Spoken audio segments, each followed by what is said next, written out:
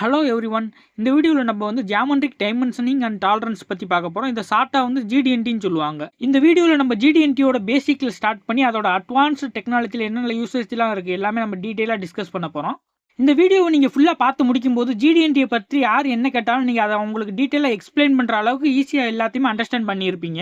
நம்ம இந்த வீடியோவில் ஜிடிஎன்டி பற்றி எல்லா டாபிக்ஸுமே நம்ம டிஸ்கஸ் பண்ண போகிறோம். அதுக்கு முன்னாடி நம்ம இந்த வீடியோவில் என்னென்ன டாபிக்லாம் டிஸ்கஸ் பண்ண போகிறோங்கிறத ஷார்ட்டாக பார்த்துடலாம். ஃபர்ஸ்ட் ஜிடிஎன்டியோட ஹிஸ்டரியை பற்றி தெரிஞ்சுக்க போகிறோம். ஜிடிஎன்டியை பொறுத்தவரை நிறைய ஸ்டாண்டர்ட்ஸ் வந்து யூஸ் பண்ணிக்கிட்டு இருக்காங்க. For example British standard, American standard, Indian ஸ்டாண்டர்ட்னு ஒவ்வொரு கண்ட்ரிக்கு ஏற்ற மாதிரி ஸ்டாண்டர்ட்ஸ் நிறையா இருக்குது. இதில் இந்தியாவில் மோஸ்ட்டாக யூஸ் பண்ணக்கூடிய ஸ்டாண்டர்ட்ஸ்னு பார்த்தீங்கன்னா 3 ஸ்டாண்டர்ட்ஸ் தான்: ஐஎஸ்ஓ, ஏஎஸ்எம்இ அண்ட் ஏஎன்எஸ்ஐ. இந்த 3 ஸ்டாண்டர்ட்ஸ் பற்றி தான் இந்த வீடியோ ஃபுல்லாகவே டிஸ்கஸ் பண்ண போகிறோம். இந்த 2 இன்ட்ரோடக்ஷன் முடிஞ்சதுக்கப்புறம் நம்ம ஜிடிஎன்டியோட கோர்ஸை பற்றி ஸ்டார்ட் பண்ணிடலாம். ஃபர்ஸ்ட் வந்து நம்ம ஜிடிஎன்டியோட பேசிக்ஸ் பற்றி தெரிஞ்சுக்கிற போகிறோம். அதுக்கு கண்டினியூஸாக நம்ம வந்து ஜிடிஎன்டியில் என்னென்ன சிம்பிள்ஸ்லாம் யூஸ் பண்ணுறாங்க, அது எப்படி யூஸ் பண்ணணும், எங்கெங்கெல்லாம் யூஸ் பண்ணணும் அப்படிங்கிறத பற்றி தெரிஞ்சுக்க போகிறோம். நெக்ஸ்ட் பார்த்தீங்கன்னா ஃபீச்சர் கண்ட்ரோல் ஃப்ரேம். இது வந்து டாலரன்ஸ் பாக்ஸ்னு சொல்லுவாங்க. இது வந்து ரொம்பவே இன்ட்ரெஸ்டிங்கான ஒரு டாபிக். அதே சமயத்தில் இது ரொம்பவே முக்கியமான ஒரு டாப்பிக்கும் கூட. இதை பற்றி நம்ம டீட்டெயிலாக டிஸ்கஸ் பண்ண போகிறோம். கண்டினியூஸாக நம்ம வந்து ஜிடிஎன்டியில் இருக்கக்கூடிய 4 ஃபண்டமெண்டல்ஸ் பற்றி தெரிஞ்சுக்க போகிறோம். அண்ட் லாஸ்ட்டாக பார்த்தீங்கன்னா ஜிடிஎன்டி வந்து மெட்டீரியல் கண்டிஷனை பொறுத்து எப்படி யூஸ் பண்ண போகிறோம் அப்படிங்கிறத நம்ம டிஸ்கஸ் பண்ண போகிறோம். அதாவது எந்தெந்த என்விரான்மெண்ட்டில் என்னென்ன மாதிரியான மெட்டீரியல் வந்து எந்தெந்த கண்டிஷனில் யூஸ் பண்ணணும் அதை பற்றி நம்ம டீட்டெயிலாக டிஸ்கஸ் பண்ணுவோம். இந்த டாபிக்ஸ் மட்டும் நீங்கள் ஈஸியாக அண்டர்ஸ்டாண்ட் பண்ணிக்கிட்டாலே ஜிடிஎன்டி ரிலேட்டடாக யார் என்ன மாதிரியான கொஸ்டின் உங்ககிட்ட கேட்டாலும் அவங்களுக்கு ஈஸியாக நீங்கள் வந்து புரியுற மாதிரி எக்ஸ்பிளைன் பண்ணிடலாம். ஓகே, இப்போ நம்ம வந்து கிளாஸ்க்குள்ளே போகலாம். ஃபர்ஸ்ட் டாபிக் பார்த்தீங்கன்னா ஜிடிஎன்டியோட ஹிஸ்ட்ரி. நம்ம ஜிடிஎன்டியோட ஹிஸ்ட்ரியை ஃபுல்லாக தெரிஞ்சுக்கணும்னா 18ஆம் நூற்றாண்டின் தொடக்க காலகட்டத்துக்கே போகணும். ஏன்னா அந்த காலகட்டத்தில் தான் இன்ஜினியரிங் நல்லா வளர்ச்சி அடைஞ்சிக்கிட்டு இருந்துச்சு. 1800 காலகட்டத்தில் ஒரு பொருளை வந்து மேனுஃபேக்சரிங் பண்ணுறதுக்கு 2 டைப்பான மெத்தட் வந்து பொதுவாக யூஸ் பண்ணிக்கிட்டு இருந்தாங்க. ஒன்று பார்த்தீங்கன்னா கட் அண்ட் ட்ரை மெத்தட், இன்னொன்று பார்த்தீங்கன்னா file and fit method. First வந்து கட் அண்ட் ட்ரை மெத்தட் பற்றி பார்ப்போம். இதை நம்ம அண்டர்ஸ்டாண்ட் பண்ணிக்கிறதுக்கு ஒரு T shaped carpentry work piece நம்ம வந்து எக்ஸாம்பிளுக்கு எடுத்துக்கிடுவோம். அந்த காலத்தில் பார்த்தீங்கன்னா ஸ்டாண்டர்ட் மெஷர்மெண்ட் எதுவுமே யூஸ் பண்ணல. ஸோ இந்த மாதிரி ஒரு பொருள் தயாரிக்கணும்னா என்ன பண்ணுவாங்கன்னு பார்த்தீங்கன்னா அப்ராக்சிமேட்டாக அதோட மெஷர்மெண்ட் எடுத்துக்குவாங்க. அப்ராக்சிமேட்டாக அந்த மெஷர்மெண்ட் எல்லாம் எடுத்ததுக்கு அப்புறம் ஒர்க் பீஸ் அந்த ஜாயின் பண்ணக்கூடிய இந்த 2 இடத்துலையுமே கட் பண்ணிட்டு அதை வந்து மேட்ச் பண்ணி பார்ப்பாங்க. சப்போஸ் அது மேட்ச் ஆகாட்டா மறுபடியும் அதை கட் பண்ணிட்டு மறுபடியும் அதை ட்ரை பண்ணி அப்படியே ரிப்பீட்டடாக ட்ரை பண்ணி அதுக்கு மேட்ச் பண்ணி பார்ப்பாங்க. ஸோ இந்த மாதிரி ரிப்பீட்டடாக கட் பண்ணி மேட்ச் பண்ணி பார்க்கறதுனால என்ன ஆகும் பார்த்தீங்கன்னா ஒரு கட்டத்துக்கு மேலே அதிகப்படியான மெட்டீரியலை கட் பண்ணிட்டாங்கன்னா அந்த ஒர்க் பீஸ் பார்த்தீங்கன்னா ரிஜெக்ஷன் ஆகக்கூடிய வாய்ப்புகள் இருக்கு. அட் த சேம் டைம் இதில் பார்த்தீங்கன்னா ரொம்ப நேரம் வந்து வீணாகிக்கிட்டே இருக்கு. இதை ப்ரிவென்ட் பண்ணுறதுக்காக இன்னும் நாட்கள் போக போக இன்னும் கொஞ்சம் அட்வான்ஸ்டாக வந்து ஒரு மெத்தடை வந்து கொண்டு வந்தாங்க. அந்த மெத்தட் தான் பார்த்தீங்கன்னா ஃபைல் அண்ட் ஃபிட் மெத்தட். இந்த மெத்தடில் பார்த்தீங்கன்னா எக்ஸ்ட்ரா இருக்கக்கூடிய அந்த மெட்டீரியல் எல்லாமே ஃபைல் பண்ணி அதை ரிமூவ் பண்ணிட்டு அதுக்கப்புறம் அதை வந்து மேட்ச் பண்ணி பார்த்தாங்க. ஸோ இந்த மெத்தட்னால கட் பண்ணி வேஸ்ட் ஆகக்கூடிய அந்த ஒர்க் பீஸோட ரிஜெக்ஷன் குவான்டிட்டி எல்லாமே கம்மியாயிருச்சு. இதுக்காகவே அந்த காலகட்டத்தில் ஸ்பெசிஃபிக்காக ஃபைல் பண்ணுறதுக்கு கட் பண்ணுறதுக்குன்னே தனித்தனியான டூல்ஸ்லாம் யூஸ் பண்ணிக்கிட்டு இருந்தாங்க. 18ஆம் நூற்றாண்டின் கடைசி வரைக்குமே ஒவ்வொரு குரூப் ஆஃப் மக்களுமே இந்த மாதிரி தான் தனித்தனியாக அவங்களுக்குன்னு ஒரு மெஷர்மெண்ட் வச்சு ஒரு ப்ராடக்ட்டை மேனுஃபேக்சரிங் பண்ணிக்கிட்டு இருந்தாங்க. 19ஆம் நூற்றாண்டின் தொடக்கத்தில் இன்ஜினியரிங்ஸ் நல்லா வளர்ச்சி அடைஞ்சிக்கிட்டு இருந்துச்சு. இந்த காலகட்டத்திலேயும் ஒரு மிகப்பெரிய பிரச்சனை இருந்துச்சு. அது என்ன ப்ராப்ளம் பார்த்தீங்கன்னா ஒவ்வொரு குரூப் ஆஃப் மக்களும் ஒவ்வொரு மெஷர்மெண்ட்டை வந்து யூஸ் பண்ணிக்கிட்டு இருந்தாங்க. இதனால ஒரு இடத்துல உருவாக்கக்கூடிய ஒரு பொருளை வந்து இன்னொரு இடத்துல அதே மெஷர்மெண்ட் வச்சு உருவாக்க முடியல. பிகாஸ் 2 பேரும் வேற மெஷர்மெண்ட் வந்து யூஸ் பண்ணிக்கிட்டு இருந்தாங்க. இந்த ப்ராப்ளம் எல்லாத்தையுமே குறைக்கிறதுக்காக எல்லா நாடுகளும் ஒருங்கிணைத்து அங்கங்கே வந்து சில அமைப்புகளை வந்து உருவாக்குறாங்க. இந்த சிஸ்டம்ஸ் எல்லாமே ஒன்றா கலந்து ஆலோசித்து தான் இன்ஜினியரிங் டிராயிங், ஜிடிஎன்டி அதாவது ஜியாமெட்ரிக் டைமென்ஷன் அண்ட் டாலரன்ஸ் போன்ற விஷயத்தை வந்து எல்லாத்துக்குமே வந்து அறிமுகப்படுத்துறாங்க. 19th செஞ்சுரியில் பார்த்தீங்கன்னா டெக்னாலஜி நல்லா டெவலப் ஆகிட்டு இருந்துச்சு. டெக்னாலஜி டெவலப் ஆகிட்டு இருந்த அதே நேரத்தில் இன்ஜினியரிங் டிராயிங்ஸையும் டெவலப் பண்ணி கோஆர்டினேட் சிஸ்டம்ங்கிற ஒரு சிஸ்டத்தை வந்து இன்ட்ரடியூஸ் பண்ணாங்க. இந்த சிஸ்டம்ல தான் டாலரன்ஸ்ங்கிற ஒரு சூப்பர் மேட்டரை கொண்டு வந்தாங்க. இந்த டாலரன்ஸ் பற்றி ஆல்ரெடி நம்ம ஒரு வீடியோ போட்டிருக்கோம். அந்த வீடியோட லிங்க் கீழே டிஸ்கிரிப்ஷனில் கொடுக்குறேன். இந்த டாலரன்ஸ் சிஸ்டத்தில் வந்து மேக்ஸிமம் அண்ட் மினிமம் வேல்யூ வந்து எல்லா டைமென்ஷனுக்குமே ஃபிக்ஸ் பண்ணிட்டதுனால ரிஜெக்ஷன் அண்ட் வேஸ்டேஜ் வந்து ரொம்பவே கம்மியாயிருச்சு. இப்போ பார்த்தீங்கன்னா ஒரு ஸ்டாண்டர்ட் சிஸ்டம் வந்து உருவாயிருச்சு. ஆனால் இதுலையும் பார்த்தீங்கன்னா ஒரு மிகப்பெரிய ப்ராப்ளம் இருந்துச்சு. இப்போ இதில் என்ன ப்ராப்ளம் இருக்குன்னு பார்த்தீங்கன்னா ஒரு டிராயிங் எடுத்துக்கலாம். அந்த டிராயிங்கில் பார்த்தீங்கன்னா டைமென்ஷன் இருக்கு, டாலரன்ஸ் இருக்கு, அந்த சிம்பிள்ஸ்லாம் இருக்கு. இது வந்து அந்த எக்ஸ்பர்ட்டை தவிர மற்றவங்களால ஐடென்டிஃபை பண்ண முடியல அண்ட் அண்டர்ஸ்டாண்ட் பண்ணிக்க முடியல. ஸோ இதை மேனுஃபேக்சர் பண்ணுறவங்களுக்கு மற்றவங்களுக்கும் சொல்லிக் கொடுக்க வேண்டிய அவசியம் இருந்துச்சு. 18ஆம் நூற்றாண்டில் யூஸ் பண்ண கட் அண்ட் ட்ரை மெத்தடாக இருக்கட்டும் அல்லது ஃபைல் அண்ட் ஃபிட் மெத்தடாக இருக்கட்டும், அந்த 2 மெத்தட்ல இருந்து இவ்வளவு வேகமாக வந்து டெக்னாலஜி அது இன்ஜினியரிங் டிராயிங் வந்து டெவலப் ஆனதுக்கு முக்கியமான ரீசன் பார்த்தீங்கன்னா வேர்ல்டு வார் தான். வேர்ல்டு வார் 1 அப்போ எல்லா நாடுகளுக்குமே ஆயுத உற்பத்தி வந்து ரொம்ப அதிகமாக தேவைப்படுச்சு. போர் ரொம்ப இடத்துல நடந்துகிட்டு இருந்தனால அவங்களுக்கு தேவையான ஆயுதங்களை அங்கே வந்து உற்பத்தி பண்ணுறதுக்கு அவங்களுக்கு தேவையான இன்ஜினியரிங் டிராயிங்ஸ் அப்போதைக்கு ஸ்டாண்டர்டாக கிடையாது. இதுவே பல நாடுகள் வந்து போரில் வீழ்ச்சி அடைகிறதுக்கு முக்கிய காரணமாக இருந்துச்சு. ஸோ அதுக்கப்புறம் தான் அந்த ஜிடிஎன்டி இந்த இன்ஜினியரிங் டிராயிங் எல்லாமே நல்லா டெவலப் பண்ணி 2ஆம் உலக போகிறப்ப தேவையான ஆயுதங்களை வந்து அங்கங்கே வந்து மேனுஃபேக்சரிங் பண்ணிக்கிட்டாங்க. இதுக்கப்புறம் சில ப்ராப்ளம்ஸ்லாம் இருந்துச்சு. ஒவ்வொரு கண்ட்ரியும் பார்த்தீங்கன்னா மெஷர் பண்ணுறதுக்கு ஒவ்வொரு யூனிட் யூஸ் பண்ணாங்க. ஒருத்தவங்க இன்ச்சஸ் யூஸ் பண்ணாங்க, இன்னொருத்தவங்க பார்த்தீங்கன்னா மில்லிமீட்டர் யூஸ் பண்ணாங்க, இன்னொருத்தவங்க பார்த்தீங்கன்னா சென்டிமீட்டர் யூஸ் பண்ணிக்கிட்டு இருந்தாங்க. இந்த ப்ராப்ளம் எல்லாத்தையுமே குறைக்கிறதுக்காக தான் 1966 ஜிடிஎன்டிங்கிற ஒரு புக்கை வந்து குளோபலைஸ் பண்ணி பப்ளிஷ் பண்ணுறாங்க. அந்த புக்கோட நேம் தான் பார்த்தீங்கன்னா ANSI Y 14.5M சொல்லுவாங்க. இந்த புக் தான் பார்த்தீங்கன்னா GD&T பேசிக்கா வச்சு உலகத்திலேயே ஃபர்ஸ்ட் வெளியிடப்பட்ட புக். இந்த புக் ஃபுல் அண்ட் ஃபுல் பார்த்தீங்கன்னா ISO ஸ்டாண்டர்டை ஃபாலோ பண்ணி தான் இருக்கு. இந்த ISO ஸ்டாண்டர்டுங்கிறது 1947 தான் ஃபர்ஸ்ட் வந்து கிரியேட் பண்றாங்க. இந்த ANSEங்கிறது பார்த்தீங்கன்னா ஒரு அமெரிக்கன் ஸ்டாண்டர்ட் ஆர்கனைசேஷன். இதே காலப்போக்கில் டெவலப் பண்ணி 1994 இதோட நேம் பார்த்தீங்கன்னா ASMEங்கிறது மாத்துறாங்க. அதாவது அமெரிக்கன் சொசைட்டி ஆஃப் மெக்கானிக்கல் இன்ஜினியரிங்கிற நேம்ல வருது. இந்த ASME வந்து நல்லா டெவலப் பண்ணி 20th செஞ்சுரியில் பார்த்தீங்கன்னா எல்லாராலும் யூஸ் பண்ணுற மாதிரி சிம்பிள்ஸை வந்து நல்லா ஸ்டாண்டர்டைஸ் பண்ணிட்டாங்க. இன்னுமே இந்த சிம்பிள்ஸை பார்த்தீங்கன்னா டெவலப் பண்ணிக்கிட்டு தான் இருக்காங்க. லாஸ்ட்டாக பார்த்தீங்கன்னா ASME பொறுத்தவரை Y14.5ங்கிற ஒரு ஆர்டிகல் வந்து 2009 வந்து ரிலீஸ் பண்ணியிருக்காங்க. மோஸ்ட்டாக இந்தியாவில் இருக்கக்கூடிய எல்லா கம்பெனிஸுமே இந்த ASME பேஸ் பண்ணி இன்ஜஸில் தான் ஒர்க் பண்ணுவாங்க. நெக்ஸ்ட் பார்த்தீங்கன்னா ISO ஸ்டாண்டர்ட்ஸ் பற்றி கொஞ்சம் தெரிஞ்சுக்கலாம். ISOக்கும் ASMEக்கு வந்து உங்களுக்கு வந்து ரொம்ப பெரிய டிஃபரன்ஸ்லாம் இருக்காது. இப்போ நீங்கள் ISOவில் வந்து ஃப்ரேம் கண்ட்ரோலுங்கிற ஒரு பாக்ஸ் யூஸ் பண்ணுறீங்கன்னா அதுவே நீங்கள் ASMEயில் பார்த்தீங்கன்னா டாலரன்ஸ் பாக்ஸ்னு சொல்லுவாங்க. ஸோ நீங்கள் ரெண்டில் ஏதாவது ஒரு மெத்தட் ஈஸியாக அண்டர்ஸ்டாண்ட் பண்ணிக்கிட்டீங்கன்னா இன்னொரு மெத்தட் வந்து அதுலேருந்து உங்களால் அடாப்ட் பண்ணிக்க முடியும். லேட்டஸ்ட்டாக ரிலீஸ் பண்ண ISO ஸ்டாண்டர்ட் பார்த்தீங்கன்னா ISO TC213. ISOவை பொறுத்தவரை ஒவ்வொரு சிம்பிளுக்குமே தனித்தனி அந்த டிசைன் கோடெல்லாம் இருக்கும். இப்போ நம்ம GD&T பற்றி தெரிஞ்சுக்க ஸ்டார்ட் பண்ணிடலாம். GD&Tயோட மீனிங் நமக்கு ஆல்ரெடி தெரியும், ஜியாமெட்ரிக் டைமென்ஷன் அண்ட் டாலரன்ஸுங்கிறது. இப்போ இந்த டாப்பிக்கில் நம்ம என்னெல்லாம் லேர்ன் பண்ண போகிறோம் பார்த்தீங்கன்னா GD&T ஸ்டாண்டர்டை பற்றி பேசிக் இன்ட்ரோடக்ஷன் பார்க்க போகிறோம். நெக்ஸ்ட் வந்து GD&T இப்போ நீங்கள் ஃபாலோ பண்ணும்போது எதெல்லாம் பண்ணாலும் எதெல்லாம் பண்ணக்கூடாதுன்னு பார்க்க போகிறோம். கண்டினியூஸாக GD&T எங்கேருந்து வந்துச்சுங்கிறது பார்க்க போகிறோம். அதுக்கப்புறம் பார்த்தீங்கன்னா GD&T யார் ஃபாலோ பண்ணிக்கிட்டு இருக்கா அப்படிங்கிறத பார்க்க போகிறோம். நெக்ஸ்ட் அதை கண்டினியூஸாக அதை ஏன் ஃபாலோ பண்ணுறாங்க அதை தெரிஞ்சுக்கிட்டு நம்ம ஃபைனலாக பார்த்தீங்கன்னா GD&Tயோட அட்வான்டேஜஸ் பற்றி தெரிஞ்சுக்க போகிறோம். ஸோ GD&Tயோட பேசிக்ஸ் என்ன, நம்ம மேனுஃபேக்சர் பண்ணக்கூடிய ஒரு ப்ராடக்ட்டோட ஜியாமெட்ரிக் ஷேப், அந்த ப்ராடக்ட்டோட டைமென்ஷன் அண்ட் லாஸ்ட்டாக பார்த்தீங்கன்னா அந்த டைமென்ஷனுக்கு யூஸ் பண்ணக்கூடிய டாலரன்ஸ், இது எல்லாமே ஒன்றா சேர்ந்தது தான் அந்த GD&T. இதை இன்னும் சிம்பிளாக எல்லாருக்கும் புரிகிற மாதிரி சொல்லணும்னா, ஒரு 3D ப்ராடக்ட்டை வந்து மேனுஃபேக்சரிங் பண்ணுறதுக்கு தேவையான எல்லா டேட்டாவும் இருக்கக்கூடிய ஒரு இன்ஜினியரிங் 2D டிராயிங் உருவாக்குறதுக்காக தான் இந்த GD&T வந்து யூஸ் பண்ணுறாங்க. ஸோ இப்போ நம்ம GD&Tயோட இன்ட்ரடக்ஷன் மட்டும் பார்க்கறதுனால நான் ஒரு 2 or 3 லைன்ஸில் சிம்பிளாக சொல்லிடுறேன். நம்ம கிளாஸ்க்குள்ளே போகும்போது இதை பற்றி ஃபுல்லாக டிஸ்கஸ் பண்ணுவோம். First geometric. இந்த ஜியாமெட்ரிக் எதுக்கு யூஸ் ஆகுதுன்னு பார்த்தீங்கன்னா ஒரு ப்ராடக்ட்டோட ஷேப்பை வந்து ஸ்பெசிஃபை பண்ணுறதுக்காக யூஸ் ஆகுது. ஃபார் எக்ஸாம்பிள் நீங்கள் ஒரு டேபிள் மேனுஃபேக்சரிங் பண்ணுறீங்கன்னா அந்த டேபிளோட ஃப்ளாட்னஸ் எவ்வளோ இருக்குன்னு, அதோட ஸ்ட்ரைட்னஸ் எவ்வளோ இருக்குன்னு அதை வந்து மென்ஷன் பண்ணு. சப்போஸ் நீங்கள் ஒரு பால் மேனுஃபேக்சரிங் பண்ணுறீங்கன்னா அந்த பாலுக்கு வந்து எவ்வளோ சிலிண்ட்ரிசிட்டி எவ்வளோ இருக்குன்னு, எவ்வளோ சர்க்குலாரிட்டி இருக்குன்னு அதெல்லாம் வந்து உங்களுக்கு ஸ்பெசிஃபை பண்ணும். இதே மாதிரி ஒவ்வொரு ஷேப்புக்கும் பார்த்தீங்கன்னா ஒவ்வொரு சிம்பிள்ஸ்லாம் யூஸ் பண்ணுவோம். அந்த சிம்பிள்ஸ் பற்றி நம்ம கண்டினியூஸாக டிஸ்கஸ் பண்ணலாம். நெக்ஸ்ட் பார்த்தீங்கன்னா டைமென்ஷனிங். இந்த டைமென்ஷனிங் எதுக்கு யூஸ் ஆகுதுன்னு பார்த்தீங்கன்னா ஒவ்வொரு ப்ராடக்ட்டோட டைமென்ஷனை வந்து ஸ்பெசிஃபை பண்ணுறதுக்காக யூஸ் ஆகுது. ஃபார் எக்ஸாம்பிள் நீங்கள் ஒரு ரெக்டாங்கிள் ஷேப்டு பாக்ஸ் வந்து ரெடி பண்ணுறீங்க. அந்த பாக்ஸோட லென்த் எவ்வளோ இருக்குன்னு, வித் எவ்வளோ இருக்குன்னு, ஹைட் எவ்வளோ இருக்குன்னு அது எல்லாத்தையுமே மென்ஷன் பண்ணுறதுக்காக தான் இந்த டைமென்ஷனிங் வந்து யூஸ் பண்ணுறாங்க. நெக்ஸ்ட் பார்த்தீங்கன்னா இந்த டாலரன்சிங் மெத்தட். டாலரன்ஸ் வந்து சிம்பிளாக வந்து எக்ஸ்பிளைன் பண்ணணும்னா நம்ம தேர்ந்தெடுக்கக்கூடிய அந்த டைமென்ஷனுக்கு வந்து minimum and maximum limit value கொடுக்குறோம். அதான் பார்த்தீங்கன்னா டாலரன்ஸ். இப்போ இந்த டாலரன்ஸ் வந்து ஈஸியாக வந்து அண்டர்ஸ்டாண்ட் பண்ணிக்கிறதுக்கு வந்து ஹோல் அண்ட் சாஃப்ட் எடுத்துக்கலாம். இப்போ அந்த சாஃப்டோட டயாமீட்டர் வந்து அதிகமாக இருந்துச்சுன்னா அந்த ஹோலுக்குள்ளே போகாது. அதே மாதிரி அந்த சாஃப்டோட டயாமீட்டர் ரொம்ப கம்மியாகிடுச்சுன்னா அந்த ஹோலில் கொடுக்கும்போது ரொம்பவே லூஸாக இருக்கும். இதை வந்து ப்ரிவென்ட் பண்ணி சரி பண்ணுறதுக்காக அதை கண்ட்ரோல் பண்ண, அதாவது அந்த டயாமீட்டராக இருக்கட்டும் அதோட லென்த்தாக இருக்கட்டும் எல்லாத்தையுமே கண்ட்ரோல் பண்ணுறதுக்காக தான் அந்த டாலரன்ஸ் வந்து நம்ம வந்து யூஸ் பண்ணுறோம். நம்ம மேக்ஸிமம் அண்ட் மினிமம் வேல்யூ ரெண்டுலையுமே மெயின்டைன் பண்ணிட்டோம்னா கரெக்டாக அந்த ஃபிட் வந்து உங்களுக்கு கரெக்டாக கிடைக்கும்.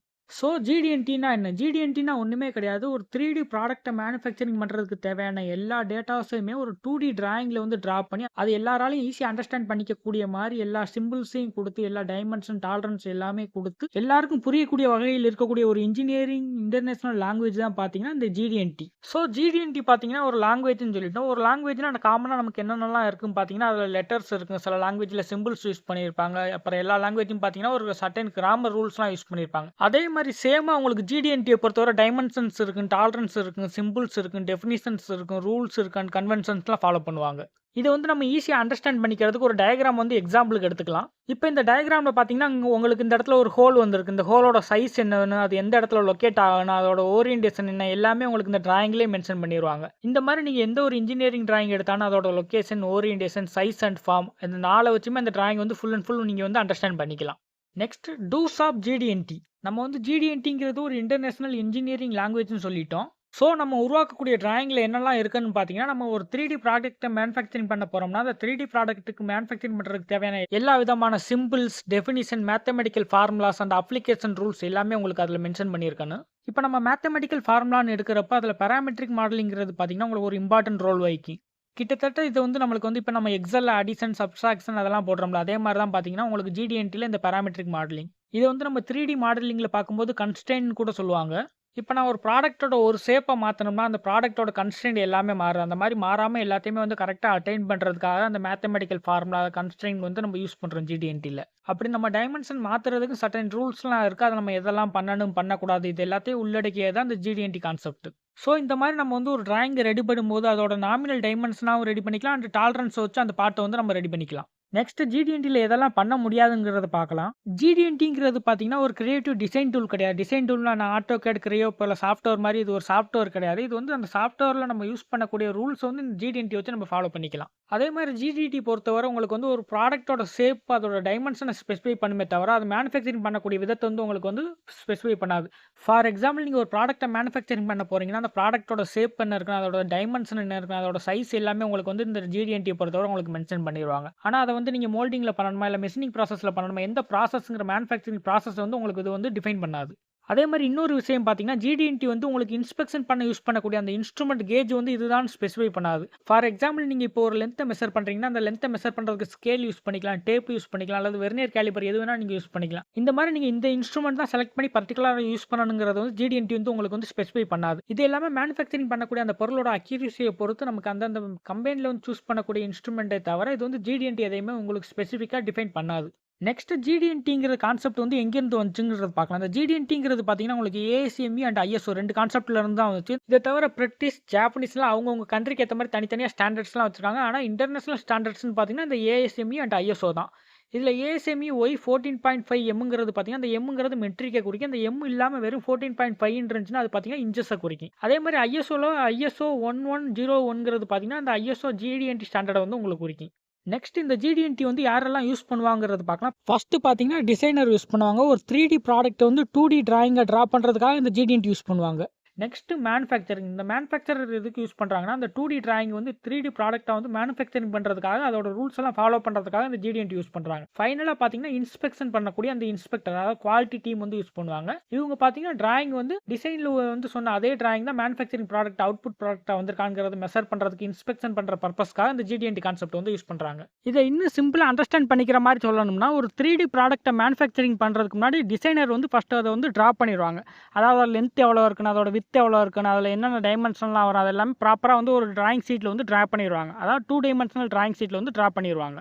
இந்த 2D டிராயிங் ஷீட் தான் பார்த்தீங்கன்னா, மேனுஃபேக்சரர் கைக்கு போகும். அந்த டிராயிங் ஷீட்ல வந்து பார்த்தீங்கன்னா, என்ன மெட்டீரியல்னு மென்ஷன் பண்ணிருவாங்க. அட் த சேம் டைம் அதோட லென்த், விட்த்ங்கிற எல்லா டைமென்ஷனுமே மென்ஷன் பண்ணிருவாங்க. இந்த 2D டிராயிங் தான் பார்த்தீங்கன்னா, மேனுஃபேக்சரர் கைக்கு போகும். அந்த மேனுஃபேக்சரர் ஃபர்ஸ்ட் வந்து அந்த டிராயிங் ஷீட்ட வந்து ஃபர்ஸ்ட் அனலைஸ் பண்ணுவாங்க. அனலைஸ் பண்ணிட்டு என்ன மெட்டீரியல் மென்ஷன் பண்ணியிருக்காங்கன்னு செக் பண்ணிருவாங்க. மெட்டீரியலுக்கு அடுத்து நெக்ஸ்ட் அதில டைமென்ஷன்லாம் செக் பண்ணிட்டு, அந்த டைமென்ஷனுக்கு ஏத்த மாரி ப்ராடக்ட்ட வந்து மேனுஃபேக்சரர் பண்ணிருவாங்க. பட் அந்த டிராயிங் ஷீட்ல பார்த்தீங்கன்னா, மேனுஃபேக்சரிங் ப்ராசஸ் வந்து உங்களுக்கு டிஃபைன் பண்ணியிருக்க மாட்டாங்க. அதாவது இது வந்து CNCல பண்ணணும், லேத்ல பண்ணணும், இல்ல மோல்டிங்ல பண்ணணுங்கிற அந்த ப்ராசஸ் வந்து அதில வந்து மென்ஷன் பண்ணியிருக்கவே மாட்டாங்க. அந்த ப்ராடக்ட்டோட டைமென்ஷன் இருக்கு, அந்த ப்ராடக்ட்டோட மெட்டீரியல்ஸ் இருக்கு, அவ்வளவுதான். ஃபைனலா மேனுஃபேக்சரிங் பண்ண அந்த ப்ராடக்ட் வந்து பார்த்தீங்கன்னா, இன்ஸ்பெக்டர் கைக்கு வரும். இந்த இன்ஸ்பெக்டர் தான் குவாலிட்டி செக் எல்லாமே பண்ணுவாங்க. அதாவது அந்த 2D டிராயிங்க்கு 3D மேனுஃபேக்சர் ப்ராடக்ட் வந்து எல்லா டைமென்ஷனுமே மேட்ச் ஆகுதா, அதோட லென்த் கரெக்ட்டா இருக்கா, விட்த் கரெக்ட்டா இருக்கா, எல்லாமே உங்களுக்கு வந்து இங்க தான் செக் பண்ணுவாங்க. உங்களுக்கு டிராயிங் ஷீட்ல இந்த இன்ஸ்ட்ருமென்ட் தான் யூஸ் பண்ணி வந்து மெஷர் பண்ணணும், ஸ்கேல் யூஸ் பண்ணி தான் மெஷர் பண்ணணும், வெர்னியர் யூஸ் பண்ணி தான் மெஷர் பண்ணணும்னு கண்டிப்பா குடுத்துருக்கவே மாட்டாங்க. அதே மாரி பார்த்தீங்கன்னா, இந்த ப்ராசஸ்ல தான் இந்த ப்ராடக்ட் வந்து மேனுஃபேக்சரிங் பண்ணணும்னு மென்ஷன் பண்ணியிருக்க மாட்டாங்க. அதே மாரி பார்த்தீங்கன்னா, டிசைன் வந்து இந்த சாஃப்ட்வேர் யூஸ் பண்ணி தான் ஸ்பெசிஃபிக்கா டிசைன் பண்ணணுங்கிறது வந்து உங்களுக்கு மென்ஷன் பண்ணியிருக்கவே மாட்டாங்க. இந்த மாரி டிசைனரா இருக்கட்டும், மேனுஃபேக்சரரா இருக்கட்டும், அல்லது இன்ஸ்பெக்டரா இருக்கட்டும், இப்படி வேற வேற ஃபீல்டுல இருக்கக்கூடியவங்க எல்லாருமே ஈஸியா அண்டர்ஸ்டாண்ட் பண்ணிக்கிற மாரி இருக்கிறது தான் இந்த GD&T. இதனால தான் GD&T பார்த்தீங்கன்னா, இன்டர்நேஷனல் இன்ஜினியரிங் லாங்குவேஜ்ன்னு நான் சொல்றேன்.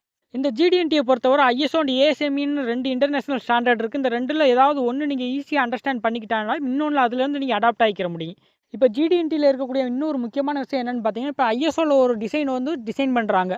ஒரு டிராயிங் வந்து டிரா பண்றாங்க. அப்ப மேனுஃபேக்சர் வந்து அத அண்டர்ஸ்டாண்ட் பண்ணிக்கிற மாரி ஈஸியா இருக்கணும். சப்போஸ் மேனுஃபேக்சர் வந்து ASME தான் யூஸ் பண்ணிக்கிட்டு இருக்காங்க. அவங்க கிட்ட போய் ISO டிராயிங் குடுத்தோம்னா, அவங்களுக்கு என்ன ஆகும் பார்த்தீங்கன்னா, அவங்களுக்கு அந்த சிம்பிள் ஐடென்டிஃபை பண்றதா இருக்கட்டும், அதில இருக்கிற டாலரன்ஸ் மெத்தட் ஐடென்டிஃபை பண்றதா இருக்கட்டும், கொஞ்சம் வந்து டிஃபிகல்ட்டா இருக்கு. டிசைனர் வந்து அந்த மேனுஃபேக்சர் எந்த டிராயிங் மெத்தட யூஸ் பண்ணிக்கிட்டு இருக்காங்க. சப்போஸ் அவங்க ISO யூஸ் பண்ணாங்கன்னா, ISO ஸ்டாண்டர்ட்ல வந்து அவங்களுக்கு டிராயிங் கிரியேட் பண்ணி குடுக்கணும். அட் த சேம் டைம் அவங்க வந்து ASME யூஸ் பண்ணாங்கன்னா, ASME ஸ்டாண்டர்ட்ல வந்து அவங்களுக்கு டிராயிங் வந்து டிரா பண்ணி குடுக்கணும். இந்த GD&Tயோட முக்கியமான கான்செப்ட் என்ன? மேனுஃபேக்சரிங் வந்து இன்கிரீஸ் பண்றதுக்காக தான் இந்த GD&Tங்கிற ஒரு கான்செப்ட்டே கொண்டு வந்தாங்க. ஸோ மேனுஃபேக்சர் எத வந்து பிரிப்பேர் பண்றாங்க, அவங்க வந்து என்ன யூஸ் பண்றாங்க, அத வந்து ஃபர்ஸ்ட்டே நம்ம வந்து ஒரு ரிசர்ச் பண்ணி அதுக்கேத்த மாரி தான் நம்ம வந்து டிராயிங் வந்து கிரியேட் பண்ணணும். சப்போஸ் அவங்க வந்து ASME ஃபாலோ பண்ணிக்கிட்டு இருக்கிற நேரத்தில நம்ம போய் ISO டிராயிங் குடுத்தா என்ன ஆகும்? அவங்களுக்கு வந்து அத அண்டர்ஸ்டாண்ட் பண்ணிக்கிறதுக்கு லேட் ஆகும். At the same time production time வந்து உங்களுக்கு இன்கிரீஸ் ஆகிக்கிட்டே இருக்கும். நெக்ஸ்ட் ஜிடிஎன்டி ஏன் யூஸ் பண்ணணுங்கிறத பார்க்கலாம். ஜிடிஎன்டிங்கிறது பார்த்தீங்கன்னா ஒரு இன்டர்நேஷனல் இன்ஜினியரிங் லாங்குவேஜ். ஸோ இதை வந்து எல்லாராலையும் ஈஸியாக அண்டர்ஸ்டாண்ட் பண்ணிக்க முடியும். டிசைனராக இருக்கட்டும், மேனுஃபேக்சராக இருக்கட்டும், அல்லது இன்ஸ்பெக்டராக இருக்கட்டும், எல்லாருமே ஈஸியாக அண்டர்ஸ்டாண்ட் பண்ணிக்க முடியும். இப்படி எல்லாரும் ஈஸியாக அண்டர்ஸ்டாண்ட் பண்ணிக்க முடியறதுனால ஒரு டிராயிங்கை வச்சுக்கிட்டு அந்த தேவைப்படுற மெட்டீரியல் ஆர் ப்ராடக்ட்டை வந்து எந்த இடத்துல நமக்கு தேவையோ அந்த லொக்கேஷனில் வந்து நமக்கு வந்து ஈஸியாக மேனுஃபேக்சரிங் பண்ணிக்க முடியும். இந்த மாதிரி நம்ம மேனுஃபேக்சரிங் பண்ணுறதுக்கு ஜிடிஎன்டி யூஸ் பண்ணுறதுனால அதோட ரிஜெக்ஷன் அல்லது ஸ்கிராப் வந்து உங்களுக்கு வந்து ரெடியூஸ் ஆகிட்டு அதோட ப்ரொடக்டிவிட்டி வந்து உங்களுக்கு வந்து இன்க்ரீஸ் ஆயிருது. நெக்ஸ்ட் ஜிடிஎன்டி யூஸ் பண்ணுறதுனால என்னென்ன அட்வான்டேஜ் இருக்குன்னு பார்த்துடலாம். ஜிடிஎன்டி எல்லாராலையும் ஈஸியாக அண்டர்ஸ்டாண்ட் பண்ணிக்கிற மாதிரி இருக்கிறதுனால கம்யூனிகேஷன் இம்ப்ரூவ் ஆயிரும். அட் த சேம் டைம் பார்த்தீங்கன்னா உங்களுக்கு வந்து காஸ்ட் வந்து சேவிங்ஸ் ஆயிரும். பிகாஸ் உங்களுக்கு ரிஜெக்ஷன் எல்லாமே குறையிறதுனால காஸ்ட் சேவிங்ஸ் வந்துடும். ஜிடிஎன்டி யூஸ் பண்ணுறதுனால ஒரு ப்ராடக்ட்டோட டைமென்ஷன் அண்ட் டாலரன்ஸ் வந்து மெயின்டைன் பண்ணுவாங்க. அதனால் பார்த்தீங்கன்னா உருவாக்கக்கூடிய அந்த ப்ராடக்ட் எல்லாமே யூனிஃபார்மாக ஒரே மாதிரியாக நம்ம வந்து மேனுஃபேக்சர் பண்ணிக்க முடியும். இப்போ ஒரு டிராயிங்கை ட்ரா பண்ணுறதுக்கு நிறைய டிஜிட்டல் சாஃப்ட்வேர்ஸ்லாம் வந்துருச்சு. ஸோ வந்து ஒரு ப்ராடக்ட் வந்து ஈஸியாக மாடிஃபை பண்ணிக்கலாம். அதோட சைஸ்லேருந்து அதோட மாடல்லேருந்து டிசைன் ஃபுல்லாகவே உங்களுக்கு வந்து ஈஸியாக மாடிஃபை பண்ணிக்கலாம். நெக்ஸ்ட் ஐஎஸ்ஓ பற்றி பார்ப்போம். ஐஎஸ்ஓக்கு ஃபுல் ஃபார்ம் என்னன்னு பார்த்தீங்கன்னா இன்டர்நேஷனல் ஆர்கனைசேஷன் ஃபார் ஸ்டாண்டர்டைசேஷன். நான் உங்களுக்கு முன்னாடியே எக்ஸ்பிளைன் பண்ணிட்டேன். ஜிடிஎன்டியை பொறுத்தவரை இன்டர்நேஷனல் ஸ்டாண்டர்ட்ஸ்னு பார்த்தீங்கன்னா ஐஎஸ்ஓ அண்ட் ஏஎஸ்எம்இ. நம்ம ஏஎஸ்எம்இ பார்த்தீங்கன்னா ஃபுல்லாகவே நம்ம டிஸ்கஸ் பண்ண போகிறோம். ஸோ ஐஎஸ்ஓட நான் பேசிக் மட்டும் நான் உங்களுக்கு எக்ஸ்பிளைன் பண்ணுறேன். பேலன்ஸ் எல்லாமே நான் நோட்ஸ் இதிலே கொடுத்துறேன். உங்களுக்கு ஏதாவது டவுட் இருந்துச்சுன்னா வீடியோ புஷ் பண்ணி அதை ரீட் பண்ணிக்கோங்க. ஸோ ஐஎஸ்ஓ எங்கெல்லாம் யூஸ் ஆகுதுன்னு பார்த்தீங்கன்னா medicine, food, engineering, management, health care product இந்த மாதிரி எல்லா ஃபீல்டுலேயுமே ஐஎஸ்ஓ வந்து பெரும் முக்கிய பங்கு வகிக்குது. ஃபார் எக்ஸாம்பிள் நீங்கள் இப்போ இந்தியாவில் ஃபீவருக்கு ஒரு மெடிசன் எடுத்தீங்கன்னா அமெரிக்காவாக இருக்கட்டும், யூகேவாக இருக்கட்டும், எல்லா கண்ட்ரிலையுமே மெடிசன் பொறுத்தவரை ஒரே ஃபார்முலா தான் யூஸ் பண்ணுவாங்க. பட் அது மேனுஃபேக்சர் பண்ணக்கூடிய அந்த இண்டஸ்ட்ரியோட நேம், அந்த மெடிசனோட நேம் மாறுமே தவிர மெடிசனுக்கு யூஸ் பண்ணக்கூடிய ஃபீவருக்கு யூஸ் பண்ணக்கூடிய அந்த மெடிசனோட ஃபார்முலா வந்து ஒரே மாதிரி தான் இருக்கும். இந்த மாதிரி ஐஎஸ்ஓ யூஸ் பண்ணுறதுனால மெடிசன், ஃபுட், இன்ஜினியரிங் போன்ற எல்லா ஃபீல்டுலையுமே வந்து ஒரு சேம் குளோபலைஸ்டு ஸ்டாண்டர்ட் வந்திருக்கிறதுனால குவாலிட்டி வைஸ் உங்களுக்கு எல்லா கண்ட்ரிலையுமே ஒரே மாதிரி கிடைக்கிறதுக்கான வாய்ப்புகள் அதிகம். இந்த ரீசன்னால உலகத்தில் இருக்கக்கூடிய எல்லா மக்களுக்குமே ஒரே மாதிரியான குவாலிட்டி ப்ராடக்ட் கிடைக்கும். நீங்கள் யூஸ் பண்ணக்கூடிய நிறைய ப்ராடக்ட்லேயே பின்னாடி பார்த்தீங்கன்னா ஐஎஸ்ஓ ஸ்டாண்டர்ட் அப்படிங்கிற அந்த ஸ்டாண்டர்டோட நேம் வந்து மென்ஷன் பண்ணியிருக்கிறத பார்த்துருப்பீங்க. இதை இன்னும் ஈஸியாக புரிகிற மாதிரி சொல்லணும்னா சிம்பிள்ஸ். எக்ஸாம்பிளுக்கு நம்ம இண்டஸ்ட்ரியில் யூஸ் பண்ணக்கூடிய அந்த சேஃப்டி சிம்பிள்ஸ்லாம் எடுத்துக்கலாம். இப்போ சேம் சிம்பிள்ஸ் தான் பார்த்தீங்கன்னா வேறு கண்ட்ரிலையும் யூஸ் பண்ணுவாங்க. இது இப்போ இந்தியாவில் ஒர்க் பண்ணுறவங்க திடீர்னு இப்போ வெளிநாட்டில் ஒர்க் பண்ணுறாங்கன்னா சேம் சேஃப்டி சிம்பிள் அங்கே யூஸ் பண்ணுறதுனால என்னாங்க அவங்களுக்கு வந்து சீக்கிரமாக வந்து அண்டர்ஸ்டாண்ட் பண்ணிக்க முடியும். அதே மாதிரி இந்தியான்னு எடுத்துக்கிட்டிங்கன்னா இந்தியாவுக்குன்னு தனித்தனியாக ஒரு ஸ்டாண்டர்ட்ஸ் இருக்குது. பிஐஎஸ், ஐஎஸ்ஐஇ இந்த மாதிரி நிறையா ஸ்டாண்டர்ட்ஸ் இந்தியாவுக்கு தனியாக ஃபாலோ பண்ணுறாங்க. ஐஎஸ்ஓவை பொறுத்தவரை நிறையா கமிட்டிஸ்லாம் இருக்குது. அதில் TC 213ங்கிறது பார்த்தீங்கன்னா இந்த ஜிடிஎன்டிக்குள்ள கமிட்டி. இந்த ஜிடிஎன்டிலேயே நிறைய சப்டிவிஷன்லாம் இருக்குது. இதெல்லாம் ISO 1101 இந்த மாதிரி நிறையா சப்டிவிஷன்லாம் இருக்குது. ஃபார் எக்ஸாம்பிள் நம்ம ISO 1101 எடுத்துக்கிட்டோம்னா ஜாமெட்ரிக்கல் ப்ராடக்ட் ஸ்பெசிஃபிகேஷன், அதாவது form, orientation, location and run out இதை பேஸ் பண்ணி தான் உங்களுக்கு இருக்கும். ஐஎஸ்ஓவை பொறுத்தவரை எல்லா டெக்னிக்கல் ப்ராடக்ட் டாக்குமெண்டேஷனுக்கு தனித்தனியாக கோட் இருக்கும். நெக்ஸ்ட் ஏஎஸ்எம்இ பற்றி ஒரு ஷார்ட் இன்ட்ரோடக்ஷன் பார்த்துடலாம். 18th செஞ்சுரியில் பார்த்தீங்கன்னா ஸ்டீம் பாய்லர்ஸ் வந்து நிறைய இடத்துல யூஸ் பண்ணிக்கிட்டு இருந்தாங்க. பட் அதில் பார்த்தீங்கன்னா நிறைய வெசல் ஃபெயிலியர்ஸ்லாம் வந்துகிட்டு இருந்துச்சு. ஸோ இதெல்லாம் சார்ட் அவுட் பண்ணுறதுக்காக என்ன பண்ணாங்கன்னு பார்த்தீங்கன்னா 1880 பார்த்தீங்கன்னா 4 பேரை கொண்டு ஒரு குழு அமைச்சு அதுக்கு வந்து என்னென்ன ப்ராப்ளம் இருக்குது, எதனால் ஏற்படுது, இந்த நட்டு போல்டெல்லாம் என்ன ஃபெயிலியர் ஏற்படுது அப்படிங்கிறத வந்து மானிட்டர் பண்ண ஸ்டார்ட் பண்ணாங்க. இப்படி கண்டினியூஸாக மானிட்டர் பண்ணதுக்கப்புறம் அவங்களுக்கு ஒரு கன்க்ளூஷன் கிடைக்கிது. அதாவது அவங்க அந்த ஸ்டீம் பாய்லரில் யூஸ் பண்ணிட்டு இருக்க நட்டாக இருக்கட்டும், போல்டாக இருக்கட்டும் எல்லாமே வேறு இடத்துல மேனுஃபேக்சர் பண்ணது. அட் த சேம் டைம் பார்த்தீங்கன்னா எல்லாமே ஒரே மாதிரி இல்லை, எல்லாமே யூனிஃபார்மாக இல்லாதனால என்ன இருக்குன்னு பார்த்தீங்கன்னா இந்த கண்டினியூஸ் ஃபெயிலியர் வந்து உங்களுக்கு ஏற்பட்டுக்கிட்டு இருக்கு. ஸோ இதை சார்ட் அவுட் பண்ணுறதுக்காக எல்லாமே வந்து ஒரு ஸ்டாண்டர்டாக கொண்டு வரதுக்காக தான் இந்த ஏஎஸ்எம்இங்கிற ஒரு ஆர்கனைசேஷனை வந்து உருவாக்குறாங்க. இந்த ஏஎஸ்எம்இ தான் உலகத்திலே இருக்கக்கூடிய one of the largest and one of the oldest organisation சொல்லலாம். ஏஎஸ்எம்இ பொறுத்தவரை 600க்கும் மேற்பட்ட கோட்ஸ் யூஸ் பண்ணுறாங்க. அட் த சேம் டைம் பார்த்தீங்கன்னா 100க்கும் மேற்பட்ட கண்ட்ரீஸில் வந்து இந்த ஏஎஸ்எம்இ வந்து ஸ்டாண்டர்டைஸ் பண்ணி யூஸ் பண்ணிக்கிட்டு இருக்காங்க. எப்படி ஐஎஸ்ஓவில் ஒவ்வொரு கோடுக்கும் கீழே தனித்தனியாக ஒவ்வொரு ப்ராசஸ் இருந்துச்சு, அதே மாதிரி பார்த்தீங்கன்னா ஏஎஸ்எம்இல நிறைய சீரீஸ்லாம் இருக்குது. ஃபார் எக்ஸாம்பிள் A17ங்கிற சீரீஸ் எடுத்துக்கிட்டிங்கன்னா எலவேட்டர் அண்ட் எஸ்கலேட்டர் ரிலேட்டடான எல்லா இஷ்யூமே அதில் வந்து சார்ட் அவுட் பண்ணிடுவாங்க. அதுவே B30 சீரிஸ் பார்த்தீங்கன்னா கிரேன் ரிலேட்டடாக உள்ளது. B31 எடுத்துக்கிட்டிங்கன்னா பைப்பிங் அண்ட் பிளம்பிங் ரிலேட்டடாக உள்ளது. அதுவே B16 சீரிஸ் எடுத்துக்கிட்டிங்கன்னா valve, flange, fitting and gasket ரிலேட்டடாக உள்ளது. இந்த மாதிரி ஒவ்வொன்றுக்கும் தனித்தனியாக சீரிஸ் இருக்கும். இதில் ஒரு சீரிஸ் தான் பார்த்தீங்கன்னா ANSI Y14.5ங்கிற சீரிஸ். இதில் தான் நமக்கு GD&T எல்லாமே உங்களுக்கு கவர் ஆகும். இந்த மாதிரி ஏஎஸ்எம்இல இருக்கக்கூடிய ஒவ்வொரு சீரிஸாக இருக்கட்டும், அதோட டாக்குமெண்ட்ஸ் எல்லாமே நான் உங்களுக்கு வந்து ஸ்க்ரீனில் கொடுத்துறேன். அதை பற்றி டீட்டெயிலாக தெரிஞ்சுக்கிறோம்னா வீடியோ வந்து ஸ்டாப் பண்ணிவிட்டு அதை ரீட் பண்ணிக்கோங்க. இப்போ GD&T கிளாஸ் நம்ம ஸ்டார்ட் பண்ணிடலாம். ஃபர்ஸ்ட் டாபிக் பார்த்தீங்கன்னா feature control frame or tolerance box. இந்த டாலரன்ஸ் பாக்ஸ் எதுக்கு யூஸ் ஆகுதுன்னு பார்த்தீங்கன்னா ஒரு பார்ட்டோட ஃபீச்சர்ஸ் வந்து டிஸ்கிரைப் பண்ணுறதுக்காக யூஸ் ஆகுது. அதாவது அந்த பார்ட்டோட கண்டிஷன், அதோட டாலரன்ஸ் அண்ட் அதோட ஜியாமெட்ரிக் கண்ட்ரோல் எல்லாத்தையுமே வந்து இதுதான் டிஸ்கிரைப் பண்ணுது. இந்த tolerance box or feature control frame இதில் பார்த்தீங்கன்னா 4 முக்கியமான இன்ஃபர்மேஷன் உங்களுக்கு இருக்கும். ஃபர்ஸ்ட் பார்த்தீங்கன்னா அந்த பார்ட்டோட ஜியாமெட்ரிக் கேரக்டரிஸ்டிக்ஸ் இருக்குது. செகண்ட் அதோட டாலரன்சிங் டீடைல்ஸ் இருக்குது. தேர்டு பார்த்தீங்கன்னா அது மெட்டீரியல் கண்டிஷன் இருக்குது. அண்ட் ஃபோர்த் ஃபைனலாக பார்த்தீங்கன்னா அதோட டேட்டம் டீடைல்ஸ் இருக்குது. இந்த 4 இன்ஃபர்மேஷன் எப்படி உங்களுக்கு அந்த பாக்ஸ்ல இருக்குன்னு பார்த்தீங்கன்னா, GD&T சிம்பிளா இருக்கலாம் அல்லது கண்ட்ரோல் சிம்பிளா இருக்கலாம். இத பார்த்தீங்கன்னா, ISOல வந்து டாலரன்ஸ் பாக்ஸ்ன்னு சொல்லுவாங்க. அதுவே ASME எடுத்துக்கிட்டீங்கன்னா, ஃபீச்சர் கண்ட்ரோல் ஃப்ரேம்னு சொல்லுவாங்க. இந்த feature control frame or tolerance பாக்ஸ பார்த்தீங்கன்னா, 3 டைப்ஸ்ல பிரிக்கலாம். Single frame, multiple frame and composite frame. First single frame வந்து அண்டர்ஸ்டாண்ட் பண்ணிக்கிறதுக்கு ஒரு எக்ஸாம்பிள் டாலரன்ஸ் பாக்ஸ் எடுத்துக்கலாம். இப்போ இந்த டாலரன்ஸ் பாக்ஸ்ல பார்த்தீங்கன்னா, ஒரு ஹோல வந்து மென்ஷன் பண்ணியிருக்காங்க. ஃபர்ஸ்ட் பார்த்தீங்கன்னா, அதோட ஜியாமெட்ரிக் கேரக்டரிஸ்டிக்ஸ் அதோட பொசிஷனை வந்து மெயின்டைன் பண்ண சொல்லியிருக்காங்க. இது வந்து ஒரு ஹோல்னு சொல்லிட்டோம். ஹோல்னா என்ன இருக்கு, நம்ம டயாமீட்டர் வந்து மென்ஷன் பண்ணணும். அதனால தான் இங்கே டயாமீட்டர் சிம்பிள் கொடுத்துருக்காங்க. டயாமீட்டரோட டாலரன்ஸ் வந்து செகண்டா கொடுத்துட்டாங்க. 0.005ங்கிறது. நெக்ஸ்ட் இதுலேயே பார்த்தீங்கன்னா மெட்டீரியல் கண்டிஷன் கொடுத்துட்டாங்க. அதாவது எம்மு போட்டு சர்க்கிள் போட்டுருக்காங்க. இது பார்த்தீங்கன்னா மேக்ஸிமம் மெட்டீரியல் கண்டிஷனை வந்து உங்களுக்கு மென்ஷன் பண்ணும். இதுவே மெட்டீரியல் கண்டிஷனை பொறுத்தவரை டாலரன்ஸ் பாக்ஸில் 3 டைப்ஸ் இருக்கு. Maximum material condition, least material condition and regardless of feature size அப்படிங்கிற 3 டைப்ஸ் இருக்கு. இதை பற்றி டீட்டெயில்ஸாக நம்ம கண்டினியூஸாக பார்க்கலாம். அண்ட் ஃபைனலாக டாலரன்ஸ் பாக்ஸில் பார்த்தீங்கன்னா ஏபிசிங்கிற அதோட டேட்டம் கொடுத்துருக்காங்க. டேட்டம் ஏல பார்த்தீங்கன்னா மேக்ஸிமம் மெட்டீரியல் கண்டிஷனில் வந்து மெயின்டைன் பண்ண சொல்லியிருக்காங்க. Second type multiple frame understand பண்ணிக்கிறதுக்கு இந்த டாலரன்ஸ் பாக்ஸ் எடுத்துக்கலாம். இதில் பார்த்தீங்கன்னா ஜியாமெட்ரிக் கேரக்டரிஸ்டிக்ஸ் வந்து 2 டைம் கொடுத்துருக்காங்க. ஒன்று பார்த்தீங்கன்னா அதோட பொசிஷனும் மெயின்டைன் பண்ண சொல்லியிருக்காங்க, அதோட பர்பண்டிகுலாரிட்டியும் மெயின்டைன் பண்ண சொல்லியிருக்காங்க. அதே மாதிரி அதோட டயாக்கு வந்து 2க்குமே டாலரன்ஸ் கொடுத்துட்டாங்க. பொசிஷனுக்கு வந்து 0.002ன்னு சொல்லிட்டாங்க. அதே மாதிரி அதோட பர்பண்டிகுலாரிட்டிக்கு பார்த்தீங்கன்னா 0.001ன்னு சொல்லிட்டாங்க. இதுலையும் பார்த்தீங்கன்னா மெட்டீரியல் கண்டிஷன் வந்து மேக்ஸிமமாக தான் மெயின்டைன் பண்ண சொல்லியிருக்காங்க. அட் த சேம் டைம் இதோட பொசிஷன் பார்த்தீங்கன்னா உங்களுக்கு டேட்டம் ஏ, பிசி 3லையுமே மெயின்டைன் பண்ண சொல்லியிருக்காங்க. அதே மாதிரி அதோட பர்பண்டிகுலாரிட்டி பார்த்தீங்கன்னா டேட்டம் ஏல மட்டும் மெயின்டைன் பண்ணால் போதும்.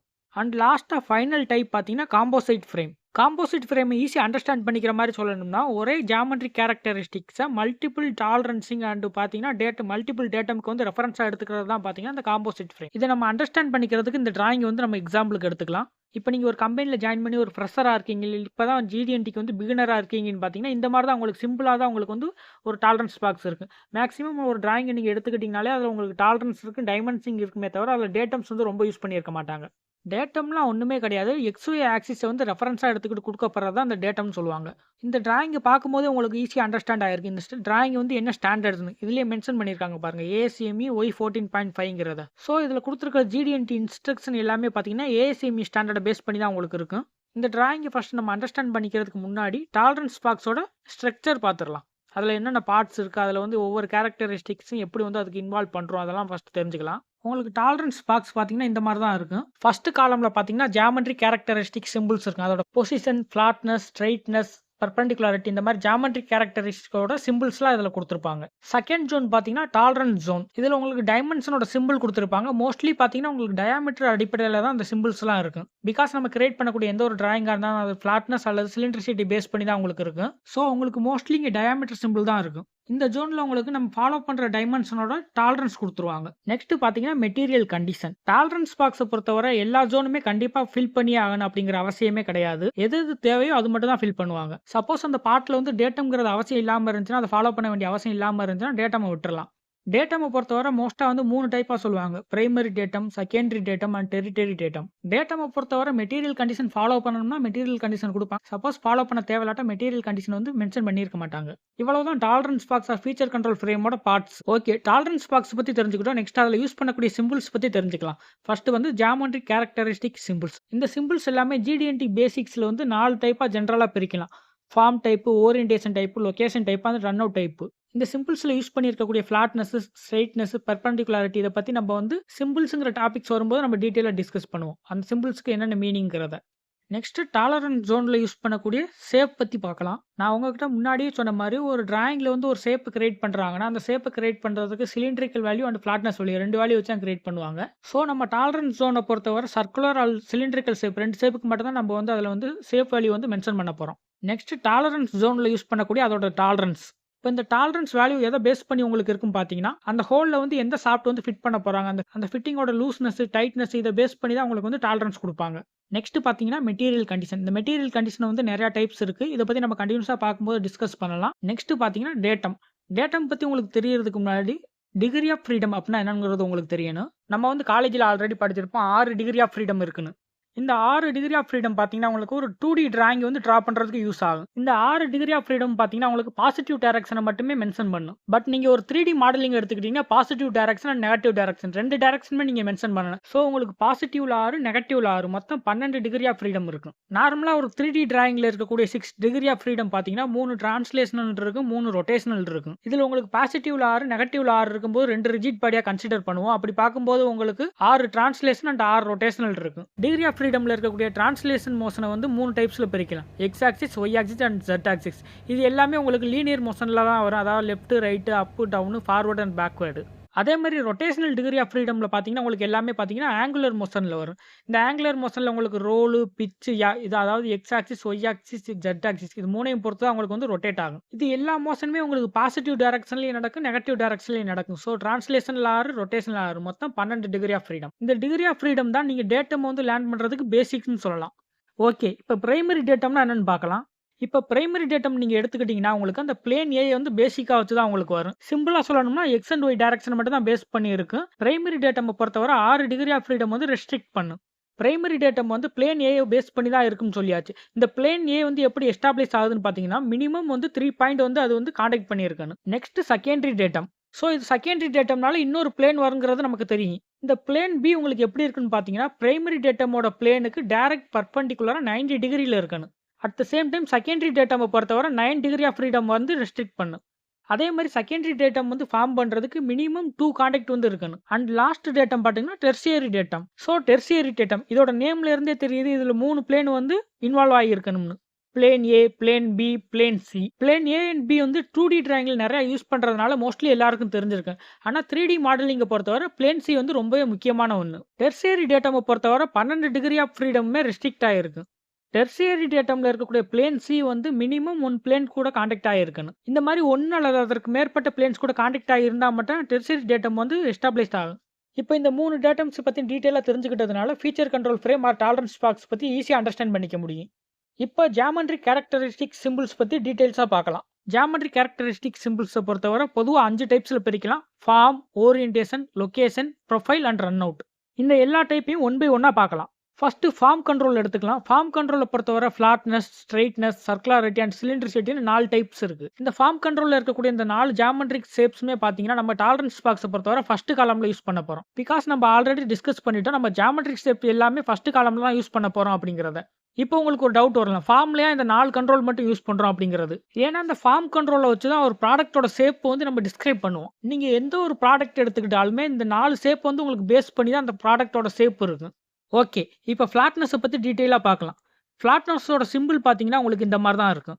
ஃப்ளாட்னஸை பொறுத்தவரை டேட்டமுக்கு ஃப்ளாட்னஸ்க்கு எந்த ஒரு ரிலேட்டிவிட்டியும் இருக்காது. பட் ஃப்ளாட்னஸை பொறுத்தவரை மெட்டீரியல் கண்டிஷன் வந்து அப்ளை பண்ணிக்கலாம். ஆனால் அந்த மெட்டீரியல் கண்டிஷனுமே 2009க்கு அப்புறம் வந்த ரெகுலேஷனில் மட்டும்தான் அப்ளை பண்ணிக்கிற முடியும். 2009க்கு முன்னாடி எப்படி இருந்துச்சுன்னு பார்த்தீங்கன்னா சைஸாக இருக்கட்டும், சர்ஃபேஸாக இருக்கட்டும், சைஸுக்கு மட்டும் வந்து மெட்டீரியல் கண்டிஷன் அப்ளை பண்ணிக்கிறாங்க, சர்ஃபேஸ்க்கு அப்ளை பண்ண முடியாது. ஆனால் 2009க்கு அப்புறம் வந்து ISO அண்ட் ASME ரெகுலேஷனில் பார்த்தீங்கன்னா சைஸுக்கு மெட்டீரியல் கண்டிஷன் அப்ளை பண்ணிக்கலாம், சர்ஃபேஸ்க்கு மெட்டீரியல் கண்டிஷன் அப்ளை பண்ணிக்கலாம். ஃப்ளாட்னஸோட டிராயிங் கால் அவுட் பார்த்தீங்கன்னா இந்த மாதிரி தான் இருக்கும். ஃபர்ஸ்ட் வந்து அந்த சிம்பிளை ஸ்பெசிஃபை பண்ணிட்டு நெக்ஸ்ட் அதோட டாலரன்ஸ் கொடுப்பாங்க.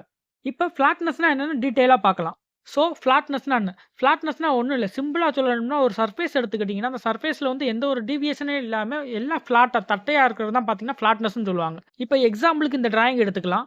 இப்போ ஃபர்ஸ்ட் உள்ள டிராயிங் எடுத்துக்கிட்டிங்கன்னா வந்து உங்களுக்கு லெவல் வந்து கரெக்டாக இருக்குது. ஆனால் அந்த சர்ஃபேஸ் வந்து ஃப்ளாட்டாக இல்லாமல் மேலே கீழே வந்து ஒரு வேவ் மாதிரி போய்கிட்டு இருக்கு. இது வந்து கண்டிப்பாக ஒரு ஃப்ளாட்னஸ் கிடையாது. இதுவே இந்த செகண்ட் டிராயிங் எடுத்துக்கிட்டிங்கன்னா உங்களுக்கு வந்து சம் ஆங்கிளில் வந்து அந்த சர்ஃபேஸ் வந்து சாஞ்சிருக்கு, ஸ்லோப் மாதிரி இருக்குது. பட் பார்த்தீங்கன்னா அந்த சர்ஃபேஸோட லெவல் வந்து கரெக்டாக இல்லாமல் அதோட ஃப்ளாட்னஸ் வந்து கரெக்டாக இருக்குது, எந்த ஒரு வேவுமே இல்லாமல் கரெக்டாக இருக்குது. இதுதான் பார்த்தீங்கன்னா ஃப்ளாட்னஸ்னு சொல்லுவாங்க. அஸ் அ இன்ஜினியராக ஃப்ளாட்னஸ் நீங்கள் எப்படி ஈஸியாக அண்டர்ஸ்டாண்ட் பண்ணிக்கலாம் பார்த்தீங்கன்னா, எந்த ஒரு மெட்டீரியல் எடுத்துக்கிட்டாலும் சரி அதோட சர்ஃபேஸ் வந்து ஃப்ளாட்டாக இருக்காது, கொஞ்சம் மேடு பள்ளமாக தான் இருக்கும். இப்போ இந்த மெட்டீரியலோட சர்ஃபேஸில் இருக்கக்கூடிய மேக்ஸிமம் மேடு மற்றும் மேக்ஸிமம் பள்ளத்துக்கு இடைப்பட்ட அந்த கேப் தான் பார்த்தீங்கன்னா அந்த ஃப்ளாட்னஸ் வேல்யூ. ஆல்ரெடி நான் ஃப்ளாட்னஸோட டிஸ்கிரிப்ஷன்லேயே இதை மென்ஷன் பண்ணியிருக்கேன். இப்போ ஃப்ளாட்னஸை மென்ஷன் பண்ணுறதுக்கு 2 பாயிண்ட்ஸ் வந்து தேவைப்படும்னு சொல்லியிருக்கேன். அதாவது அந்த டிஃப்ளெக்ஷன்ல இருக்கக்கூடிய மேக்ஸிமம் ஹைட் பாயிண்ட், அந்த maximum value point. Value point என்ன சொல்றது? Lower point. 2க்கு இடைப்பட்ட அந்த ஹைட் தான் பார்த்தீங்கன்னா, அந்த டாலரன்ஸ் வேல்யூ. இப்போ சப்போஸ் டாலரன்ஸ் வந்து 0.2ங்கிறது மென்ஷன் பண்ணிட்டாங்கன்னு வைங்க. ஸோ சர்ஃபேஸோட லோவர் அண்ட் ஹையர் வேல்யூவோட ஹைட் வந்து 0.2க்கு மேல போயிருச்சுன்னா, அதோட டாலரன்ஸ் வந்து அட்டைன் பண்ணாம அந்த டாலரன்ஸ் வந்து ஃபெயில் ஆயிரும். சப்போஸ் மேக்ஸிமம் அண்ட் மினிமம் வேல்யூக்கு இடைப்பட்ட அந்த ஹைட் வந்து பார்த்தீங்கன்னா, 0.2க்கு உள்ளேயே வந்துருச்சுன்னா, அது டாலரன்ஸ் வந்து அட்டைன் ஆயிருச்சு. அந்த ஃப்ளாட்னஸ் வந்து ஓகே டைமென்ஷன் படி அப்படின்னு சொல்லிடலாம். இத வந்து நார்மலா நம்ம கண்ணாலயோ, நம்ம கையாலயோ ஃபீல் பண்ணிற முடியாது. இதுக்குன்னு தனியா செப்பரேட்டா பார்த்தீங்கன்னா, ஃப்ளாட்னஸ் கேஜ்லாம் இருக்கு. அத யூஸ் பண்ணி மெஷர் பண்ணும்போது அதோட வேல்யூ வந்து நம்ம எக்ஸாக்ட்டா மெஷர் பண்ணிக்கலாம். நீங்க GD&T இப்ப தான் புதுசா லேர்ன் பண்ணிக்கிட்டு இருக்கீங்கன்னா, உங்களுக்கு பேரலல் அண்ட் ஃப்ளாட்னஸ் 2க்கு வந்து ஒரு கன்ஃப்யூஷன் வரும். அந்த கன்ஃப்யூஷன சால்வ் பண்ற மாரி ஒரு எக்ஸாம்பிள் பார்த்துடலாமா? இப்ப நான் ஒரு உட்டன் டேபிள் எடுத்துக்கிறேன். அந்த உட்டன் டேபிள் பார்த்தீங்கன்னா, ஃப்ளாட்னஸ் வந்து கரெக்ட்டா இருக்கு. அட் த சேம் டைம் பார்த்தீங்கன்னா, அந்த ஃப்ளாட்னஸ் வந்து டேட்டம் லைனுக்கு ஸ்ட்ரெய்ட்டா இருக்கு.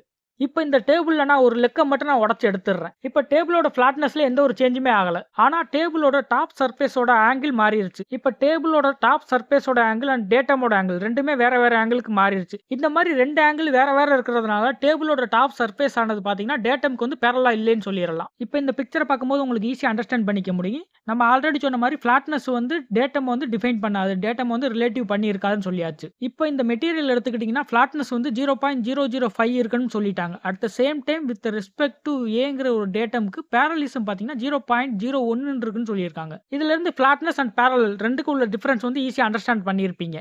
நம்ம ஃப்ளாட்னஸ் அண்டர்ஸ்டாண்ட் பண்ணிக்கிறதுக்கு இன்னொரு எக்ஸாம்பிள் பார்த்துடலாம். நம்ம ஆல்ரெடி டிஸ்கஸ் பண்ண மாதிரி 2 பிளேன்ஸ்க்கு இடைப்பட்ட ஹைட் தான் பார்த்தீங்கன்னா டாலரன்ஸ் வேல்யூ. அதாவது அந்த ஃப்ளாட்னஸோட டாலரன்ஸ் வேல்யூ. உங்களுக்கு ஆக்சுவல் ஒர்க் பீஸ் பார்த்தீங்கன்னா இந்த மாதிரி தான் கொடுப்பாங்க. அதாவது ஒரு கர்வ் மாதிரியோ இல்லைன்னா ஒரு ஜிக்ஜாக் வேவ் மாதிரியோ அந்த மாதிரி தான் கொடுப்பாங்க. ஃப்ளாட்டாக இருக்காது. இந்த மாதிரி இருக்கக்கூடிய ஒரு ஒர்க் பீஸை தான் மெஷினிங் ப்ராசஸ்க்கு உட்படுத்தி நமக்கு தேவையான டாலரன்ஸ்க்கு ஏற்ப அதை மெயின்டைன் பண்ணி நமக்கு தேவையான ஃப்ளாட்னஸை நம்ம கொண்டு வரோம். இந்த ஃப்ளாட்னஸ் வந்து எப்படி மெஷர் பண்ணலாம்? இந்த ஃப்ளாட்னஸை மெஷர் பண்ணுறதுக்கு டயல் இண்டிகேட்டருங்கிற கேஜ் வந்து யூஸ் பண்ணுவாங்க. இப்போ ஃப்ளாட்னஸை மெஷர் பண்ணுறதுக்கு நிறைய சர்ஃபேஸ் டிஜிட்டல் இண்டிகேட்டர் கேஜ்லாம் வந்துருச்சு. அதை யூஸ் பண்ணி கூட மெஷர் பண்ணிக்கலாம். இந்த கேஜ் எல்லாம் எப்படி ஒர்க் ஆகுன்னு பார்த்தீங்கன்னா, அப்பர் அண்ட் லோவர் வேல்யூக்கு இடைப்பட்ட அந்த கேப்பில் உள்ள டிஃப்ளெக்ஷன் எல்லாம் வந்து கால்குலேட் பண்ணி அதை மெஷர் பண்ணி அது மூலமாக தான் நமக்கு வந்து வேல்யூ வந்து மெஷர் பண்ணுறோம். ஓகே, இந்த ஃப்ளாட்னஸ்ங்கிற ஒரு கேரக்டரிஸ்டிக்ஸ் மேனுஃபேக்சரிங் ப்ராசஸில் எதுக்காக யூஸ் பண்ணுறோம்? ஃபார் எக்ஸாம்பிளுக்கு நம்ம இந்த மாதிரி இருக்கக்கூடிய ஒரு ஒர்க் பீஸ் எடுத்துக்கலாம். அந்த ஒர்க் பீஸில் பார்த்தீங்கன்னா அதே மாதிரி இருக்கக்கூடிய இன்னொரு ஒர்க் பீஸ் வந்து நம்ம மேட்ச் பண்ணுறோம், காண்டாக்ட் பண்ணுறோம். ஸோ நம்ம இந்த மாதிரி மேட்ச் பண்ணும்போது 2ஓட ஃப்ளாட்னஸுமே சமமாக இருக்குன்னு அல்லது வந்து மெயின்டைன் ஆகிருக்கணும் வித்தின் டாலரன்ஸ்குள்ளே. சப்போஸ் அது மெயின்டைன் ஆகாமல் இருந்தால் என்ன ஆகுங்கிறதுக்கு ஒரு ஸ்மால் வந்து ப்ராக்டிக்கல் எக்ஸாம்பிளோட பார்த்துக்கலாம். இப்போ ஒர்க் பீஸ் 1லேருந்து இன்னொரு ஒர்க் பீஸ்க்கு வந்து ஒரு கரண்ட் பாஸ் ஆகுதுன்னு வச்சுக்கலாம். சப்போஸ் ஏதாவது ஒரு ஒர்க் பீஸில் ஃப்ளாட்னஸ் வந்து மெயின்டைன் ஆகாமல் இருக்கிறதுனால என்ன ஆகும்? அங்கே ஒரு ஜிக்ஜாக் இது மாதிரி இருக்கும் உங்களுக்கு. அப்போ வந்து 2மே சரியாக மேட்ச் ஆகிருக்காது. அப்போ இந்த நேரத்தில் என்ன ஆகும் பார்த்தீங்கன்னா, கரண்ட் வந்து ஒரு இடத்துலேருந்து இன்னொரு இடத்துக்கு கரண்ட் பாஸ் ஆகும்போது அந்த இடத்துல சரியான மேட்சஸ் இல்லாதனால என்ன ஆகும் பார்த்தீங்கன்னா, கரண்ட் வேஸ்டேஜ் நடக்கும். இது கரண்ட் யூஸ் பண்ணக்கூடிய மெட்டீரியல் மட்டும்தான் இந்த ப்ராப்ளம் நடக்குமான்னு கேட்டிங்கன்னா அப்படி கிடையாது. இப்போ மற்ற ஒரு அசம்பிளி பார்ட்ஸ் எடுத்துக்கிட்டோம்னா இந்த மாதிரி உங்களுக்கு ஒரு ஃப்ளாட்னஸ் இஷ்யூ இருந்துச்சு, அந்த இடத்துல தேவையில்லாமல் ஒரு கேப் ஃபார்ம் ஆகும். இதை ப்ரிவென்ட் பண்ணுறதுக்காக தான் நம்ம அந்த டாலரன்ஸ் வேல்யூக்குள்ளேயே நம்ம வந்து அந்த ஃப்ளாட்னஸ் வந்து மெயின்டைன் பண்ணுறோம். நெக்ஸ்ட் பார்க்க போகிற ஜியாமெட்ரி கேரக்டரிஸ்டிக் சிம்பிள்ஸ் பார்த்தீங்கன்னா ஸ்ட்ரைட்னஸ். இதோட சிம்பிள் ஒரு ஸ்ட்ரெயிட் லைன் மாதிரி தான் இருக்கும். ஸ்ட்ரைட்னஸை பொறுத்தவரை ஒரு ஃபார்ம் டைப் தான், அதாவது ஒரு ஷேப்பை தான் மென்ஷன் பண்ண போகுது. ஸோ இது வந்து டேட்டம் கூட எந்த ஒரு ரிலேட்டிவ்லையும் இருக்காது. ஸ்ட்ரைட்னஸை பொறுத்தவரை 2 டைப்பாக நம்ம சொல்லலாம், சர்ஃபேஸ் ஸ்ட்ரைட்னஸ் அண்ட் ஆக்சிஸ் ஸ்ட்ரைட்னஸ்னு. மெட்டீரியல் கண்டிஷனை பொறுத்தவரை சர்ஃபேஸ் ஸ்ட்ரைட்னஸ்க்கு வந்து உங்களுக்கு வந்து மெட்டீரியல் கண்டிஷன் வந்து அப்ளை ஆகாது. அதுவே ஆக்சிஸ் ஸ்ட்ரைட்னஸ் பார்த்தீங்கன்னா அதுக்கு வந்து உங்களுக்கு மெட்டீரியல் கண்டிஷன் வந்து அப்ளை ஆகும். இதோட டிராயிங் கால் அவுட் பார்த்தீங்கன்னா உங்களுக்கு இந்த மாதிரி தான் இருக்கும். உங்களுக்கு இப்போ சர்ஃபேஸில் வந்து ஸ்ட்ரைட்னஸ் மெயின்டைன் பண்ண சொல்லியிருந்தாங்கன்னா ஏதாவது upper surface or lower surface ஏதாவது ஒரு சர்ஃபேஸில் மட்டும் ஸ்ட்ரைட்னஸ் வந்து மெயின்டைன் பண்ணுற மாதிரி இருக்கும். இதுவே ஆக்சிஸ் ஸ்ட்ரைட்னஸை பொறுத்தவரை நம்ம அந்த ஆக்சிஸை வந்து ரெஃபரன்ஸ் ஆஃப் ஸ்ட்ரைட்னஸை மெயின்டைன் பண்ணுவோம். மோஸ்ட்டாக ஆக்சிஸ் ஸ்ட்ரைட்னஸ் வந்து பார்த்தீங்கன்னா உங்களுக்கு சிலிண்ட்ரிக்கல் ஆப்ஜெக்ட்டுக்கு தான் வந்து ஆக்சிஸ் ஸ்ட்ரைட்னஸ் வந்து நம்ம மெயின்டைன் பண்ணுவோம்.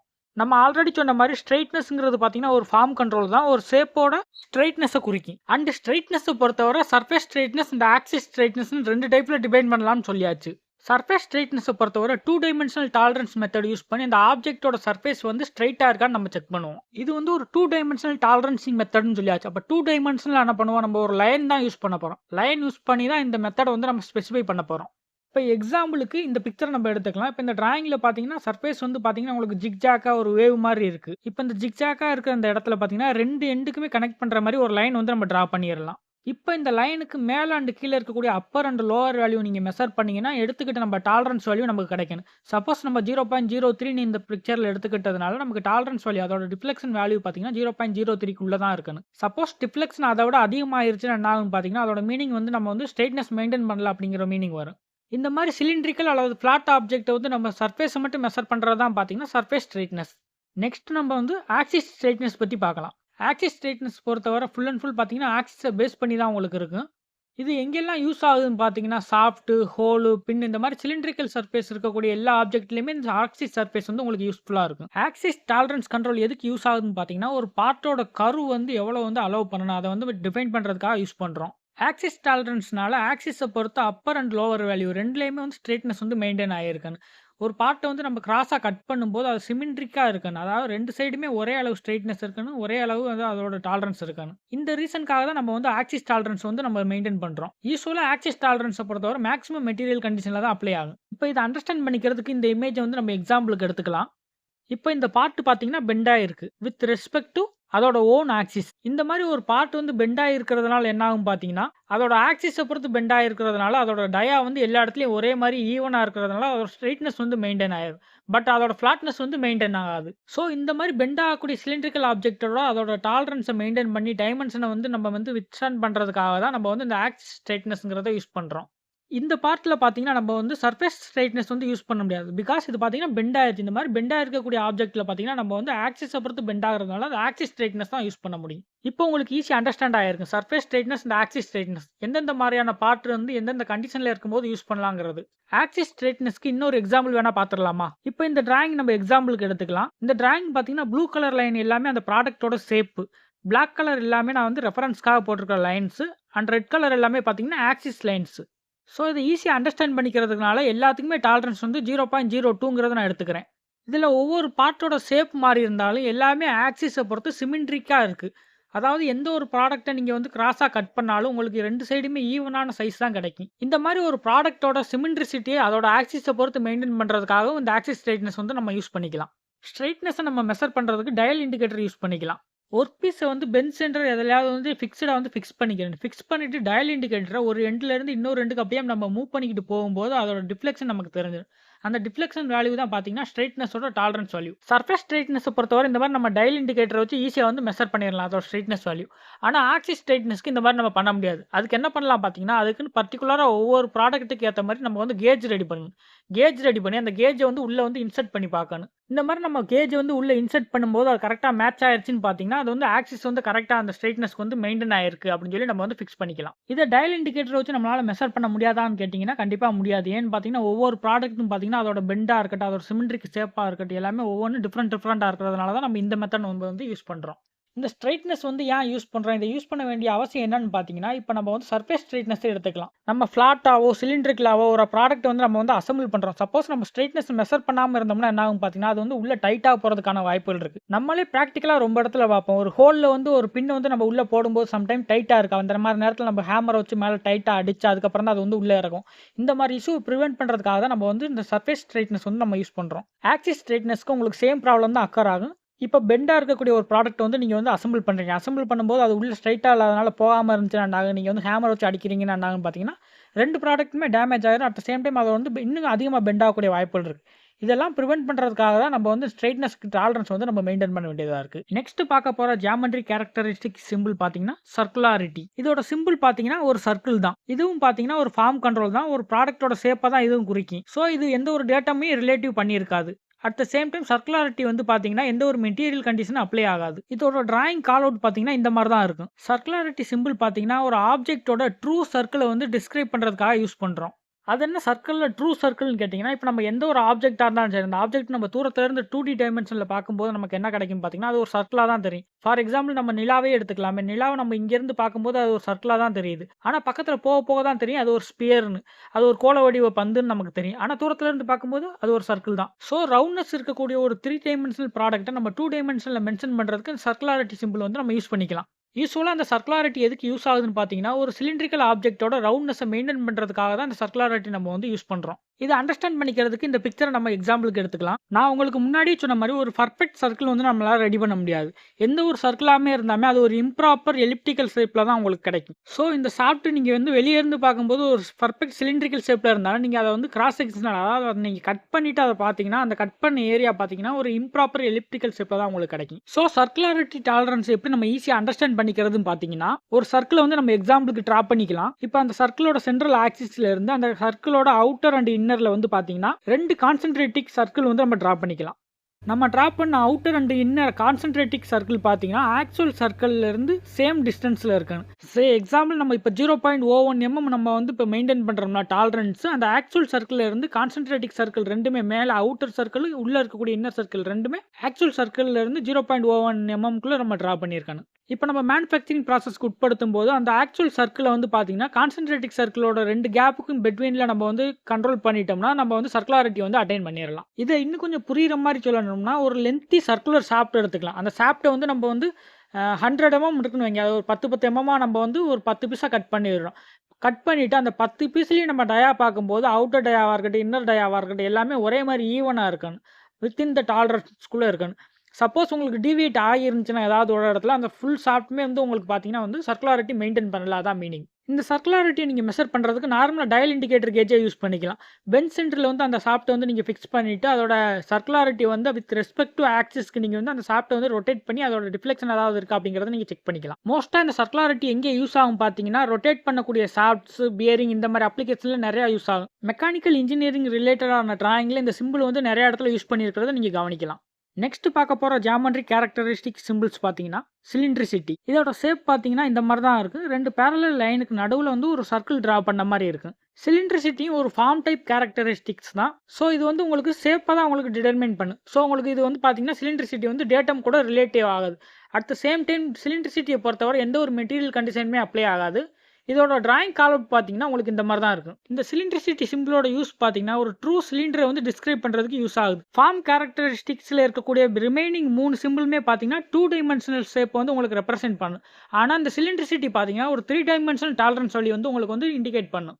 சிலிண்ட்ரிசிட்டி அண்டர்ஸ்டாண்ட் பண்ணிக்கிறதுக்கு நம்ம இந்த டிராயிங் வந்து எக்ஸாம்பிளுக்கு எடுத்துக்கலாம். நீங்கள் சர்க்குலாரிட்டி ஈஸியாக அண்டர்ஸ்டாண்ட் பண்ணியிருந்தீங்கன்னா சிலிண்ட்ரிசிட்டி அதிலிருந்து ஈஸியாகவே நீங்கள் அடாப்ட் பண்ணிக்க முடியும்.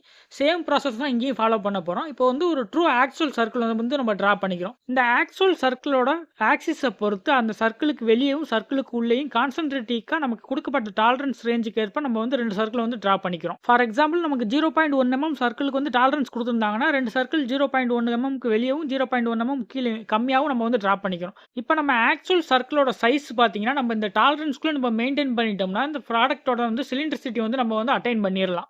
இப்போ சர்க்குலாரிட்டிக்கும் சிலிண்ட்ரிசிட்டிக்கும் சேம் டெஃபினிஷன் தான் நம்ம வந்து டிஸ்கிரைப் பண்ணியிருக்கோம். அப்போ ரெண்டுக்குமே டிஃப்ரென்ஸ் இல்லையான்னு கேட்டிங்கன்னா கண்டிப்பாக ரெண்டுக்குமே டிஃப்ரென்ஸ் இருக்குது. அது என்ன டிஃப்ரென்ஸ்னு பார்த்தீங்கன்னா சர்க்குலாரிட்டிங்கிறது ஒரு ப்ராடக்ட்டோட ஆக்சுவல் ரவுண்ட் ஷேப் வந்து டிஸ்கிரைப் பண்ண, அதாவது வந்து ஒரு பர்டிகுலர் இடத்துல மட்டும் அதோட ஆக்சுவல் ரவுண்ட் ஷேப்பை வந்து டிஸ்கிரைப் பண்ணுறது வந்து சர்க்குலாரிட்டின்னு சொல்லுவாங்க. ஆனால் சிலிண்ட்ரிசிட்டி அப்படி கிடையாது. சிலிண்ட்ரிசிட்டிங்கிறது ஒரு ப்ராடக்ட்டோட ஆக்சுவல் ஸ்ட்ரைட்னஸ், ரவுண்ட்னஸ் அண்ட் அந்த ப்ராடக்ட்டோட என்டையர் டேப்பர் லென்த்து இது எல்லாத்தையுமே மொத்தமாக மெஷர் பண்ணி அது வந்து சிலிண்ட்ரிக்கல் வேல்யூவோட சர்க்குலாரிட்டியை சொல்கிறது தான் பார்த்தீங்கன்னா இந்த சிலிண்ட்ரிசிட்டி. ஸோ இந்த சிலிண்ட்ரிசிட்டி எப்படி மெஷர் பண்ணலாங்கிறத பார்க்கலாம். சேம் ப்ராசஸ் நம்ம சர்க்குலாரிட்டி மெஷர் பண்ணுற மாதிரியே இந்த சிலிண்ட்ரிசிட்டி மெஷர் பண்ணிக்கலாம். இதுக்கு நம்ம டயல் இண்டிகேட்டர் வந்து நம்ம யூஸ் பண்ணிக்கலாம். சாஃப்ட்டை வந்து நம்ம பெஞ்ச் சென்டரில் ஃபிக்ஸ் பண்ணிவிட்டு டயல் இண்டிகேட்டர் மூலமாக அதோட டிஃப்ளெக்ஷன் ஒரு 4-5 இடத்துல மாற்றி நம்ம பார்க்கும்போது அதோட ஏதாவது டிஃப்ளெக்ஷன் இருந்துச்சா நமக்கு அது வந்து நமக்கு தெரிஞ்சிடும். சப்போஸ் அது வந்து அந்த டிஃப்ளெக்ஷன் வந்து நமக்கு கொடுக்கப்பட்ட டாலரன்ஸ் வேல்யூவோட அதிகமாக இருந்துச்சுன்னா அது வந்து குவாலிட்டியில் வந்து பாஸ் ஆகாது. சப்போஸ் வித்தின் டாலரன்ஸ்குள்ளே அந்த டிஃப்ளெக்ஷன் இருந்துச்சுன்னா நம்ம அந்த ப்ராடக்ட் வந்து குவாலிட்டியில் வந்து நம்ம பாஸ் பண்ணிக்கலாம். சிலிண்ட்ரிசிட்டி எங்கெங்கெல்லாம் யூஸ் ஆகுதுன்னு பார்த்தீங்கன்னா நம்ம வந்து எல்லா இடத்துலையும் வந்து யூஸ் பண்ண மாட்டோம். ரொம்ப வந்து கிரிட்டிக்கலாக இருக்கக்கூடிய ஒரு சாஃப்ட்டு பின்னு அந்த மாதிரி இடத்துல நம்ம வந்து சிலிண்ட்ரிசிட்டி வந்து அப்ளை பண்ணுவோம். கிரிட்டிக்கல் இல்லாத நேரத்தில் நம்ம சர்க்குலாரிட்டி யூஸ் பண்ணுறதே நல்லது தான். இப்போ உங்களுக்கு ஈஸியாக அண்டர்ஸ்டாண்ட் ஆகிருக்கு சர்க்குலாரிட்டி எங்கெங்கெல்லாம் யூஸ் பண்ணலாம், சிலிண்ட்ரிசிட்டி எங்கெங்கெல்லாம் யூஸ் பண்ணலாங்கிறது. இப்போ ஜியாமெட்ரி கேரக்டரிஸ்டிக் சிம்பிளில் ஃபார்ம் டாலரன்ஸ் எல்லாமே நமக்கு முடிச்சிட்டோம். நெக்ஸ்ட் டைப் பார்த்தீங்கன்னா ஓரியன்டேஷன் டாலரன்ஸ். இந்த ஓரியன்டேஷன் டாலரன்ஸுங்களை வந்து 3 டைப்ஸ் இருக்குது. பெர்பெண்டிகுலாரிட்டி, ஆங்குலாரிட்டி அண்ட் பேரலிசம். இது ஏன் ஓரியன்டேஷன் டாலரன்ஸ் அப்படின்னு சொல்கிறோம் பார்த்தீங்கன்னா இது ஃபுல் அண்ட் ஃபுல் பார்த்தீங்கன்னா வந்து உங்களுக்கு ஆங்கிளை பேஸ் பண்ணி தான் உங்களுக்கு வரும். அதனால தான் இது வந்து ஓரியன்டேஷன் டாலரன்ஸ்னு சொல்கிறோம். இப்போ இதை 1 by 1 நம்ம டீட்டெயிலாக டிஸ்கஸ் பண்ணலாம். ஜியாமெட்ரிக் கேரக்டரிஸ்டிக் சிம்பிளில் இப்போ பார்க்க போகிற டைப் பார்த்தீங்கன்னா பர்பெண்டிகுலாரிட்டி. இதோட சிம்பிள் பார்த்தீங்கன்னா உங்களுக்கு இந்த மாதிரி தான் இருக்குது. இந்த சிம்பிளை வச்சே உங்களுக்கு தெரியும் இது வந்து 90 டிகிரி வந்து ரெப்ரசென்ட் பண்ணுது அப்படிங்கிறது. பெர்பெண்டிகுலாரிட்டியை பொறுத்தவரை உங்களுக்கு டேட்டம் அடிப்படையாக வச்சு தான் வரும். அட் த சேம் டைம் பெர்பெண்டிகுலாரிட்டிக்கு வந்து மெட்டீரியல் கண்டிஷன் வந்து உங்களுக்கு அப்ளை ஆகும். இதோட டிராயிங் கால் அவுட் பார்த்தீங்கன்னா உங்களுக்கு இந்த மாதிரி தான் இருக்குது. ஒன்று பார்த்தீங்கன்னா சர்ஃபேஸ் அடிப்படையாக வச்சு வரக்கூடியது, இன்னொன்று பார்த்தீங்கன்னா உங்களுக்கு ஆக்சிஸ் அடிப்படையாக வச்சு வரக்கூடியது. பெர்பெண்டிகுலாரிட்டி வந்து ஒரு ஓரியன்டேஷன் டாலரன்ஸ்னு நம்ம ஆல்ரெடி சொல்லிவிட்டோம். ஸோ ஓரியன்டேஷன்னா என்ன, ஒரு பிளேனை வந்து இது சார்ந்து இருக்குன்னு, அப்படி சார்ந்து இருக்கும்போது சம் ஆங்கிள் வந்து இது ப்ரொடியூஸ் பண்ணும். அந்த ஆங்கிள் டிஃபைன் பண்ணுறதுனால தான் நம்ம இது வந்து ஓரியன்டேஷன் டாலரன்ஸ் அப்படிங்கிறத நம்ம மென்ஷன் பண்ணியிருக்கோம். பெர்பெண்டிகுலாரிட்டியை பொறுத்தவரை 2 டைப்பாக நம்ம ஜென்ரலாக சொல்லலாம். சர்ஃபேஸ் பெர்பெண்டிகுலாரிட்டி அண்ட் ஆக்சிஸ் பெர்பெண்டிகுலாரிட்டின்னு. ஃபஸ்ட்டு சர்ஃபேஸ் பெர்பெண்டிகுலாரிட்டினா என்னென்னு பார்க்கலாம். பர்பெண்டிகுலாரிட்டினா நமக்கே தெரியும் 90 டிகிரி வந்து டேட்டம்ல இருந்து மெயின்டைன் பண்ணணும் அப்படிங்கிறது. ஸோ நம்ம செலக்ட் பண்ணக்கூடிய பிளேட் பார்த்தீங்கன்னா டேட்டம்ல இருந்து 90 டிகிரி வந்து மெயின்டைன் பண்ணணும். அப்படி மெயின்டைன் பண்ணாதான் சர்ஃபேஸ் பர்பெண்டிகுலாரிட்டியா இருக்கு அப்படின்னு சொல்லுவோம். அண்ட் எப்போ நம்ம இதை வந்து சர்ஃபேஸ் பர்பெண்டிகுலாரிட்டி சொல்லுவோம் பார்த்தீங்கன்னா, நம்ம அந்த பிளேட்டோட ஃப்ரண்ட் வியூ பார்க்கும்போது அந்த ஃப்ரண்ட் வியூ வந்து அந்த பிளேனுக்கு வந்து பர்பெண்டிகுலராக ஒரு டி ஷேப்பில் நமக்கு தெரியும். அப்படி தெரிஞ்சால் மட்டும்தான் பார்த்தீங்கன்னா அது வந்து ஒரு பர்ஃபெக்டான சர்ஃபேஸ் பர்பெண்டிகுலாரிட்டி அந்த மாதிரி நம்ம சொல்லுவோம். பர்பெண்டிகுலாரிட்டி பார்த்தீங்கன்னா ஒரு 2D லைனை தான் உங்களுக்கு வந்து ரெஃபரன்ஸ் பண்ணும். அட் த சேம் டைம் பர்பெண்டிகுலாரிட்டியை பொறுத்தவரை சர்ஃபேஸுக்கும் பிளேனுக்கும் வந்து பார்த்தீங்கன்னா இன்டெரக்டாக தான் உங்களுக்கு 90 டிகிரி மெயின்டைன் பண்ணுமே தவிர டேரெக்டாக மெயின்டைன் பண்ண வேண்டிய அவசியம் கிடையாது. அதுக்குன்னு கொஞ்சம் டாலரன்ஸ் கொடுத்துருப்போம். அந்த பெட்வீன் டாலரன்ஸ்க்குள்ள உங்களுக்கு மெயின்டைன் ஆனால் போதும் 90 டிகிரி. இப்போ நம்ம சர்ஃபேஸ் பர்பெண்டிகுலாரிட்டி வந்து ஈஸியாக அண்டர்ஸ்டாண்ட் பண்ணிக்கிறதுக்காக இந்த டிராயிங் நம்ம எக்ஸாம்பிளுக்கு எடுத்துக்கலாம். இப்போ டேட்டம் ஏ வந்து நம்ம பிளேன் எடுத்துக்கலாம். அந்த பிளேனுக்கு வந்து பர்பெண்டிகுலராக பார்த்தீங்கன்னா ஆப்ஜெக்டோட இந்த ரெட் கலர் சைடு வந்து உங்களுக்கு இருக்கணும். ஸோ அந்த ரெட் கலர் சர்ஃபேஸ் பார்த்தீங்கன்னா நம்ம வந்து 90 டிகிரி மெயின்டைன் பண்ணணும் வித் ரெஸ்பெக்ட் டு டேட்டம் ஏக்கு. ஸோ நமக்கு தெரியும் ஒரு பர்ஃபெக்ட் 90 டிகிரி வந்து ஒரு பிளேனில் வந்து நம்மளால வந்து கிரியேட் பண்ண முடியாது. அதுக்காக தான் வித் ரெஸ்பெக்ட் டு அந்த டாலரன்ஸ் வந்து நம்ம மெயின்டைன் பண்ணுறோம். இதில் பார்த்தீங்கன்னா 0.03ங்கிறது வந்து டாலரன்ஸ் கொடுத்துருக்காங்க. ஸோ அந்த ரெட் கலர் லைனுக்கு ரெண்டு சைட்லேயுமே 0.03 நம்ம வந்து டாலரன்ஸ் எடுத்துக்கிட்டோம்னா ஸோ பெட்வீன் அந்த டாலரன்ஸ் ரேஞ்சுக்குள்ளே நம்ம வந்து அந்த 90 டிகிரி மெயின்டைன் பண்ணாலே நம்ம வந்து இந்த கண்டிஷனை வந்து அச்சீவ் பண்ணிடலாம். இங்கே ஏன் நம்ம இந்த ஒரு இடத்துல மட்டும் வந்து இந்த பர்பெண்டிகுலாரிட்டி மெயின்டைன் பண்ணுறோம் பார்த்தீங்கன்னா இது மேட்ச் ஆகக்கூடிய அதோட மேட்டிங் பார்ட்டும் பார்த்தீங்கன்னா இதே அளவு பர்பெண்டிகுலாரிட்டி இருக்கணும். அப்படி இருந்தால் மட்டும்தான் அந்த இடத்துல எந்த ஒரு சேக்கு இல்லாமல் எந்த ஒரு கேப் இல்லாமல் உங்களுக்கு வந்து கரெக்டாக மேட்ச் ஆகும். நெக்ஸ்ட் டைப் ஆக்சிஸ் பேஸ்டு பர்பெண்டிகுலாரிட்டி பற்றி பார்க்கலாம். ஆக்சிஸ் பேஸ்டு பர்பெண்டிகுலாரிட்டி எங்கெங்கெல்லாம் யூஸ் ஆகுதுன்னு பார்த்தீங்கன்னா சாஃப்ட் ஹோல் இந்த மாதிரி நம்ம மேனுஃபேக்சரிங் பண்ணக்கூடிய பொருளில் மட்டும்தான் நமக்கு யூஸ் ஆக போகுது. இது எப்படி நம்ம யூஸ் பண்ணணும்னு பார்த்தீங்கன்னா இப்போ சாஃப்டாக இருக்கட்டும் ஹோலாக இருக்கட்டும் அதோட சென்டர் ஆக்சிஸ் இருக்குல்ல அந்த சென்டர் ஆக்சிஸ் பார்த்தீங்கன்னா வித் ரெஸ்பெக்ட் டு அந்த டேட்டம்க்கு வந்து பார்த்தீங்கன்னா பர்பெண்டிகுலராக மெயின்டைன் பண்ணணும். அப்படி நம்ம மெயின்டைன் பண்ணிட்டோம்னா இந்த கண்டிஷனை வந்து நம்ம வந்து அச்சீவ் பண்ணிடலாம். டெக்னிக்கலாக ஆக்சிஸ் பர்பெண்டிகுலாரிட்டி எங்கே வந்து அப்ளை ஆகுதுன்னு பார்த்தீங்கன்னா பாசிட்டிவ் ஃபீச்சர்ஸ் அண்ட் நெகட்டிவ் ஃபீச்சர்ஸ்னு சொல்லுவாங்க. பாசிட்டிவ் ஃபீச்சர்ஸ்னா ஒன்றும் கிடையாது. பின்னு சாஃப்ட் இந்த மாதிரி இருக்கக்கூடிய மெட்டீரியல் எல்லாமே பார்த்தீங்கன்னா பாசிட்டிவ் ஃபீச்சர்ஸ்னு சொல்லுவாங்க. அதுவே நெகட்டிவ் ஃபீச்சர்ஸ்னா ஹோல்ஸ் மாதிரி இருக்கிற எல்லா ஆப்ஜெக்ட்டுமே பார்த்தீங்கன்னா வந்து நெகட்டிவ் ஃபீச்சர்ஸ்னு நம்ம மென்ஷன் பண்ணுவாங்க. ஆக்சிஸ் பெர்பெண்டிகுலாரிட்டியை பொறுத்தவரை மேக்ஸிமம் வந்து சிலிண்ட்ரிக்கல் ஆப்ஜெக்ட்டுக்கு தான் யூஸ் ஆகும். ஸோ பார்த்தீங்கன்னா உங்களுக்கு எப்போவுமே மேக்ஸிமம் மெட்டீரியல் கண்டிஷன் தான் மேக்ஸிமம் வந்து இதில் யூஸ் பண்ணுவாங்க. ஸோ இது இன்னும் கொஞ்சம் ஈஸியாக அண்டர்ஸ்டாண்ட் பண்ணிக்கிறதுக்கு இந்த டிராயிங் வந்து நம்ம எக்ஸாம்பிளுக்கு எடுத்துக்கலாம். இப்போ பார்த்தீங்கன்னா ஒரு ரெக்டாங்கிள் ஷேப் இருக்குல்ல இந்த ரெக்டாங்கிள் ஷேப்பில் தான் நான் வந்து ஒரு சிலிண்டர் வந்து ஃபிக்ஸ் பண்ண போகிறேன். இப்போ அந்த சிலிண்டருக்கு வந்து சென்டர் ஆக்சிஸை வச்சு தான் நான் வந்து இந்த ஆக்சிஸ் பெர்பெண்டிகுலாரிட்டி மெயின்டைன் பண்ண போகிறேன். ஸோ அந்த சென்டர் ஆக்சிஸை வந்து நான் பெர்பெண்டிகுலாரிட்டி எங்கே மெயின்டைன் பண்ண பார்த்தீங்கன்னா அந்த சிலிண்டர் வந்து ஃபேஸ் ஆகக்கூடிய அந்த சர்ஃபேஸில் தான் நான் வந்து டேட்டம் வந்து நான் ரெஃபரன்ஸாக எடுக்க போகிறேன். ஸோ அந்த டேட்டம் டிக்கு அதோட சென்டர் ஆக்சிஸ்க்கு தான் நான் வந்து பர்பெண்டிகுலாரிட்டி மெயின்டைன் பண்ணினா இந்த கண்டிஷனை வந்து நான் அச்சீவ் பண்ணிடலாம். இந்த பர்பெண்டிகுலாரிட்டி எங்கெங்கெல்லாம் யூஸ் ஆகுதுன்னு கொஞ்சம் ஷார்ட்டாக பார்த்துடலாம். சர்ஃபேஸ் பர்பெண்டிகுலாரிட்டியை பொறுத்தவரை எங்கெங்கெல்லாம் நமக்கு 90 டிகிரி ஆங்கிள் மெயின்டைன் பண்ணணுமோ ரெண்டு பிளேட்டுக்கு அந்த இடத்துல வந்து இதை யூஸ் பண்ணிக்கலாம். ஃபிளான்ஜ் பியரிங்ஸ் அண்ட் வந்து கிரிட்டிக்கல் ஸ்கொயர் எட்ஜில் வந்து யூஸ்ஃபுல்லாக இது வந்து ரெஃபரன்ஸாக வச்சு யூஸ் பண்ணுவாங்க. ஆக்சிஸ் பெர்பெண்டிகுலாரிட்டியை பொறுத்தவரை ஒரு ஹோலாக இருக்கட்டும் சாஃப்டாக இருக்கட்டும் அதோட ஆக்சிஸ் வந்து உங்களுக்கு மையமாக வச்சு தான் உங்களுக்கு வந்து ஒர்க் ஆகும். சப்போஸ் ஒரு பிளேட் எடுத்துக்கிட்டிங்கன்னா அந்த பிளேட்டில் வந்து நீங்கள் ஒரு சென்டராக ஒரு ஹோல் போடுறீங்க. அந்த ஹோல் வந்து உங்களுக்கு வந்து பிளேட்டுக்கு வந்து சர்ஃபேஸ்க்கு வந்து பர்பெண்டிகுலராக இருக்கும். சப்போஸ் இன்க்ளைண்டாக இருந்துச்சுன்னா நாங்கள் அதில் வந்து மேட் ஆகக்கூடிய வந்து சாஃப்ட் வந்து உள்ளே போகாமல் இருக்கும். இதெல்லாம் ப்ரிவென்ட் பண்ணுறதுக்காக ஆக்சிஸ் பெர்பெண்டிகுலாரிட்டியை பொறுத்தவரை எப்போவுமே மேக்ஸிமம் மெட்டீரியல் கண்டிஷனில் தான் அப்ளை பண்ணுவாங்க. ஜியாமெட்ரிக் கேரக்டரிஸ்டிக் சிம்பிளில் நெக்ஸ்ட் பார்க்கக்கூடிய ஓரியன்டேஷன் சிம்பிள் பார்த்தீங்கன்னா பேரலிசம். இதோட சிம்பிள் பார்த்தீங்கன்னா இந்த மாதிரி தான் ரெண்டு லைன் வந்து இன்க்ளைண்டாக வந்து பேரலாக இருக்கும். அதாவது ரெண்டு லைன் வந்து ஒன்றுக்கு ஒன்று ஆப்செட் ஆன மாதிரி இருக்கும். பேரலிசம் பொறுத்தவரை ஒரு ஓரியன்டேஷன் சிம்பிள் வந்து மென்ஷன் பண்ணுது. ஓரியன்டேஷன் என்ன ஆங்கிள் வந்து அது வந்து இன்வால்வ் ஆகி வந்திருக்கும். ஆங்கிள் மென்ஷன் பண்ணனாலே நமக்கு ரெண்டு பிளேன் தேவை. அப்போ வந்து நமக்கு வந்து பேரலிசம் கண்டிப்பாக வந்து டேட்டமோட ரிலேட்டிவ் ஆகிருக்கு. அட் த சேம் டைம் பார்த்தீங்கன்னா பேரலிசம் பொறுத்தவரை உங்களுக்கு material condition least material condition and maximum material condition ரெண்டு மெட்டீரியல் கண்டிஷனுமே நீங்கள் வந்து அப்ளை ஆகும். இதோட டிராயிங் கால் அவுட் பார்த்தீங்கன்னா உங்களுக்கு இந்த மாதிரி தான் இருக்கும். பேரலிசம் பொறுத்தவரை உங்களுக்கு ஓரியன்டேஷன் கேட்டகரியில் தான் வரும். ஏன்னு பார்த்தீங்கன்னா பேரலிசம் வந்து வித் ரெஸ்பெக்ட் டு ஒரு டேட்டமாக இருக்கட்டும் ஒரு பிளேனாக இருக்கட்டும் அதை வந்து உங்களுக்கு வித்தின் த ஆங்கிளுக்குள்ளே வந்து உங்களுக்கு ரெப்ரசென்ட் பண்ணுற மாதிரி இருக்கும். இப்படி நம்ம ஆங்கிள் வந்து இன்னொரு பிளேன் கூட கம்பேர் பண்ணி நம்ம ரெப்ரசென்ட் பண்ணி அதை வந்து மேனுஃபேக்சரிங் பண்ணுறதுனால இது வந்து ஓரியன்டேஷன் கேட்டகரின்னு சொல்லுவோம். ஓகே, இந்த பேரலிசம் வந்து ஜிடிஎன்டியில் வந்து என்ன பர்பஸ்க்காக யூஸ் பண்ணுறோங்கிறத தெரிஞ்சுக்கலாம். பேரலிசமை பொறுத்தவரை ஒரு ஆப்ஜெக்டோட ஷேப்பையோ அதோட பொசிஷனையோ வந்து கண்ட்ரோல் பண்ணுறதுக்கு கண்டிப்பாக யூஸ் ஆகாது. இதோட மெயின் யூஸ்ன்னு பார்த்தீங்கன்னா ஒரு ஆப்ஜெக்டோட ஒரு சர்ஃபேஸோட ஆங்கிள் இன்னொரு சர்ஃபேஸோட ஆங்கிள் வந்து பேரலாக ரெண்டையும் மேட்ச் பண்ணுறதுக்காக தான் அந்த பேரலிசம்ங்கிற கான்செப்டே வந்து ஜிடிஎன்டியில் யூஸ் ஆகுது. இந்த மாதிரி ஒரு சர்ஃபேஸோட ஆங்கிள் இன்னொரு சர்ஃபேஸோட பேரலாக மேட்ச் பண்ணுறதுக்கு வந்து ரெஃபரன்ஸாக பார்த்தீங்கன்னா ஆக்சிஸை ரெஃபரன்ஸாக எடுத்துக்கலாம், சர்ஃபேஸை ரெஃபரன்ஸாக எடுத்துக்கலாம். இல்லைன்னு பார்த்தீங்கன்னா அந்த சென்டர் பிளேனை வந்து ரெஃபரன்ஸாக எடுத்து வந்து இதை வந்து சால்வ் பண்ணிக்கலாம். இந்த மாதிரி நம்ம எந்த பிளேனை வந்து ரெஃபரன்ஸாக எடுத்துக்கிறோமோ அந்த பிளேன் தான் பார்த்தீங்கன்னா வித் ரெஸ்பெக்ட் டு அந்த சர்ஃபேஸ் வந்து டேட்டாமா நம்ம கன்சிடர் பண்ணுவோம். அட் த சேம் டைம் இதை ரெப்ரசென்ட் பண்ணுறதுக்கு 2 டைமென்ஷனல் லைனை வந்து யூஸ் பண்ணிக்கிறாங்க. இதுவே 3 டைமென்ஷனல் பண்ணும்போது ஒரு பிளேட்டாக கன்சிடர் பண்ணி அதோட டாலரன்ஸை வந்து மென்ஷன் பண்ணுவாங்க. இந்த மாதிரி நம்ம பேரலிசம் வந்து ஒரு சர்ஃபேஸுக்கு இன்னொரு சர்ஃபேஸ்க்கு இடைப்பட்ட ஆங்கிளை வந்து கண்ட்ரோல் பண்ணுறதுக்கு யூஸ் பண்ணாலும் கண்ட்ரோல் பண்ணி முடிச்சதுக்கப்புறம் 2 சர்ஃபேஸ்க்கு இருக்கக்கூடிய ஆங்கிள் டிஃபரன்ஸ் பார்த்தீங்கன்னா உங்களுக்கு 0 டிகிரி தான் இருக்கும். இப்போ நம்ம பேரலிசம் வந்து சிம்பிளா அண்டர்ஸ்டாண்ட் பண்ணிக்கிறதுக்கு இந்த டிராயிங்கை நம்ம எடுத்துக்கலாம்.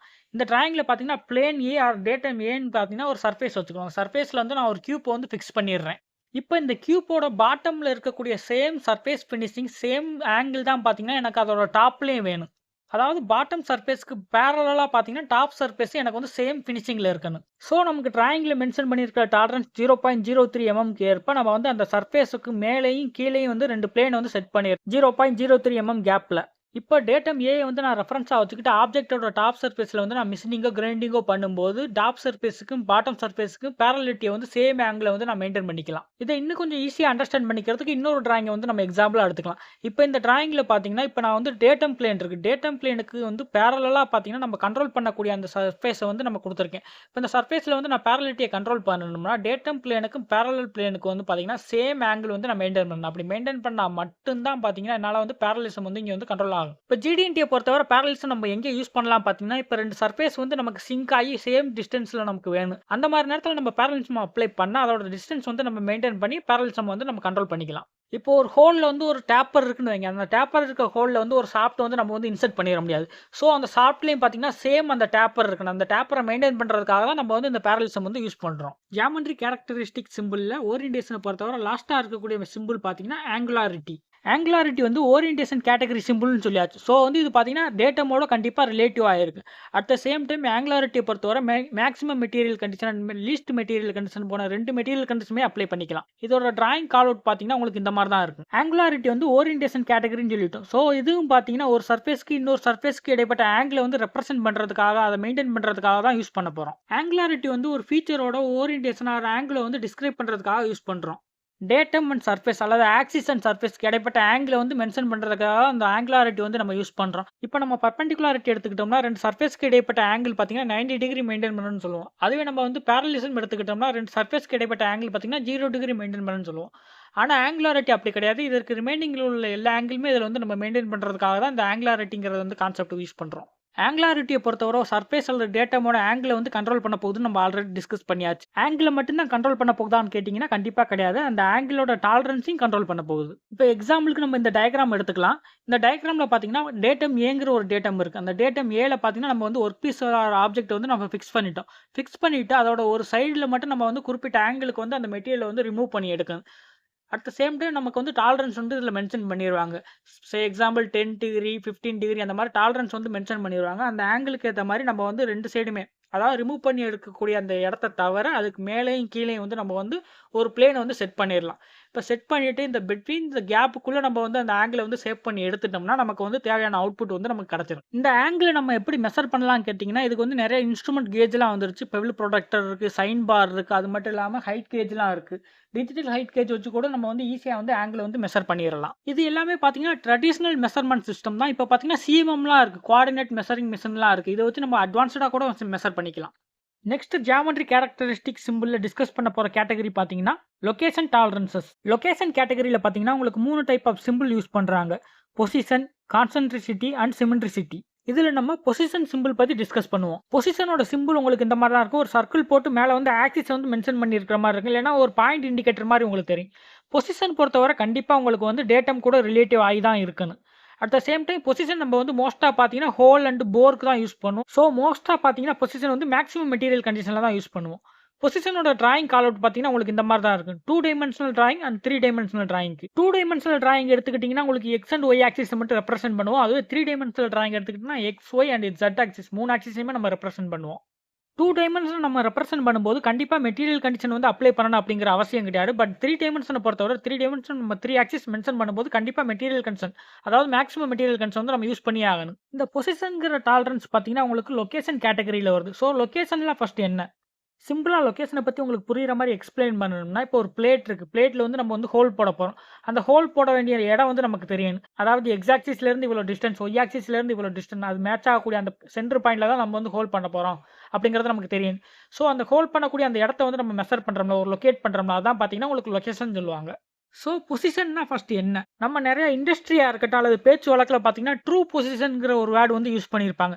அப்ப பொசிஷன் வேற, ட்ரூ பொசிஷன் வேறயா அப்படின்னு கேட்டீங்கன்னா, கண்டிப்பா கிடையாது. இப்ப ஏஎஸ்எம்இய பொறுத்தவரை உங்களுக்கு வந்து பொசிஷன் இண்டிகேட் பண்ணுவாங்க. அதுவே நீங்க ஐஎஸ்ஓ ஸ்டாண்டர்ட் போயிட்டீங்கன்னா, சேம் இங்க பொசிஷன் சொல்றத அங்க வந்து ட்ரூ பொசிஷன்ங்கிறத மென்ஷன் பண்ணுவாங்க. ஓகே. இந்த பொசிஷன்னா என்ன? இப்ப ஒரு பிளேட் இருக்கு. பிளேட்ல வந்து நம்ம வந்து ஹோல் போட போறோம். அந்த ஹோல் வந்து எந்த இடத்துல போட போறோம் அப்படிங்கிறத லொகேட் பண்றதுக்கு யூஸ் பண்றது தான் இந்த பொசிஷன்ங்கிற சிம்பல். பிகாஸ் நம்ம வேற இடத்துல மாத்தி போட்டுட்டோம்னா, நம்ம அதுல இன்சர்ட் பண்ணக்கூடிய ஷாஃப்ட் பார்த்தீங்கன்னா, கரெக்ட்டா மேட்ச் ஆகாம போயிரும் உங்களுக்கு. அதோட லொகேஷனே மாறுறதுனால உங்களுக்கு ஷாஃப்ட்டோட matching point or mating point வந்து உங்களுக்கு கரெக்ட்டா இல்லாம போயிரும். இப்போ ஒரு சர்ஃபேஸ்ல வந்து பொசிஷன் வந்து எப்படி லொகேட் பண்ணுவாங்கன்னு பார்த்தீங்கன்னா, இப்போ ஒரு டேட்டம் எடுத்துக்கிறோம். டேட்டம் ஏ ஆர் பி வந்து ரெஃபரன்ஸா எடுத்துக்கிட்டு, அதோட ஆரிஜினா வச்சுக்கிட்டு, அந்த ஆரிஜின்ல இருந்து எக்ஸ் ஆக்சிஸ்ல எவ்வளவோ, ஒய் ஆக்சிஸ்ல எவ்வளோங்கிறத மெஷர் பண்ணுவாங்க. அப்படி மெஷர் பண்ணி அதோட லொகேட் பண்ணி, அந்த இடத்துல தான் பார்த்தீங்கன்னா, ஹோலா இருக்கட்டும், ஆர் போரா இருக்கட்டும் வந்து மிஷனிங் பண்ணி எடுப்பாங்க. இப்போ பொசிஷன் அண்ட் ட்ரூ பொசிஷன் 2க்குமே பார்த்தீங்கன்னா, ஒரு சின்ன டிஃபரன்ஸ் தான் இருக்கு. இப்ப நீங்க ட்ரூ பொசிஷன் எடுத்துக்கிட்டீங்கன்னா, X axis and Y axis 2ஓட வேல்யூ குடுத்துருவாங்க. எக்ஸ், ஒய்ன்னு அந்த வேல்யூவ குடுத்துட்டு, அந்த எக்ஸாக்ட் பாயிண்ட்ல பார்த்தீங்கன்னா, ஒரு ஹோல் வந்து புரொவைட் பண்ணுவாங்க. இதுவே நீங்க பொசிஷன் எடுத்துக்கிட்டீங்கன்னா, அந்த தியரிட்டிக்கல் வேல்யூல தான் குடுப்பாங்க. அதாவது அதுக்கு வந்து கண்டிப்பா டாலரன்ஸ் இருக்கு. ஆனா ட்ரூ பொசிஷன பொறுத்தவரை உங்களுக்கு கண்டிப்பா டாலரன்ஸ்ங்கிறது மென்ஷன் பண்ணியிருக்கவே மாட்டாங்க. அந்த எக்ஸாக்ட் எக்ஸ், ஒய் பாயிண்ட்ல தான் ட்ரூ பொசிஷன பொறுத்தவரை வந்து ஹோல் வந்து புரொவைட் பண்ணுவாங்க. இத இன்னும் சிம்பிளா சொல்லணும்னா, ட்ரூ பொசிஷன பொறுத்தவரை உங்களுக்கு எந்த ஒரு டாலரன்ஸுமே இருக்காது. ஆனா பொசிஷன பொறுத்தவரை உங்களுக்கு சம் டாலரன்ஸ் குடுத்திருப்பாங்க. இப்ப நம்ம ட்ரூ பொசிஷன வந்து அண்டர்ஸ்டாண்ட் பண்ணிக்கிறதுக்கு இந்த டிராயிங் வேணா எக்ஸாம்பிளுக்கு எடுத்துக்கலாமே. இதுல பார்த்தீங்கன்னா, இப்ப ப்ளூ கலர் சர்க்கிள் இருக்குல்ல. ப்ளூ கலர் சர்க்கிள் தான் பார்த்தீங்கன்னா, உங்களுக்கு ட்ரூ சென்டர். இந்த இடத்துல தான் ஷாஃப்ட் வந்து அசெம்பிள் ஆக போகுது. ஆனா ரெட் கலர் சர்க்கிள் பார்த்தீங்கன்னா, அந்த இடத்துல தான் பார்ட்ல வந்து நம்ம வந்து மிஷினிங் பண்ணியிருக்கோம்னு வைங்க. அந்த மாரி நேரத்துல நம்ம வந்து ஷாஃப்ட்ட உள்ள குடுக்கும்போது என்ன ஆகும்? கரெக்ட்டா உள்ள போகாது. அந்த மாரி நேரத்துல ஷாஃப்ட் வந்து உங்களுக்கு உள்ள போகாம எங்கேயாவது தடுக்கிறதுக்கான வாய்ப்புகள் இருக்கு. அந்த மாரி தடுக்கிறத பிரிவென்ட் பண்றதுக்காக தான் நம்ம ட்ரூ பொசிஷன்ங்கிற ஒரு மேட்டர வந்து யூஸ் பண்றோம். இப்ப இந்த டிராயிங்லயே பார்த்தீங்கன்னா, உங்களுக்கு டாலரன்ஸ் 0.03 குடுத்துருக்காங்க. அப்படி குடுக்கும்போதே உங்களுக்கு வந்து ஹோல் வந்து தள்ளி போயிருது. இப்ப பார்த்தீங்கன்னா, உங்களுக்கு இது வந்து ட்ரூ பொசிஷன் கிடையாது. பொசிஷன்ல தான் இருக்கு. ஸோ ட்ரூ பொசிஷன மெயின்டெயின் பண்ணா மட்டும் தான் நமக்கு வந்து அந்த எக்ஸாக்ட் வந்து ஷாஃப்ட்டோட மேட்டிங் வந்து அச்சீவ் பண்ண முடியும். அதனால தான் நம்ம வந்து டாலரன்ஸ் எதுவுமே மென்ஷன் பண்ணாம இருந்தா தான் அது வந்து பார்த்தீங்கன்னா, ட்ரூ பொசிஷன் சொல்றோம். இப்ப எக்ஸ், ஒய் அண்ட் Z 3 ஆக்சிஸையுமே அடிப்படையா வச்ச டேட்டம் பத்தி நம்ம ஒரு டிராயிங் எக்ஸாம்பிளுக்கு எடுத்துக்கலாம். இப்ப இதுல பார்த்தீங்கன்னா, டேட்டம் ஏ, பி, சின்னு 3 டேட்டமுமே இருக்கு.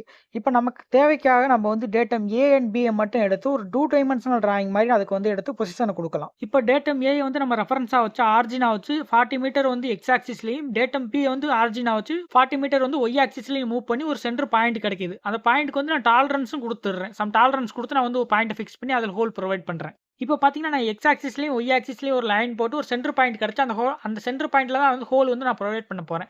அந்த ஹோல் பார்த்தீங்கன்னா, நான் கீழ் நோக்கி தான் புரொவைட் பண்ண போறேன். அதுக்கு ஒரு ஆக்சிஸ் வேணும்ல. அந்த ஆக்சிஸ் தான் பார்த்தீங்கன்னா, 3 ஆக்சிஸ், Z ஆக்சிஸ். இப்ப பார்த்தீங்கன்னா, 3 டேட்டமுமே நமக்கு ஆக்ட் ஆகுறதுனால பார்த்தீங்கன்னா, வந்து மெட்டீரியல் கண்டிஷன் வந்து அப்ளை பண்றேன். Maximum material condition. இப்போ வந்து பின் கேஜ்ல வந்து நம்ம ஹோல் புரொவைட் பண்ண அந்த பிளேட்ட வந்து ஃபிக்ஸ் பண்ணி பார்த்துரலாம். ஃபிக்ஸ் பண்ணி பார்க்கும்போது டேட்டம் ஏ அண்ட் பி பார்த்தீங்கன்னா, அந்த கேஜ்ல வந்து 2 சைட்லயும் வந்து உங்களுக்கு ஃபிக்ஸ் ஆயிரும். அதே மாரி டேட்டம் சி இருக்கக்கூடிய பின் கேஜோட டாப் பார்த்தீங்கன்னா, பிளேட்டோட டேட்டம் சி இருக்கக்கூடிய பாட்டம்ல வந்து உங்களுக்கு ஃபிக்ஸ் ஆகும். இது வந்து தியரிட்டிக்கலா உங்களுக்கு வந்து சொல்லும்போது கரெக்ட்டா ஃபிக்ஸ் ஆயிரும். எந்த ஒரு இஷ்யூமே இருக்காது. பட் நீங்க வந்து பிராக்டிகலா அப்ளை பண்ணி பார்க்கும்போது உங்களுக்கு வந்து அந்த ஷாஃப்ட்டுக்கும், ஹோலுக்கும் பார்த்தீங்கன்னா, சம் கேப்லாம் இருக்கு. இந்த கேப் என்ன இஷ்யூனால வருதுன்னு பார்த்தீங்கன்னா, நம்ம அப்ளை பண்ண டாலரன்ஸ்ங்கிற ஒரு ரீசன்னால தான் உங்களுக்கு இந்த கேப் வரும். இப்ப பார்த்தீங்கன்னா, இது கண்டிப்பா ஒரு ட்ரூ பொசிஷன் கிடையாது. வேணா இத நம்ம வந்து பொசிஷன்னு சொல்லிக்கலாம். அட் த சேம் டைம் நம்ம யூஸ் பண்ற மெட்டீரியல் கண்டிஷன் பார்த்தீங்கன்னா, நம்ம வந்து டாலரன்ஸ்க்கு மட்டும் தான் யூஸ் பண்ணணும் அப்படின்னு கிடையாது. நம்ம டேட்டம்ல எந்த டேட்டம்ல நமக்கு தேவையோ அந்த டேட்டம்ல நமக்கு வந்து யூஸ் பண்ணிக்கலாம். இப்ப பார்த்தீங்கன்னா, உங்களுக்கு பொசிஷனுக்கும், ட்ரூ பொசிஷனுக்கும் உள்ள டிஃபரன்ஸ் வந்து ஈஸியா அண்டர்ஸ்டாண்ட் ஆயிருக்கு. ஜியாமெட்ரிக் கேரக்டரிஸ்டிக் சிம்பல்ல லொகேஷன் கேட்டகரியில நம்ம நெக்ஸ்ட் பார்க்க போற சிம்பல் பார்த்தீங்கன்னா, கான்சென்ட்ரிசிட்டி. இதோட சிம்பல் பார்த்தீங்கன்னா, இந்த மாரி தான் இருக்கும். ஒரு சர்க்கிள்குள்ள இன்னொரு சர்க்கிள் வந்த மாரி இருக்கும். கான்சென்ட்ரிசிட்டி பார்த்தீங்கன்னா, ஒரு லொகேஷன் டாலரன்ஸ்னால கண்டிப்பா உங்களுக்கு டேட்டம் கூட ரிலேட்டிவ் ஆயிருக்கும். டேட்டம் கூட இருக்கக்கூடிய ரிலேஷன் உங்களுக்கு சர்ஃபேஸ் ரிலேட்டடா இருக்கலாம், அல்லது ஆக்சிஸ் ரிலேட்டடா இருக்கலாம். கான்சென்ட்ரிசிட்டி பொறுத்தவரை உங்களுக்கு எந்த ஒரு மெட்டீரியல் கண்டிஷனுமே அப்ளை ஆகாது. இதோட டிராயிங் கால் அவுட் பார்த்தீங்கன்னா, உங்களுக்கு இந்த மாரி தான் இருக்கும். கான்சென்ட்ரிசிட்டி உங்களுக்கு சிம்பிளா புரியிற மாரி எக்ஸ்பிளைன் பண்ணணும்னா, ஒண்ணுக்கு மேற்பட்ட சர்க்கிளா இருக்கட்டும், ஹோலா இருக்கட்டும், ஒரே ஒரு சென்டர் பாயிண்ட் தான் அது வந்து வச்சிருக்கு. அந்த மாரி இருக்கிறத நம்ம வந்து கான்சென்ட்ரிசிட்டின்னு சொல்லுவோம். கான்சென்ட்ரிசிட்டி எங்கே மோஸ்ட்டா யூஸ் ஆகுதுன்னு பார்த்தீங்கன்னா, ரொட்டேட் ஆகக்கூடிய ஒரு ஆப்ஜெக்ட்டா இருக்கட்டும், அல்லது ப்ரீசியஸா ஃபிட் ஆகக்கூடிய சாஃப்ட் அண்ட் ஹோலா இருக்கட்டும், அந்த மாரி இடத்துல தான் ரொம்ப யூஸ் ஆகுது. எக்ஸாம்பிள் நம்ம இப்போ மோட்டர் எடுத்துக்கலாமே. மோட்டர்ல வந்து ஸ்டேட்டர் இருக்கு. அதுக்கு மேல நம்ம வந்து ரோட்டர் குடுக்குறோம். ஸோ 2க்குமே வந்து கான்சென்ட்ரிசிட்டி மேட்ச் ஆனா மட்டும் தான் 2மே கரெக்ட்டா ப்ரீசியஸா உள்ள வந்து ஃபிட் ஆகும். அட் த சேம் டைம் பார்த்தீங்கன்னா, உங்களுக்கு ரொட்டேட் ஆகும்போது எந்த ஒரு இஷ்யூ இல்லாம இருக்கும். இப்ப இந்த மாரி இருக்கக்கூடிய ஆப்ஜெக்ட்ல இருக்கக்கூடிய ஹோல்ல வந்து ஒரு ஷாஃப்ட் வந்து இன்சர்ட் பண்றோம். இன்சர்ட் பண்ணும்போது எந்த ஒரு இன்டரப்ஷனுமே இல்லாம அது ஸ்ட்ரெய்ட்டா உள்ள போயிட்டு வரணும். சப்போஸ் சைடில் எங்கேயாவது உங்களுக்கு டச் ஆச்சுன்னு பார்த்தீங்கன்னா உங்களுக்கு அந்த ஆப்ஜெக்ட்டில் வந்து ஏதாவது ஃப்ரிக்ஷன் வரும். அட் த சேம் டைம் அந்த மூவ்மெண்ட்டில் வந்து உங்களுக்கு ப்ராப்ளம் வரும். இதெல்லாம் ப்ரிவென்ட் பண்ணுறதுக்காக தான் நம்ம கான்சென்ட்ரிசிட்டிங்கிற ஒரு டேர்ம் வந்து நம்ம GDNTல யூஸ் பண்ணுறோம். இப்போ இன்னும் ஈஸியாக அண்டர்ஸ்டாண்ட் பண்ணிக்கிறதுக்கு இந்த டிராயிங் நம்ம எக்ஸாம்பிளுக்கு எடுத்துக்கலாம். இப்போ இதில் பார்த்தீங்கன்னா டேட்டா ஆக்சிஸ்னு ஒரு சென்டர் பாயிண்ட் இருக்குது. இந்த சென்டர் பாயிண்ட்டை மையமாக வச்சு தான் உங்களுக்கு அதுக்கு மேலே நீங்கள் ப்ரொவைட் பண்ணக்கூடிய சாஃப்ட் ஹோல் எல்லாத்தோட சென்டர் பாயிண்ட் இந்த டேட்டா ஆக்சிஸாக தான் இருக்கணும். அப்படி இருந்தால் மட்டும் தான் நீங்கள் ஃபிட் பண்ணும்போது உங்களுக்கு எந்த ஒரு இஷ்யூமே இல்லாமல் ஸ்மூத்தாக போயிட்டு வரும். கான்சென்ட்ரிசிட்டி பொறுத்தவரை மோஸ்ட்டாக பார்த்தீங்கன்னா CMMல தான் மெஷர் பண்ணுவாங்க. நீங்கள் ட்ரெடிஷனல் மெத்தட்னு எடுத்துக்கிட்டிங்கன்னா 2 சைடுமே ஒரு பெஞ்ச் சென்டரில் வந்து அந்த பார்ட்டை வந்து நீங்கள் ஹோல்ட் பண்ணிவிட்டு டயலை வந்து ஒரு 4-5 டயலை வந்து கண்டினியூஸாக நீங்கள் ஃபிக்ஸ் பண்ணிவிட்டு அதை வந்து நீங்கள் ரொட்டேட் பண்ணி ஏதாவது டிஃப்ளெக்ஷன் ஆகுது அந்த மாதிரி நீங்கள் செக் பண்ணிக்கலாம். ஆனால் அதில் வந்து உங்களுக்கு அந்தளவு அக்யூரசி கிடைக்காது. CMMல மெஷர் பண்ணும்போது உங்களுக்கு அக்யூரட்டாக இருக்கும். கான்சென்ட்ரிசிட்டியை பொறுத்தவரை மோஸ்ட்டாக எந்த மாதிரியான பார்ட்ஸ்க்குலாம் யூஸ் பண்ணுவாங்கன்னு பார்த்தீங்கன்னா உங்களுக்கு ப்ரிசிஷன் அதிகமாக தேவைப்படுற பார்ட்ஸ்க்கு தான் யூஸ் பண்ணுவாங்க. For example gear, rotor, soft, transmitting soft அந்த மாதிரி எந்தெந்த இடத்துல வந்து ப்ரிசிஷன் அதிகமாக தேவையோ அந்த இடத்துல தான் இந்த யூஸ் பண்ணுவாங்க. ஜியாமெட்ரிக் கேரக்டரிஸ்டிக் சிம்பிளில் லொகேஷன் கேட்டகரியில் நம்ம வந்து நெக்ஸ்ட் பார்க்க போகிற டைப் பார்த்தீங்கன்னா சிமெண்ட்ரி. இதோட சிம்பிள் பார்த்தீங்கன்னா உங்களுக்கு இந்த மாதிரி தான் இருக்கும். அதாவது ஒரு லைனை வச்சுக்கிட்டு 2 சைடுமே நம்ம மிரர் வச்சா 2 சைடுமே அதோட ரிஃப்ளெக்ஷன் இருக்கணும். அது மாதிரி தான் இதோட சிம்பிள் இருக்கும். சிமெண்ட்ரியை பொறுத்தவரை உங்களுக்கு கண்டிப்பாக வந்து டேட்டம் கூட ரிலேட்டிவ் ஆகிருக்கும். பிகாஸ் இது வந்து பார்த்தீங்கன்னா ஒரு லொகேஷன் கேட்டகரி. சிமெண்ட்ரியை பொறுத்தவரை உங்களுக்கு மெட்டீரியல் கண்டிஷன் எதுவுமே அப்ளை ஆகாது. இதோட டிராயிங் கால் அவுட் பார்த்தீங்கன்னா உங்களுக்கு இந்த மாதிரி தான் இருக்கும். சிமெண்ட்ரி பார்த்தீங்கன்னா ஒரு 3 டைமென்ஷனல் டாலரன்ஸ். இது எதுக்கு யூஸ் ஆகுதுன்னு பார்த்தீங்கன்னா இப்போ ஒரு ஆப்ஜெக்ட் இருக்குது. ஆப்ஜெக்டோட சென்டர் டேட்டம் லைன் இருக்குது. சென்டர் டேட்டம் லைனில் அந்த பார்ட்டை வந்து நம்ம வந்து கிராஸ் செக்ஷனல் ஏரியாவை கட் பண்ணோம்னா 2 சைடுமே பார்த்தீங்கன்னா உங்களுக்கு சேம் சைஸாக இருக்கட்டும், சேம் ஷேப்பாக இருக்கட்டும், டைமென்ஷன் எல்லாமே உங்களுக்கு வந்து யூனிஃபார்மாக இருக்கணும். எந்த ஒரு டிஃப்ரென்ஸும் இல்லாமல் அந்த மாதிரி இருக்கிற ஆப்ஜெக்டை தான் நம்ம வந்து சிமெண்ட்ரி ஆப்ஜெக்ட் அப்படின்னு சொல்லுவோம். இதை இன்னும் சிம்பிளாக வந்து எக்ஸ்பிளைன் பண்ணணும்னா ஒரு ஆப்ஜெக்டை எடுத்துக்கோங்க. இந்த ஆப்ஜெக்ட் வந்து இப்போ நீங்கள் வந்து பாதியாக கட் பண்ணுறீங்க. கட் பண்ணிவிட்டு அந்த பாதி ஆப்ஜெக்ட் கொண்டு போய் நீங்கள் கண்ணாடி முன்னாடி வைக்கிறீங்க. கண்ணாடி முன்னாடி வைக்கும்போது இந்த ஆப்ஜெக்டோட பாதி வந்து பார்த்தீங்கன்னா உங்களுக்கு ரிஃப்ளெக்ஷனில் கண்ணாடியில் தெரியும். அப்போ பார்த்தீங்கன்னா கண்ணாடியில் தெரியிற ரிஃப்ளெக்ஷன் உங்களுக்கு கையில் இருக்கக்கூடிய அந்த பாதி ஆப்ஜெக்ட்டும் பார்த்தீங்கன்னா சேம் டைமென்ஷன், சேம் ஷேப் தான் இருக்கும். இந்த மாதிரி தான் நம்ம வந்து மேனுஃபேக்சர் பண்ணக்கூடிய ஒரு ஆப்ஜெக்ட் பார்த்தீங்கன்னா உங்களுக்கு கட் பண்ணும்போது உங்களுக்கு 2 சைடுமே வந்து சேம் டைமென்ஷன், சேம் ஷேப் இருந்தால் தான் நம்ம வந்து சிமெண்ட்ரிக் ஷேப் அப்படின்னு சொல்லுவோம். இப்போ நம்ம அண்டர்ஸ்டாண்டிங் பண்ணிக்கிறதுக்கு வந்து பார்த்தீங்கன்னா இந்த டிராயிங் எக்ஸாம்பிள் எடுத்துக்கலாம். இந்த டிராயிங்கில் பார்த்தீங்கன்னா நான் சென்டராக ஒரு லைன் போட்டு அந்த ஆப்ஜெக்ட்டை வந்து நான் கட் பண்ணுறேன்னு வைங்க. கட் பண்ணும்போது எனக்கு ரைட் ஹேண்ட் சைடாக இருக்கட்டும், லெஃப்ட் ஹேண்ட் சைடாக இருக்கட்டும், 2 சைடுமே எனக்கு வந்து சிமெண்ட்ரிக்காக சேம் சைஸ், சேம் ஷேப் தான் இருக்கணும். எந்த ஒரு டிஃப்ரென்ஸுமே உங்களுக்கு இருக்கக்கூடாது. ஃபார் எக்ஸாம்பிள் நான் இப்போ வந்து இங்கே ஒரு ஸ்கொயரை வந்து இன்சர்ட் பண்ணுறேன். அந்த ஸ்கொயரோட சென்டரில் பார்த்தீங்கன்னா ஒரு சாஃப்ட் இருக்குது. அந்த சாஃப்ட் பார்த்தீங்கன்னா ஒரு சின்ன ஹோல், அந்த ப்ளூ கலர் லைன் வரல 2 டாலரன்ஸ், அந்த டாலரன்ஸ்குள்ளே போகிற மாதிரி ஒரு ஹோல் இருக்குன்னு வைங்க. சப்போஸ் எனக்கு வந்து சிமெண்ட்ரிக்காக இல்லைன்னு வைங்க, என்ன ஆகுன்னு பார்த்தீங்கன்னா அந்த சாஃப்ட் வந்து உள்ளே வந்து அந்த ஹோல்குள்ளே கரெக்டாக மேட்ச் ஆகாது. பட் அந்த ஸ்கொயர் ஷேப்டு கியூப் வந்து உங்களுக்கு வந்து அந்த இடத்துல மேட்ச் ஆகுமே தவிர அந்த சாஃப்ட் வந்து உள்ளே உங்களுக்கு போகாது. இந்த இஷ்யூவை வந்து சால்வ் பண்ணுறதுக்காக தான் GDNTல சிமெண்ட்ரிசிட்டிங்கிற ஒரு டேர்ம் வந்து யூஸ் பண்ணுறாங்க. இந்த சிமெண்ட்ரிசிட்டி எங்கே யூஸ் ஆகும்னு பார்த்தீங்கன்னா யூனிஃபார்ம் டிஸ்ட்ரிபியூட்டிவ் மோஷன் இருக்கக்கூடிய பிளேடு, கியர்ஸ் அந்த மாதிரி அப்ளிகேஷன்ல மோஸ்ட்டாக யூஸ் ஆகுது. ஜியாமெட்ரிக் கேரக்டரிஸ்டிக் சிம்பிளில் நெக்ஸ்ட் பார்க்க போகிற கேட்டகரி பார்த்தீங்கன்னா ப்ரொஃபைல் டாலரன்ஸ். ப்ரொஃபைல் டாலரன்ஸை பொறுத்தவரை 2 டைப்பில் பிரிக்கலாம். Profile of a surface and profile of a line. இதோட சிம்பிள் பார்த்தீங்கன்னா இந்த மாதிரி தான் உங்களுக்கு செமி சர்க்கிள் ஷேப்பில் இருக்கும். ப்ரொஃபைல் ஆஃப் ஏ சர்ஃபேஸை பொறுத்தவரை உங்களுக்கு டேட்டம் வந்து ஆப்ஷனல் தான். தேவைப்பட்டால் வச்சிருப்பாங்க, தேவையில்லைன்னா இங்கே வந்து டேட்டம்ங்கிறது பயன்படுத்த மாட்டாங்க. இதுக்கு வந்து மெட்டீரியல் கண்டிஷன் எதுவுமே அப்ளை ஆகாது. இதோட டிராயிங் கால் அவுட் பார்த்தீங்கன்னா இந்த மாதிரி தான் இருக்கும். ப்ரொஃபைல் ஆஃப் ஏ சர்ஃபேஸ் இதோட நேமுக்கு ஏற்ற மாதிரியே பார்த்தீங்கன்னா entire feature or object or ப்ராடக்டோட ப்ரொஃபைலை வந்து இது கண்ட்ரோல் பண்ணும். நம்ம இதுக்கு முன்னாடி பார்த்த எல்லா டாலரன்ஸோட டைப்பும் பார்த்தீங்கன்னா உங்களுக்கு வந்து ஃபார்ம் கண்ட்ரோலாக இருக்கட்டும், ஓரியன்டேஷன் கண்ட்ரோலாக இருக்கட்டும், லொகேஷன் கண்ட்ரோலாக இருக்கட்டும், எல்லாமே பார்த்தீங்கன்னா உங்களுக்கு தனித்தனியாக தான் ஒரு கண்ட்ரோலும் பண்ணும். ஆனால் இந்த ப்ரொஃபைல் ஆஃப் ஏ சர்ஃபேஸ் பார்த்தீங்கன்னா எல்லா கண்ட்ரோலையுமே வந்து உங்களுக்கு மொத்தமாக பண்ணக்கூடியது. அதே மாதிரி பார்த்தீங்கன்னா இதில் நம்ம டேட்டம் யூஸ் பண்ணவும் செய்யலாம், யூஸ் பண்ணாமலும் இருக்கலாம். இப்போ நம்ம டேட்டம் யூஸ் பண்ணாத நேரத்தில் நம்மளால் ஃபார்ம் கண்ட்ரோல் மட்டும்தான் பண்ண முடியும். அதாவது அந்த பார்ட்டோட ஷேப்பை மட்டும்தான் நம்மளால் கண்ட்ரோல் பண்ண முடியும். நம்ம இப்போ சப்போஸ் டேட்டம் யூஸ் பண்ணுறோம் அந்த மாதிரி நேரத்தில் நம்ம பார்த்தீங்கன்னா ஃபார்ம் கண்ட்ரோல் பண்ணிக்கலாம், ஓரியன்டேஷன் கண்ட்ரோல் பண்ணிக்கலாம், அண்ட் பார்த்தீங்கன்னா லொகேஷன் கண்ட்ரோல் நம்ம பண்ணிக்க முடியும். ஒரு ஆப்ஜெக்ட்டில் இருக்கக்கூடிய ப்ரொஃபைல் இது எப்படி கண்ட்ரோல் பண்ணும் பார்த்தீங்கன்னா சர்ஃபேஸ் ஆர் ஆப்ஜெக்ட்டில் இருக்கக்கூடிய அந்த ப்ரொஃபைலோட டாலரன்ஸ் வந்து இது கண்ட்ரோல் பண்ணும். அந்த இர்ரெகுலர் ப்ரொஃபைலோட டாலரன்ஸ் இதை கண்ட்ரோல் பண்ணி வித்தின் த டாலரன்ஸ்க்குள்ள நம்ம மெயின்டைன் பண்ணும்போது அந்த ரெக்யூர் ப்ரொஃபைலை வந்து நம்ம அட்டைன் பண்ணிடலாம். இப்போ ஃப்ளாட்னஸாக இருக்கட்டும், ஸ்ட்ரெயிட்னஸாக இருக்கட்டும், அதை கண்ட்ரோல் பண்ணுறதுக்கு தனியாகவே ஜியாமெட்ரிக்கல் சிம்பிள் இருக்குது, ஃப்ளாட்னஸ், ஸ்ட்ரெயிட்னஸ்னு. பட் ஒரு இர்ரெகுலர் ப்ரொஃபைல் இருக்குது, அந்த இர்ரெகுலர் ஷேப்போட ப்ரொஃபைலை வந்து கண்ட்ரோல் பண்ணுறதுக்கு பார்த்தீங்கன்னா அந்த ப்ரொஃபைல் ஆஃப் ஏ சர்ஃபேஸுங்கிற ஒரு டேம் வந்து நம்ம யூஸ் பண்ணுறோம். இப்போ சிம்பிள் ப்ரொஃபைல் இருக்கக்கூடிய இந்த டிராயிங்கை நம்ம எக்ஸாம்பிளுக்கு எடுத்துக்கலாம். இப்போ டேட்டம் ஏ அண்ட் பி வந்து நம்ம ரெஃபரன்ஸாக எடுத்துக்கிட்டு அந்த ப்ரொஃபைலை வந்து நம்ம சேஞ்ச் பண்ண போகிறோம். இதில் ரெட் கலரில் இருக்கிறது தான் பார்த்தீங்கன்னா ப்ரொஃபைல், அதை தான் நம்ம வந்து இப்போ கண்ட்ரோல் பண்ண போகிறோம். அதை எப்படி கண்ட்ரோல் பண்ண போகிறோம்னா வித்தின் த டாலரன்ஸ்குள்ளே.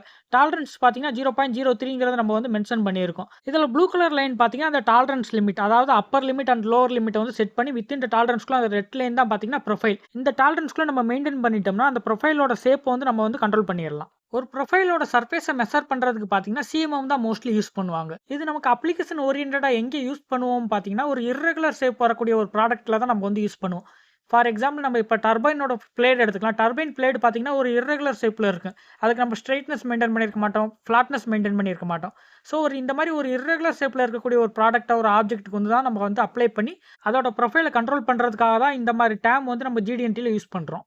இன்னொரு எக்ஸாம்பிள் சொல்லணும்னா ஆட்டோமொபைல் பார்ட்ஸு, பிளேன் பார்ட்ஸ் இந்த மாதிரி பார்ட்ஸ் பார்த்தீங்கன்னா ஒரு இர்ரெகுலர் ஷேப்பில் தான் இருக்கும். அது ஒரு சர்க்கிளாவோ இல்லை ஸ்கொயராவோ இருக்காது. ஒரு இடத்துல கர்வ் மாதிரி வந்து இர்ரெகுலர் ஷேப்பில் தான் இருக்குது. இந்த மாதிரி ஷேப்பை வந்து கண்ட்ரோல் பண்ணுறதுக்காக தான் நம்ம வந்து இந்த ப்ரொஃபைல் ஆஃப் ஏ சர்ஃபேஸ் அப்படிங்கிற ஒரு டேம் வந்து GD&Tல யூஸ் பண்ணுறோம். ஜியோமெட்ரி கேரக்டரிஸ்டிக் சிம்பிளில் ப்ரொஃபைல் கேட்டகரியில் நம்ம நெக்ஸ்ட் பார்க்க போகிற டைப் பார்த்தீங்கன்னா ப்ரொஃபைல் ஆஃப் ஏ லைன். இதோட சிம்பிள் பார்த்தீங்கன்னா இந்த மாதிரி தான் ஒரு ஆர்க் மாதிரி இருக்கும். ப்ரொஃபைல் ஆஃப் ஏ லைனுக்கு வந்து டேட்டாவை பொறுத்தவரை ஆப்ஷனல் தான். தேவைன்னா யூஸ் பண்ணிக்கலாம், தேவையில்லாட்டா யூஸ் பண்ண வேண்டிய அவசியம் கிடையாது. அதே மாதிரி பார்த்தீங்கன்னா இதுக்கு வந்து மெட்டீரியல் கண்டிஷன் எதுவுமே அப்ளை ஆகாது. இதோட டிராயிங் கால் அவுட் பார்த்தீங்கன்னா உங்களுக்கு இந்த மாதிரி தான் இருக்கும்.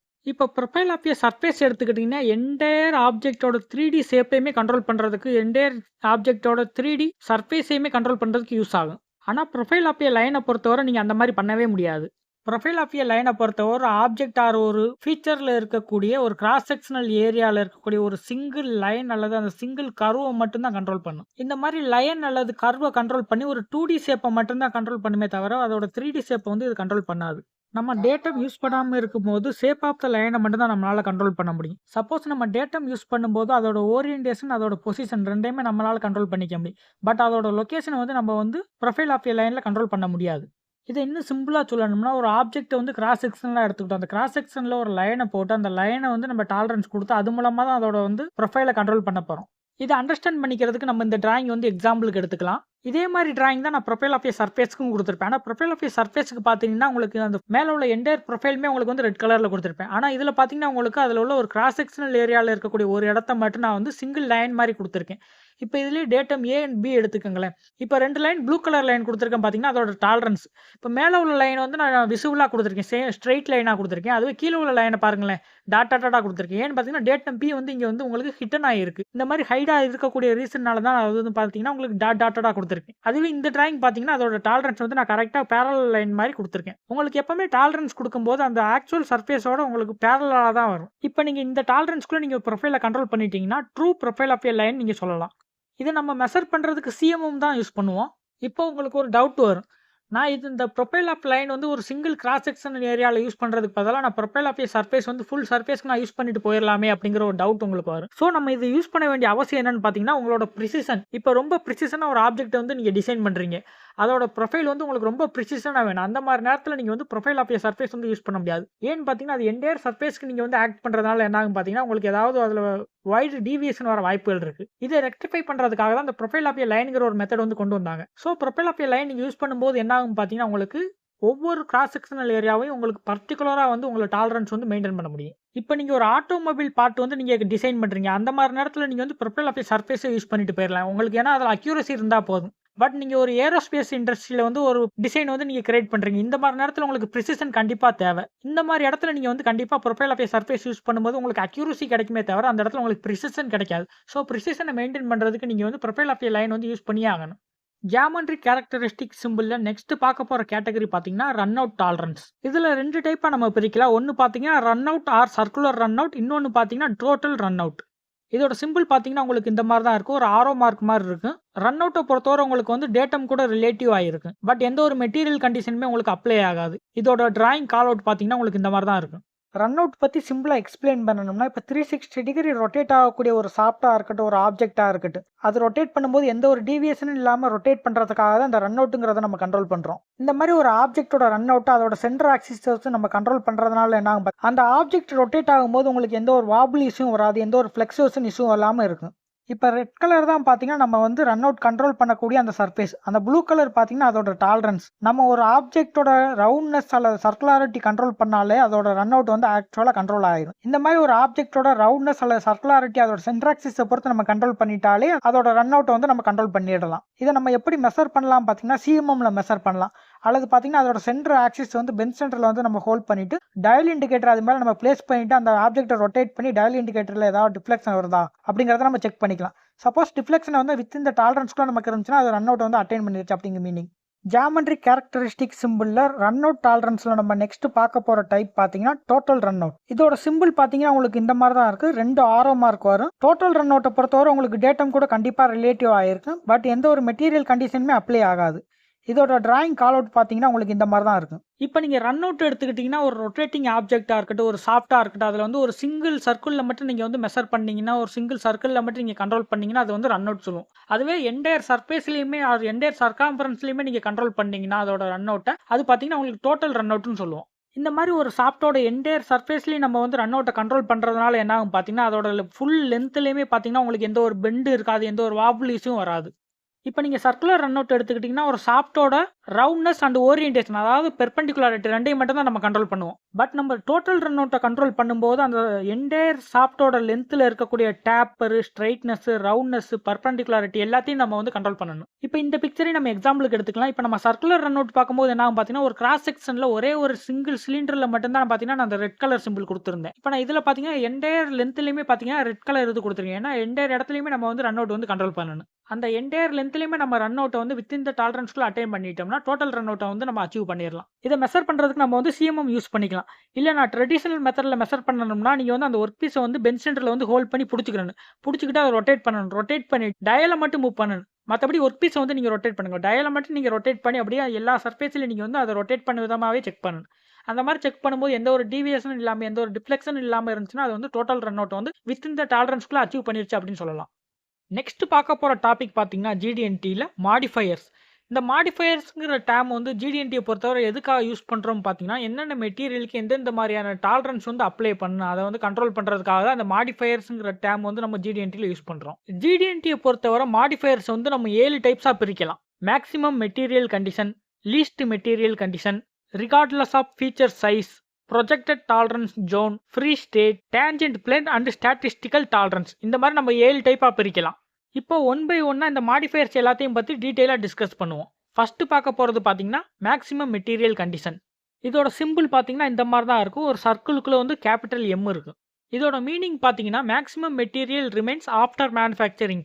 அதாவது மேனுஃபேக்சரிங் ப்ராசஸ் முடிஞ்சதுக்கப்புறம் எந்த இடத்துல வந்து நமக்கு மேக்ஸிமம் மெட்டீரியல் தேவையோ அந்த மாதிரி இடத்துல தான் இந்த கண்டிஷன் வந்து நம்ம அப்ளை பண்ண போகிறோம். மெட்டீரியல் கண்டிஷனை பொறுத்தவரை ஒரு ஃபீச்சர் ஆர் ஆப்ஜெக்டோட சைஸை தான் வந்து டிஃபைன் பண்ணும். டாலரன்ஸ் பாக்ஸை பொறுத்தவரை இந்த மெட்டீரியல் கண்டிஷன் வந்து நம்ம வந்து டாலரன்ஸ் ஜோனில் யூஸ் பண்ணிக்கலாம். இல்லைன்னா டேட்டம் ஏபிசி, அதாவது primary, secondary and tertiary datum, எந்த டேட்டமில் வேணால் நம்ம யூஸ் பண்ணிக்கலாம். Okay, maximum material condition or MMC. So இந்த மாதிரி ஒரு கண்டிஷன் வந்து உங்களுக்கு டிராயிங்கில் மென்ஷன் பண்ணிட்டாங்க அல்லது டாலரன்ஸ் பாக்ஸில் வந்து உங்களுக்கு மென்ஷன் பண்ணிட்டாங்க. ஃபர்ஸ்ட் நம்ம இதை அண்டர்ஸ்டாண்ட் பண்ணிக்கிட்டா தான் இதை வந்து நம்ம எப்படி மெஷினிங் ப்ராசஸ்க்கு உட்படுத்தணும் அப்படிங்கிறது நமக்கு தெரியும். இதோட நேமை வச்சு நம்ம ஈஸியாக இதை டிஃபைன் பண்ணிடலாம். அதாவது அந்த ஆப்ஜெக்ட்ல வந்து நம்ம மெட்டீரியல் வந்து மேக்ஸிமமாக வந்து மெயின்டைன் பண்ணணும். இதை நம்ம அண்டர்ஸ்டாண்ட் பண்ணிக்கிறதுக்கு ஒரு சாஃப்ட் எடுத்துக்கலாம். அட் த சேம் டைம் பார்த்தீங்கன்னா ஒரு ஹோல் எடுத்துக்கலாம். இப்போ நம்ம எக்ஸாம்பிளுக்கு வந்து 10 mm வந்து டைமென்ஷன் வச்சுக்கலாம். அதோட டாலரன்ஸ் பார்த்தீங்கன்னா நம்ம வந்து 0.2 வச்சுக்கலாம். 0.2 mmங்கிறது வந்து அதோட டாலரன்ஸாக வச்சுக்கலாம், ப்ளஸ் ஆர் மைனஸில். இப்போ இதோட டைமென்ஷன் ரேஞ்ச் எப்படி இருக்குன்னு பார்த்தீங்கன்னா 9.8லேருந்து 10.2 வரை நமக்கு டைமென்ஷன் ரேஞ்ச் கிடைக்கும்.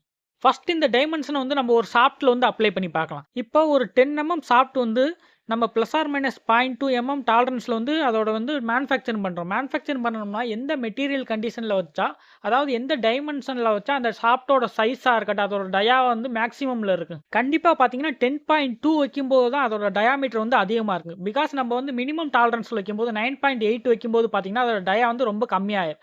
ஸோ வந்து நம்ம 10.2ங்கிறது இங்கே மெயின்டைன் பண்ணும்போது மேக்ஸிமம் மெட்டீரியல் கண்டிஷன் வந்து நம்ம அட்டைன் பண்ணிடலாம். இந்த மாதிரி சாஃப்ட்டில் வந்து நம்ம மேக்ஸிமம் மெட்டீரியல் கண்டிஷன் மெயின்டைன் பண்ணும்போது பார்த்தீங்கன்னா அந்த சாஃப்ட்டோட டயாவாக இருக்கட்டும் அதோட வெயிட்டாக இருக்கட்டும் பார்த்தீங்கன்னா உங்களுக்கு அதிகமாக இருக்குது.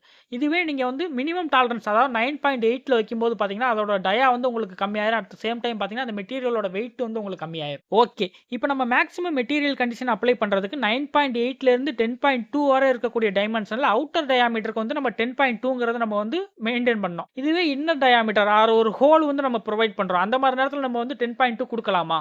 கண்டிப்பாக கொடுக்க முடியாது. இப்போ நம்ம ஒரு ஹோல் வந்து நம்ம மேனுஃபேக்சரிங் பண்ணுறோம், மிஷினிங் பண்ணுறோம்னு வைங்க. அதில் மேக்ஸிமம் மெட்டீரியல் கண்டிஷன் அப்ளை பண்ணணும்னா அந்த மெட்டீரியல் வந்து அந்த ஆப்ஜெக்ட் வந்து மேக்ஸிமம் வெயிட்டில் இருக்கணும் வித்தின் த டாலரன்ஸ்குள்ளே. அப்போ நம்ம 10.2 வந்து உள்ள மிஷினிங் பண்ணி எடுக்கும்போது அதிகப்படியான இன்னர் டயாமீட்டர் வந்து நம்ம மிஷினிங் பண்ணி எடுக்கணும். அப்போ மேக்ஸிமம் மெட்டீரியல் வந்து ரிமூவ் ஆயிரும். ஸோ நம்ம வந்து மினிமம் டாலரன்ஸில் மெயின்டைன் பண்ணணும். அதாவது நம்ம ஹோலை பொறுத்தவரை 9.8 வந்து கொடுக்கும்போது இங்கே வந்து மினிமம் டாலரன்ஸாக இருக்குது. மினிமம் டாலரன்ஸ் நம்ம கொடுக்கும்போது என்ன ஆகும் பார்த்தீங்கன்னா, அந்த மெட்டீரியலோட வெயிட் வந்து உங்களுக்கு அதிகமா இருக்கும். ஸோ இப்போ உங்களுக்கு வந்து பிராக்டிகலா அண்டர்ஸ்டாண்ட் ஆயிருக்கும்னு நினைக்கிறேன். இப்போ வந்து 10ங்கிறது வந்து டைமென்ஷன் குடுத்துட்டாங்க. அதோட டாலரன்ஸ் வந்து +or -0.2ங்கிறத மென்ஷன் பண்ணிட்டாங்க. ஸோ 9.8லேருந்து 10.2 வரை நம்ம வச்சுக்கலாம். ஃபார் எக்ஸாம்பிளுக்கு நம்ம வந்து இப்போ மேக்ஸிமம் மெட்டீரியல் கண்டிஷன் அப்ளை பண்ணணும்னா, அந்த ஆப்ஜெக்ட்ல வந்து மேக்ஸிமம் வெயிட்ட வந்து நம்ம மெயின்டெயின் பண்ணணும். அந்த மாதிரி நீங்க வந்து ஃபிக்ஸ் பண்ணிக்கங்க. அப்படி இருக்கும்போது உங்களுக்கு ஈஸியா அண்டர்ஸ்டாண்ட் பண்ணிக்க முடியும். ஸோ நம்ம அவுட்டர் டயாவ பொறுத்தவரை நம்ம வந்து மேக்ஸிமம் வெயிட் வந்து அச்சீவ் பண்ணணும்னா, நம்ம வந்து சைஸ் வந்து அதிகமா வைக்கணும். அப்ப 10.2 குடுக்கணும் அதோட டயா. அதுவே இன்னர் டயாமீட்டர் அல்லது ஒரு ஹோலா இருக்கும்போது அதுல வந்து மேக்ஸிமம் மெட்டீரியல் வெயிட் வந்து நம்ம அச்சீவ் பண்ணணும்னா, அதோட இன்னர் டயா பார்த்தீங்கன்னா, நம்ம வந்து கம்மியா வைக்கணும். அதாவது 9.8 வைக்கணும் மினிமம் டயா. இந்த மாதிரி இருந்தா தான் நம்ம மேக்ஸிமம் மெட்டீரியல் கண்டிஷன வந்து அச்சீவ் பண்ண முடியும். இத GD&T பொறுத்தவரை டெக்னிக்கலா எப்படி சொல்லுவாங்கன்னு பார்த்தோம்னா, feature of size or volume of object. ஒரு ஆப்ஜெக்ட் ஆர் ஃபீச்சரோட நம்ம சைஸ வந்து இன்டர்னல் ஃபீச்சர் அண்ட் எக்ஸ்டர்னல் ஃபீச்சர்னு 2 டைப்பா பிரிக்கலாம். இத வந்து சிம்பிளா சொல்லணும்னா, இன்டர்னல் ஃபீச்சர்னா என்ன? ஒரு ஹோல். அதுவே எக்ஸ்டர்னல் ஃபீச்சர்னா நம்ம வந்து சாஃப்ட். நம்ம ஆல்ரெடி முன்னாடியே சொன்ன மாரி தான் இன்டர்னல் ஃபீச்சரா ஹோலுக்கு வந்து நம்ம மெயின்டெயின் பண்ணும்போது மினிமம் டாலரன்ஸ்ல மெயின்டெயின் பண்ணணும். ஃபார் எக்ஸாம்பிள் நம்ம இப்ப 10 +or-0.2 குடுக்கும்போது மினிமம் டாலரன்ஸ் ஒரு 9.8 வரும். அதுவே எக்ஸ்டர்னல் ஃபீச்சர்ஸ்னா என்ன? சாஃப்ட். சாஃப்ட்க்கு நம்ம வந்து மெயின்டெயின் பண்ணும்போது என்ன சொல்லுவோம்? மேக்ஸிமம் டாலரன்ஸ்ல மெயின்டெயின் பண்ண சொல்லுவோம். அப்ப 10.2. டெக்னிக்கலா மேக்ஸிமம் மெட்டீரியல் கண்டிஷன் எக்ஸ்பிளைன் பண்ண சொன்னா நீங்க இந்த மாரி தான் எக்ஸ்பிளைன் பண்ணணும். இந்த மெட்டீரியல் கண்டிஷன் வந்து எல்லா டாலரன்ஸ் அல்லது எல்லா டேட்டம்லயும் வந்து அப்ளை பண்ணணுமா அப்படின்னு கேட்டீங்கன்னா, கண்டிப்பா கிடையாது. நீங்க ஒரு டிசைனரா இருந்தீங்கன்னா, உங்களுக்கு வந்து அந்த ப்ராடக்ட்டா இருக்கட்டும், அந்த ஆப்ஜெக்ட்டா இருக்கட்டும், எந்த இடத்துல அசெம்பிள் ஆகுதுன்னு தெரியும். ஸோ அந்த இடத்துல உங்களுக்கு அசெம்பிள் ஆகக்கூடிய அந்த கண்டிஷன் தெரிஞ்சு நீங்க குடுக்கலாம். நீங்க ஒரு குவாலிட்டி டீம் ஆர் மேனுஃபேக்சரிங் டீம்னா, அஸ் பெர் டிசைனரோட நீங்க இன்ஸ்ட்ரக்ஷன ஃபாலோ பண்ணா போதும். அதாவது அந்த டிராயிங்க நீங்க ஃபாலோ பண்ணா போதும். ஓகே. இது அப்ளிகேஷன் ஓரியன்டடா எப்படி ஒர்க் ஆகுங்கிறதுக்கு ஒரு எக்ஸாம்பிள் பார்த்துடலாமா? இப்ப இந்த டிராயிங் எடுத்துக்கலாம். இந்த டிராயிங்ல இப்ப நீங்க ஹோல்ல பார்த்தீங்கன்னா 50.2ன்னு இருக்கு. அதோட டாலரன்ஸ் பார்த்தீங்கன்னா 0.1ன்னு குடுத்து மேக்ஸிமம் மெட்டீரியல் கண்டிஷன்ல வந்து மெயின்டெயின் பண்ண சொல்லியிருக்காங்க. நம்ம ஆல்ரெடி சொல்லிட்டோம் ஹோலுக்கு வந்து மேக்ஸிமம் மெட்டீரியல் கண்டிஷன்ல மெயின்டெயின் பண்ணணும்னா, நம்ம வந்து மினிமம் டாலரன்ஸ்ல மெயின்டெயின் பண்ணணும் அப்படின்னு சொல்லியிருக்கோம். ஸோ இந்த ஹோலோட டாலரன்ஸ் என்ன? 50.2லேருந்து 50.3 வரை இருந்துக்கலாம். அப்ப நம்ம மினிமம் டாலரன்ஸ்ல மெயின்டெயின் பண்ணணும்னா 50.2 மெயின்டெயின் பண்ணாலே உங்களுக்கு போதும். கரெக்ட்டான ஃபிட் இருக்கு. அதுவே இந்த சாஃப்ட்டா பாருங்களேன். சாஃப்ட்ல பார்த்தீங்கன்னா 50.3 குடுத்துருக்காங்க. அப்ப அந்த 50.3 வந்து மேக்ஸிமம் மெட்டீரியல் கண்டிஷன் நம்ம அப்ளை பண்ணும்போது 50.3 தான் குடுக்கணும். இந்த மாதிரி நம்ம சாஃப்ட் அண்ட் ஹோலுக்கு வந்து மேக்ஸிமம் மெட்டீரியல் கண்டிஷன் அப்ளை பண்ணும்போது பார்த்தீங்கன்னா, அதோட ஃபிட் வந்து டைட்டா இருக்கு. எந்த ஒரு சேக்கு இல்லாம இருக்கு. இது வந்து டிசைனரா வந்து பார்த்தீங்கன்னா, எந்த ஒரு ப்ராடக்ட்டுமே தனித்தனியா அவங்க டிராயிங் போடும்போது எந்த ப்ராடக்ட் எங்கே அசெம்பிள் ஆகும்னு தெரியும். ஸோ அவங்க வந்து கரெக்ட்டா அந்த மெட்டீரியல் கண்டிஷன் குடுத்துருவாங்க. நீங்க மேனுஃபேக்சரர் ஆர் குவாலிட்டி டீமா இருக்கும்போது அஸ் பெர் அந்த டிராயிங் ஃபாலோ பண்ணா மட்டும் போதும். இந்த மேக்ஸிமம் மெட்டீரியல் கண்டிஷன் நம்ம மோஸ்ட்டா எங்கெங்கெல்லாம் அப்ளை பண்ணுவோம் பார்த்தீங்கன்னா, ஹோல் அண்ட் சாஃப்ட்ல மட்டும் தான் அப்ளை பண்ணுவோம். அதில என்னென்ன பாராமீட்டர்லாம் நம்ம அப்ளை பண்ணுவோம்? ஸ்ட்ரெய்ட்னஸ்ல அப்ளை பண்ணுவோம். Parallelism, perpendicularity, angularity and true position. இதில மட்டும் தான் நம்ம வந்து மோஸ்ட்டா அப்ளை பண்ணுவோம். இப்போ மேக்ஸிமம் மெட்டீரியல் கண்டிஷன வந்து ஸ்ட்ரெய்ட்னஸ்ல வந்து அப்ளை பண்ணி பார்க்கிறதுக்கு இந்த டிராயிங் வந்து நம்ம எக்ஸாம்பிளுக்கு எடுத்துக்கலாம். ஸ்ட்ரெய்ட்னஸ்ல வந்து 2 டைப் சொல்லியிருக்கேன். Axis straightness and surface based ஸ்ட்ரெய்ட்னஸ்னு. இது பார்த்தீங்கன்னா, உங்களுக்கு ஆக்சிஸ் பேஸ்டு ஸ்ட்ரெய்ட்னஸ் தான். இது ஒரு சாஃப்ட்டோட டிராயிங் தான். சாஃப்ட்டோட டயாமீட்டர் பார்த்தீங்கன்னா 10 mm குடுத்துட்டாங்க. அதோட டாலரன்ஸ் பார்த்தீங்கன்னா +or-0.05ன்னு குடுத்துட்டாங்க. அதே மாரி அதோட ஸ்ட்ரெய்ட்னஸ் டாலரன்ஸ் குடுத்துட்டாங்க 0.03ன்னு. ஆனா ஸ்ட்ரெய்ட்னஸ்ல வந்து மேக்ஸிமம் மெட்டீரியல் கண்டிஷன்ல வந்து அப்ளை பண்ண சொல்லியிருக்காங்க. ஸோ நம்ம இத எப்படி எடுத்துக்கலாம்? இது ஆக்சிஸ் பேஸ்டு ஸ்ட்ரெய்ட்னஸ்னால நமக்கு பார்த்தீங்கன்னா 2 சைடுமே நமக்கு வரும். அதாவது ஒரு பிளேன் மட்டும் இல்லாம 2 சர்ஃபேஸுமே நம்ம வந்து எடுத்துக்கிறோன்னு. அதே மாரி இதில பார்த்தீங்கன்னா, maximum material condition at the same time இது பார்த்தீங்கன்னா, ஒரு சாஃப்ட்ல இருக்கும்போது மேக்ஸிமம் மெட்டீரியல் கண்டிஷன் என்ன பண்ணுவோம்? நம்ம அதிகப்படியான டயால வந்து மெயின்டெயின் பண்ணணும். அதிகப்படியான டயால வந்து மெயின்டெயின் பண்ணும்போது பார்த்தீங்கன்னா, உங்களுக்கு அந்த ஸ்ட்ரெய்ட்னஸோட டாலரன்ஸ் பார்த்தீங்கன்னா 0.03 அதாவது பிளஸ்ல இருக்கணும். மைனஸ்ல வந்துறக்கூடாது. இந்த மாரி நீங்க பிளஸ் வேல்யூல நீங்க மெயின்டெயின் பண்ணும்போது, இந்த ஸ்ட்ரெய்ட்னஸ் வந்து நீங்க அச்சீவ் பண்ணிடலாம் மேக்ஸிமம் மெட்டீரியல் கண்டிஷன்ல. அதுவே நீங்க ஹோலுக்கு வந்து ஸ்ட்ரெய்ட்னஸ் அப்ளை பண்றீங்கன்னா, என்ன பண்ணணும்? மைனஸ்ல எடுத்துக்கிறணும். அந்த ஸ்ட்ரெய்ட்னஸ் வேல்யூ 0.03 வந்து மைனஸ்ல எடுத்துக்கிறணும். அதே மாரி மேக்ஸிமம் மெட்டீரியல் கண்டிஷன் வந்து பெர்பெண்டிகுலாரிட்டியோட கம்பேர் பண்ணி பார்க்கிறதுக்கு இந்த டிராயிங் நம்ம எக்ஸாம்பிளுக்கு எடுத்துக்கலாம். இதில பார்த்தீங்கன்னா, டேட்டம் ஏன்னு ஒண்ணு மென்ஷன் பண்ணியிருக்கேன். ஆல்ரெடி நம்ம சிம்பிள்ஸ பத்தி நம்ம படிக்கும்போதே வந்து எங்கெங்கே டேட்டம் யூஸ் பண்ணணும் அப்படிங்கிறத நம்ம பார்த்திருக்கோம். பெர்பெண்டிகுலாரிட்டி, பேரலிசம் அண்ட் ஆங்குலாரிட்டி எல்லாமே பார்த்தீங்கன்னா, உங்களுக்கு ஆங்கிள பேஸ் பண்ணி தான் வரும். அப்போ உங்களுக்கு ஒரு ரெஃபரன்ஸ் ஒரு டேட்டம் தேவைப்படும். அதனால தான் இங்க வந்து டேட்டம் ஏங்கிறத எடுத்திருக்கேன். இதில பார்த்தீங்கன்னா, நமக்கு பெர்பெண்டிகுலாரிட்டி பார்த்தீங்கன்னா, மேக்ஸிமம் மெட்டீரியல் கண்டிஷன்ல குடுத்துருக்காங்க. பட் டேட்டம் வந்து நம்ம வந்து எந்த ஒரு மெட்டீரியல் கண்டிஷனுமே குடுக்கல. ஸோ நம்ம அந்த டாலரன்ஸ் மட்டும் மேக்ஸிமம் மெட்டீரியல் கண்டிஷன்ல மெயின்டெயின் பண்ணா போதும். மேக்ஸிமம் மெட்டீரியல் கண்டிஷன் இது வந்து அவுட்டர் சாஃப்ட். அதாவது ஒரு சாஃப்ட்டோட அவுட்டர் டயானால நம்ம என்ன பண்ணணும்? மேக்ஸிமம் டாலரன்ஸ் வந்து மெயின்டெயின் பண்ணணும். அப்ப வந்து பிளஸ்ல 0.05ங்கிறத நம்ம வச்சுக்கணும். இந்த மாரி மேக்ஸிமம் மெட்டீரியல் கண்டிஷன்ல இருக்கக்கூடிய ஒரு ஆப்ஜெக்ட்டோட ஹோல செக் பண்றதுக்கு பார்த்தீங்கன்னா, பின் கேஜ் யூஸ் பண்ணுவாங்க. அதுவே அதோட சாஃப்ட்ட செக் பண்றதுக்கு பார்த்தீங்கன்னா, அதுக்கு ரெக்வயர்ட் சாஃப்ட்டோட கேஜ் வந்து ரெடி பண்ணிக்குவாங்க அதுக்கு ஏத்த மாரி. அதாவது ஒரு இண்டஸ்ட்ரி எடுத்துக்கிட்டீங்கன்னா, ஒரே சைஸ்ல தான் சாஃப்ட் ஓட்டுறாங்கன்னா, அதுக்கு ஏத்த மாரி கேஜ் ரெடி பண்ணி அத வச்சு செக் பண்ணிக்கிருவாங்க. மாடிஃபையர்ஸ்ல நெக்ஸ்ட் பார்க்க போற டைப் பார்த்தீங்கன்னா, லீஸ்ட் மெட்டீரியல் கண்டிஷன்.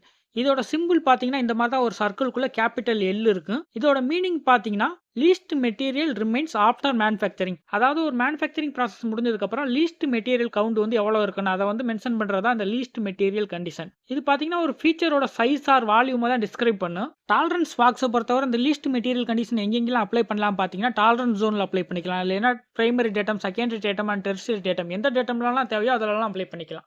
இந்த லீஸ்ட் மெட்டீரியல் கண்டிஷன் வந்து டாலரன்ஸ் பாக்ஸில் எல்லா இடத்துலையும் அப்ளை பண்ணணுமான்னு கேட்டிங்கன்னா கண்டிப்பாக கிடையாது. நீங்கள் மேக்ஸிமம் மெட்டீரியல் கண்டிஷன் அப்ளை பண்ணிக்கலாம், லீஸ்ட் மெட்டீரியல் கண்டிஷன் அப்ளை பண்ணிக்கலாம், இல்லை ரெண்டும் ஜாயின் பண்ண மாதிரி நீங்கள் அப்ளை பண்ணிக்கலாம். அது அந்தந்த மெட்டீரியலோட ஆப்ஜெக்டோட கண்டிஷனை பொறுத்து உங்களுக்கு எது தேவையோ அது வந்து நீங்கள் அப்ளை பண்ணிக்கலாம். லீஸ்ட் மெட்டீரியல் கண்டிஷன் எப்படி அண்டர்ஸ்டாண்ட் பண்ணிக்கிறது? இது பார்த்தீங்கன்னா உங்களுக்கு மேக்ஸிமம் மெட்டீரியல் கண்டிஷனுக்கு அப்படியே ஆப்போசிட்டாக இருக்குது. இப்போ நம்ம லீஸ்ட் மெட்டீரியல் கண்டிஷனை வந்து அண்டர்ஸ்டாண்ட் பண்ணிக்கிறதுக்கு ஒரு சாஃப்ட் அண்ட் ஹோலை வந்து நம்ம எக்ஸாம்பிளுக்கு எடுத்துக்கலாம். இதோட டைமென்ஷன் பார்த்தீங்கன்னா 10 mm, இதோட டாலரன்ஸ் பார்த்தீங்கன்னா 0.2ன்னு கொடுத்துட்டாங்க. இப்போ இதோட வேல்யூ என்ன இருக்குது? 9.8லேருந்து 10.2க்கு இருக்குது. ஃபர்ஸ்ட் வந்து நம்ம வந்து சாஃப்ட்டுக்கு அப்ளை பண்ணி பார்க்கலாமே. இப்போ லீஸ்ட் மெட்டீரியல் கண்டிஷனுக்கு நம்ம எக்ஸாம்பிள் சொல்லணும்னு பார்த்தீங்கன்னா அந்த மெட்டீரியலில் வந்து பார்த்தீங்கன்னா வெயிட் வந்து கம்மியாக இருக்கணும். அந்த மாதிரி கண்டிஷனில் இருக்கும்போது அது லீஸ்ட் மெட்டீரியல் கண்டிஷன் அந்த மாதிரி நம்ம வச்சுக்கலாம். இப்போ சாஃப்ட்டில் வந்து நம்ம மெட்டீரியல் வெயிட் வந்து கம்மியாக இருக்கணும்னு என்ன பண்ணணும்னு பார்த்தீங்கன்னா அதோட டயாமீட்டர் பார்த்தீங்கன்னா ரொம்ப கம்மியாக இருக்குன்னு.